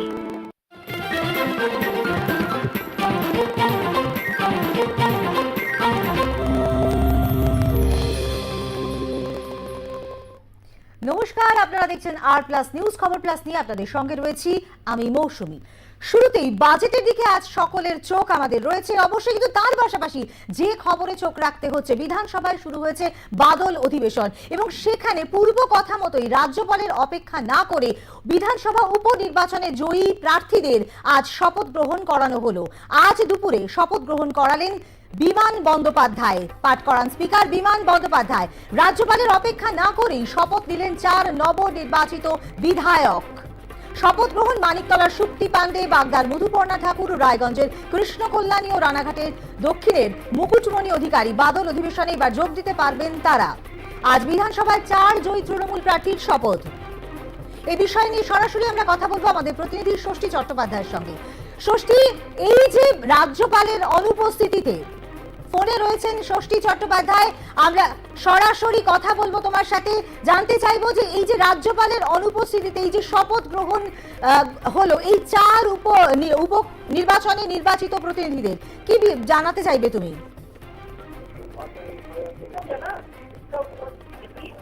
দেখো, প্রথমে যেটা জানিয়ে রাখবো যে বাদল অধিবেশনের একেবারে দ্বিতীয় দিনে যেখানে রাজ্য বিধানসভায় 4 জন নবনির্বাচিত যারা বিধায়ক এবং সেই নবনির্বাচিত 4 জন বিধায়কের আজকে শপথ বাক্য পাঠ হয়ে গেল।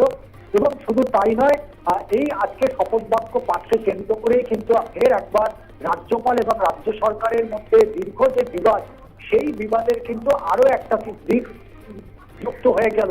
কারণ গতকালকেই আমরা দেখেছি যে রাজ্যপাল তিনি টুইট করেছিলেন, সেখানে বলেছিলেন যে এই নবনির্বাচিত 4 জন যে বিধায়ক, এই বিধায়কের শপথ বাক্য পাঠ করাবেন রাজ্য বিধানসভার যিনি ডেপুটি স্পিকার অর্থাৎ আশিস বন্দ্যোপাধ্যায়, তিনি মূলত শপথ বাক্য পাঠ করাবেন।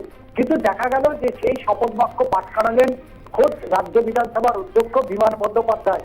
এবং সেখানে দেখা গেছে এই 4 জন বিধায়ক, এবং যার মধ্যে অবশ্যই বলা যেতে পারে একদিকে মানিকতলা বিধানসভা কেন্দ্রের নবনির্বাচিত বিধায়িকা অর্থাৎ বাগদার মধুপর্ণা ঠাকুর, রায়গঞ্জের এবং কৃষ্ণ কল্যাণী এবং রানাঘাট দক্ষিণের মুকুটমণি অধিকারী, এই 4 জনের আজকে শপথ বাক্য পাঠ হলেও আজকে বিরোধী দলের পক্ষ থেকে তারা কিন্তু অনুপস্থিত ছিল।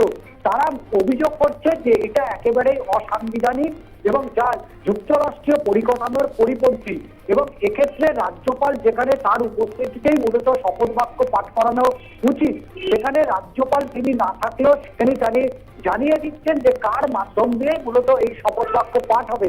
এক্ষেত্রে দেখা গেছে আমরা বিগত দিনেও দেখেছি নবনির্বাচিত বিধায়ক অর্থাৎ তারাও কিন্তু দীর্ঘ সময় এই বিধানসভার ভেতরে একটা বিধানচন্দ্র রায়ের যে স্ট্যাচু রয়েছে সেখানে তারা অবস্থান করেছেন এবং সর্বোপরি অবশেষে বিধানসভার অধ্যক্ষ তার যে হস্তক্ষেপ এবং সেই হস্তক্ষেপে তারা দুজন শপথ বাক্য পাঠ করেছিলেন।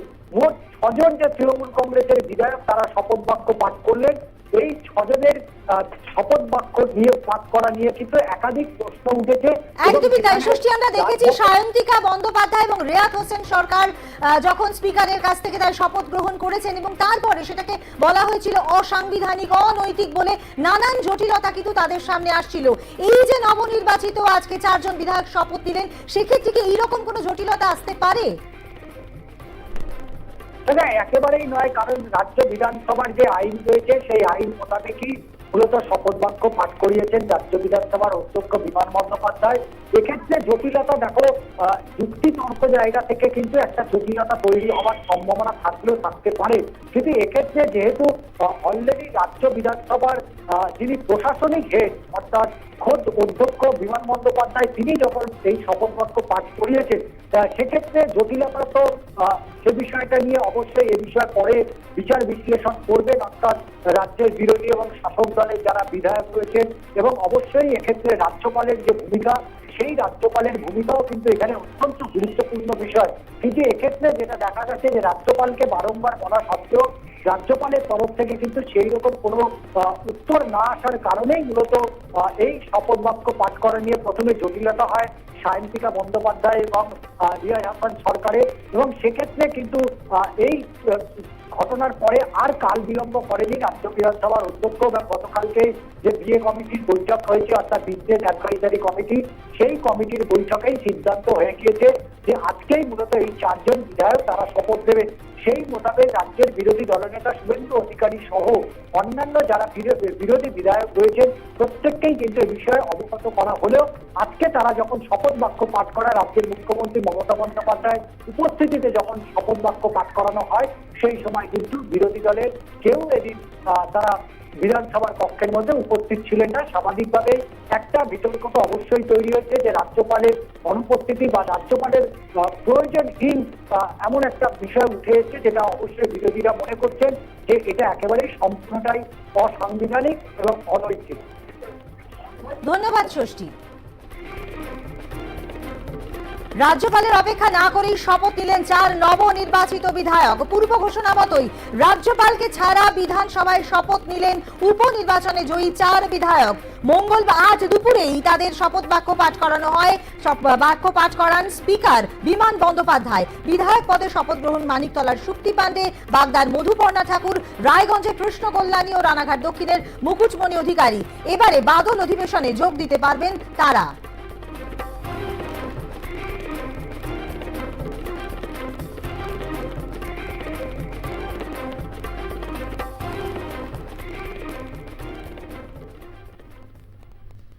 এই খবরের পাশাপাশি আবারও একবার চোখ দেব আমরা আজকের বাজেটের খবরে। একদিকে নীতিশ কুমার, অন্যদিকে চন্দ্রবাবু নাইডু, 2 শরিকের মন রাখতে কার্যত অন্ধ্রপ্রদেশ ও বিহারের উন্নয়নকে সামনে রেখেই পেশ হলো তৃতীয় মোদী সরকারের প্রথম পূর্ণাঙ্গ বাজেট। 2 রাজ্যের উন্নয়নে দরাজ বরাদ্দের ঘোষণা করলেন কেন্দ্রীয় অর্থমন্ত্রী নির্মলা সীতারামন। 2 রাজ্যের পক্ষ থেকে স্পেশাল প্যাকেজের দাবি জানানো হয়েছিল। নির্মলা সীতারামনের পেশ করা বাজেটে যেন এরই প্রতিফলন। শরিকি নির্ভরতায় চলা সরকারের বাধ্যবাধকতাই যেন প্রতিফলিত হলো কেন্দ্রীয় বাজেটে। যদিও বাজেট ভাষণের শুরুতেই কৃষি, পরিকাঠামো সহ 9টি ক্ষেত্রে অগ্রাধিকারের কথা জানান অর্থমন্ত্রী। Airports, medical colleges and sports infrastructure in Bihar will be constructed. An additional allocation to support capital investments will be provided. The requests of Bihar government for external assistance from multilateral development banks will be expedited.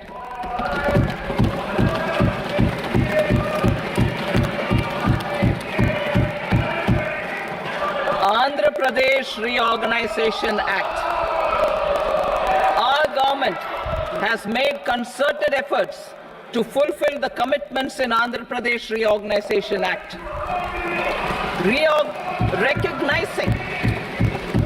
Recognizing the state's need for the capital, recognizing the state's need for a capital, we will facilitate special financial support through multilateral development agencies. In the current financial year, 15,000 crore rupees will be arranged with additional amounts in future years.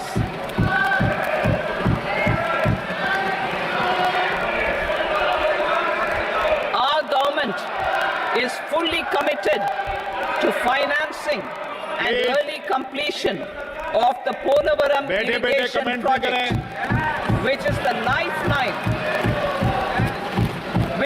lifeline for Andhra Pradesh and its farmers. This will facilitate our country's food security as well. Under the Andhra Pradesh Reorganization Act, for promoting industrial development, funds will be provided for essential infrastructure such as water, power, railways, and roads. In Kopparthi node on the Visakhapatnam-Chennai Industrial Corridor and Varavakal node on the Hyderabad-Bangalore Industrial Corridor. An additional allocation will be provided this year towards capital investment for economic growth. Grants for backward regions of Rayalaseema, Prakasham, North Coastal Andhra, as stated in the Act, will be provided. New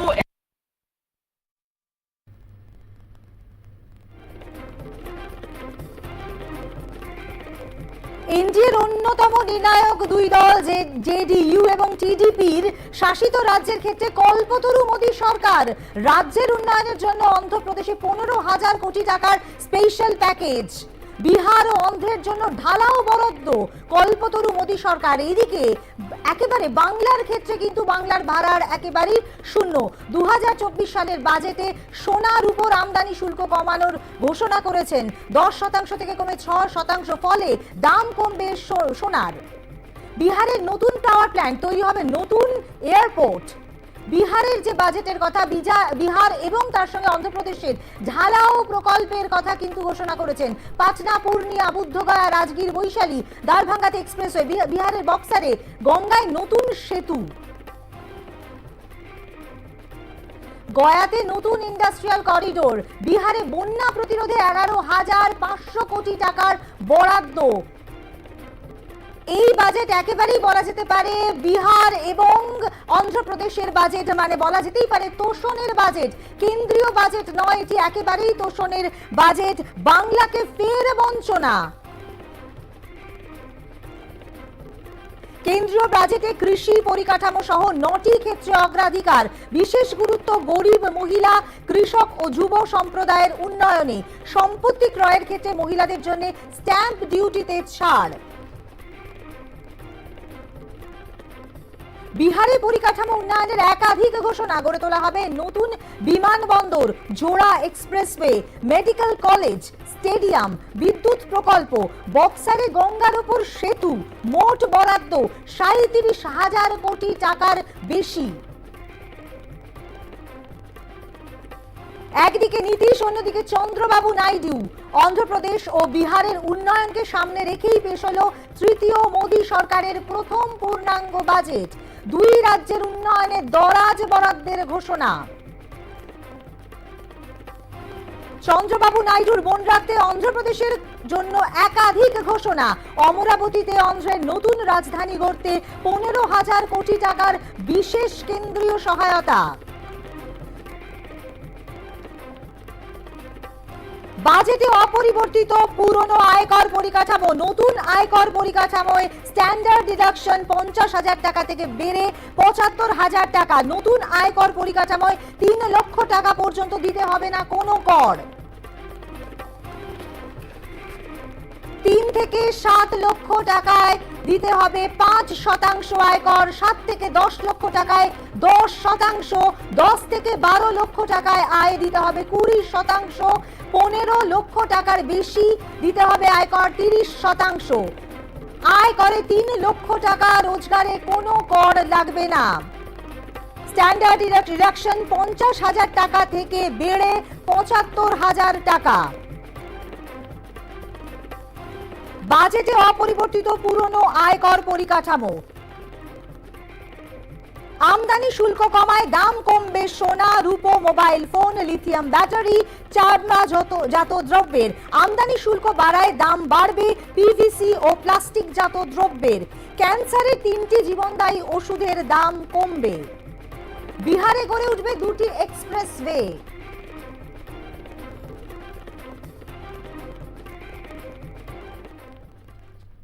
খবর প্লাসে এখন একটা বিরতি, ফিরে আসছি বিরতির পর। দেখতে থাকুন আর প্লাস নিউজ।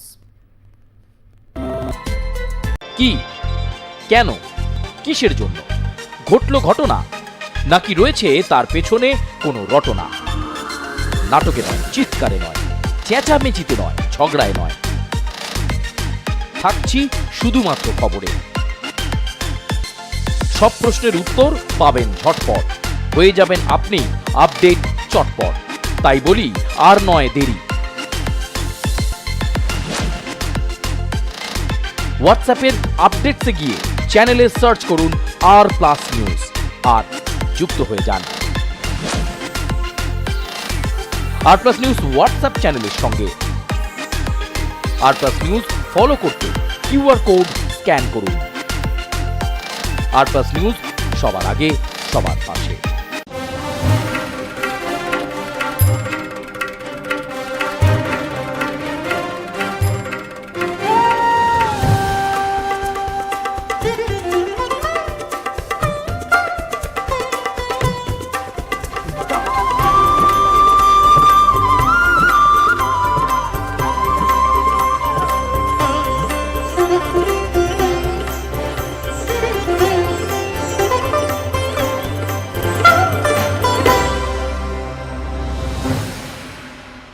কি, কেন, কিসের জন্য ঘটলো ঘটনা, নাকি রয়েছে তার পেছনে কোনো রটনা? নাটকে নয়, চিৎকারে নয়, চেঁচামেচিতে নয়, ঝগড়ায় নয়, থাকছি শুধুমাত্র খবরে। সব প্রশ্নের উত্তর পাবেন ঝটপট, হয়ে যাবেন আপনি আপডেট চটপট। তাই বলি আর নয় দেরি। হোয়াটসঅ্যাপের আপডেটসে গিয়ে চ্যানেলে সার্চ করুন আর প্লাস নিউজ আর যুক্ত হয়ে যান। আর প্লাস নিউজ হোয়াটসঅ্যাপ চ্যানেলের সঙ্গে। আর প্লাস নিউজ ফলো করতে কিউআর কোড স্ক্যান করুন। আর প্লাস নিউজ, সবার আগে সবার পাশে। আর প্লাস নিউজ এখন আপনার হাতের মুঠোয়। যেখানে খুশি, যখন খুশি, আপনার মোবাইল ফোনে আমরা আছি। প্লে ও অ্যাপ স্টোর থেকে ডাউনলোড করুন আর প্লাস নিউজ অ্যাপ। জানতে থাকুন, লাইভে থাকুন, সব খবর। একটা পাকা বাড়িও করেছে ছোট করে। দেখুন নদিয়ায় জমি দখল, নজর রাখুন আর প্লাস নিউজে।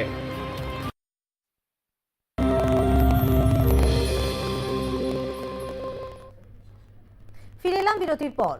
বিকশিত ভারত গড়ে তুলতে দেশের পূর্বাঞ্চলের রাজ্যগুলির সার্বিক উন্নয়নে পূর্বোদয়া প্রকল্পের কথা জানালেন অর্থমন্ত্রী নির্মলা সীতারামন। এই রাজ্যগুলি হল অন্ধ্রপ্রদেশ, বিহার, উড়িষ্যা, ঝাড়খণ্ড ও পশ্চিমবঙ্গ। পূর্বোদয় প্রকল্পে ওই 5টি রাজ্যের মানব সম্পদ উন্নয়ন, পরিকাঠামোগত উন্নয়নে বিশেষ জোর দেওয়া হবে। We will formulate a plan, Purvodaya, for the all-round development of the eastern region of the country, covering Bihar, Jharkhand, West Bengal, Odisha and Andhra Pradesh. This will cover human resource development, infrastructure, and generation of economic opportunities to make the region an engine to attain Vikasit Bharat. On the Amritsar-Kolkata Industrial Corridor, we will support development of an industrial node at Gaya. This corridor will catalyze industrial development of the eastern region. The industrial node at Gaya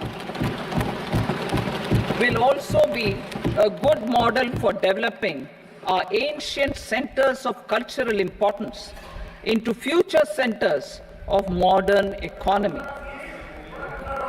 This model shall showcase Vikas B, Virasat B in our growth trajectory. We will also support development of road connectivity projects, namely 1. Patna-Purnia Expressway, 2. Buxar-Bhagalpur Expressway, 3. Bodh Gaya, Rajgir, Vaishali and Darbhanga spurs, and 4.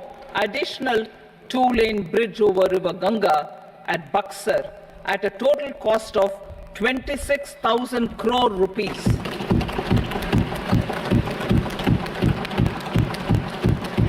Power projects, including setting up of a new 2,400 megawatt power plant at Pir Painti, will be taken up at a cost of 21,400 crore rupees.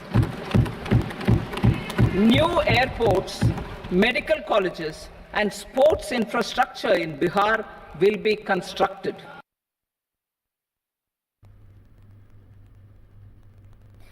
সপ্তমবার পূর্ণাঙ্গ আর্থিক budget পেশের পর কেন্দ্রীয় অর্থমন্ত্রী নির্মলা সীতারামন সাংবাদিকদের বৈঠকের মুখোমুখি। Better purposes, that's a third one. Fourth, you're also looking at generating resources from newer areas. So in all those, the revenue is going to be mobilized better, and as a result of which the revenue foregone will be now made up for, is our expectation. We've said that in the budget.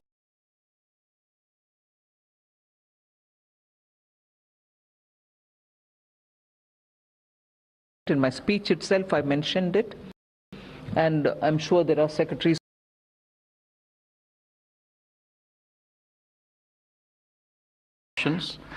and secondly the buyback tax which is to be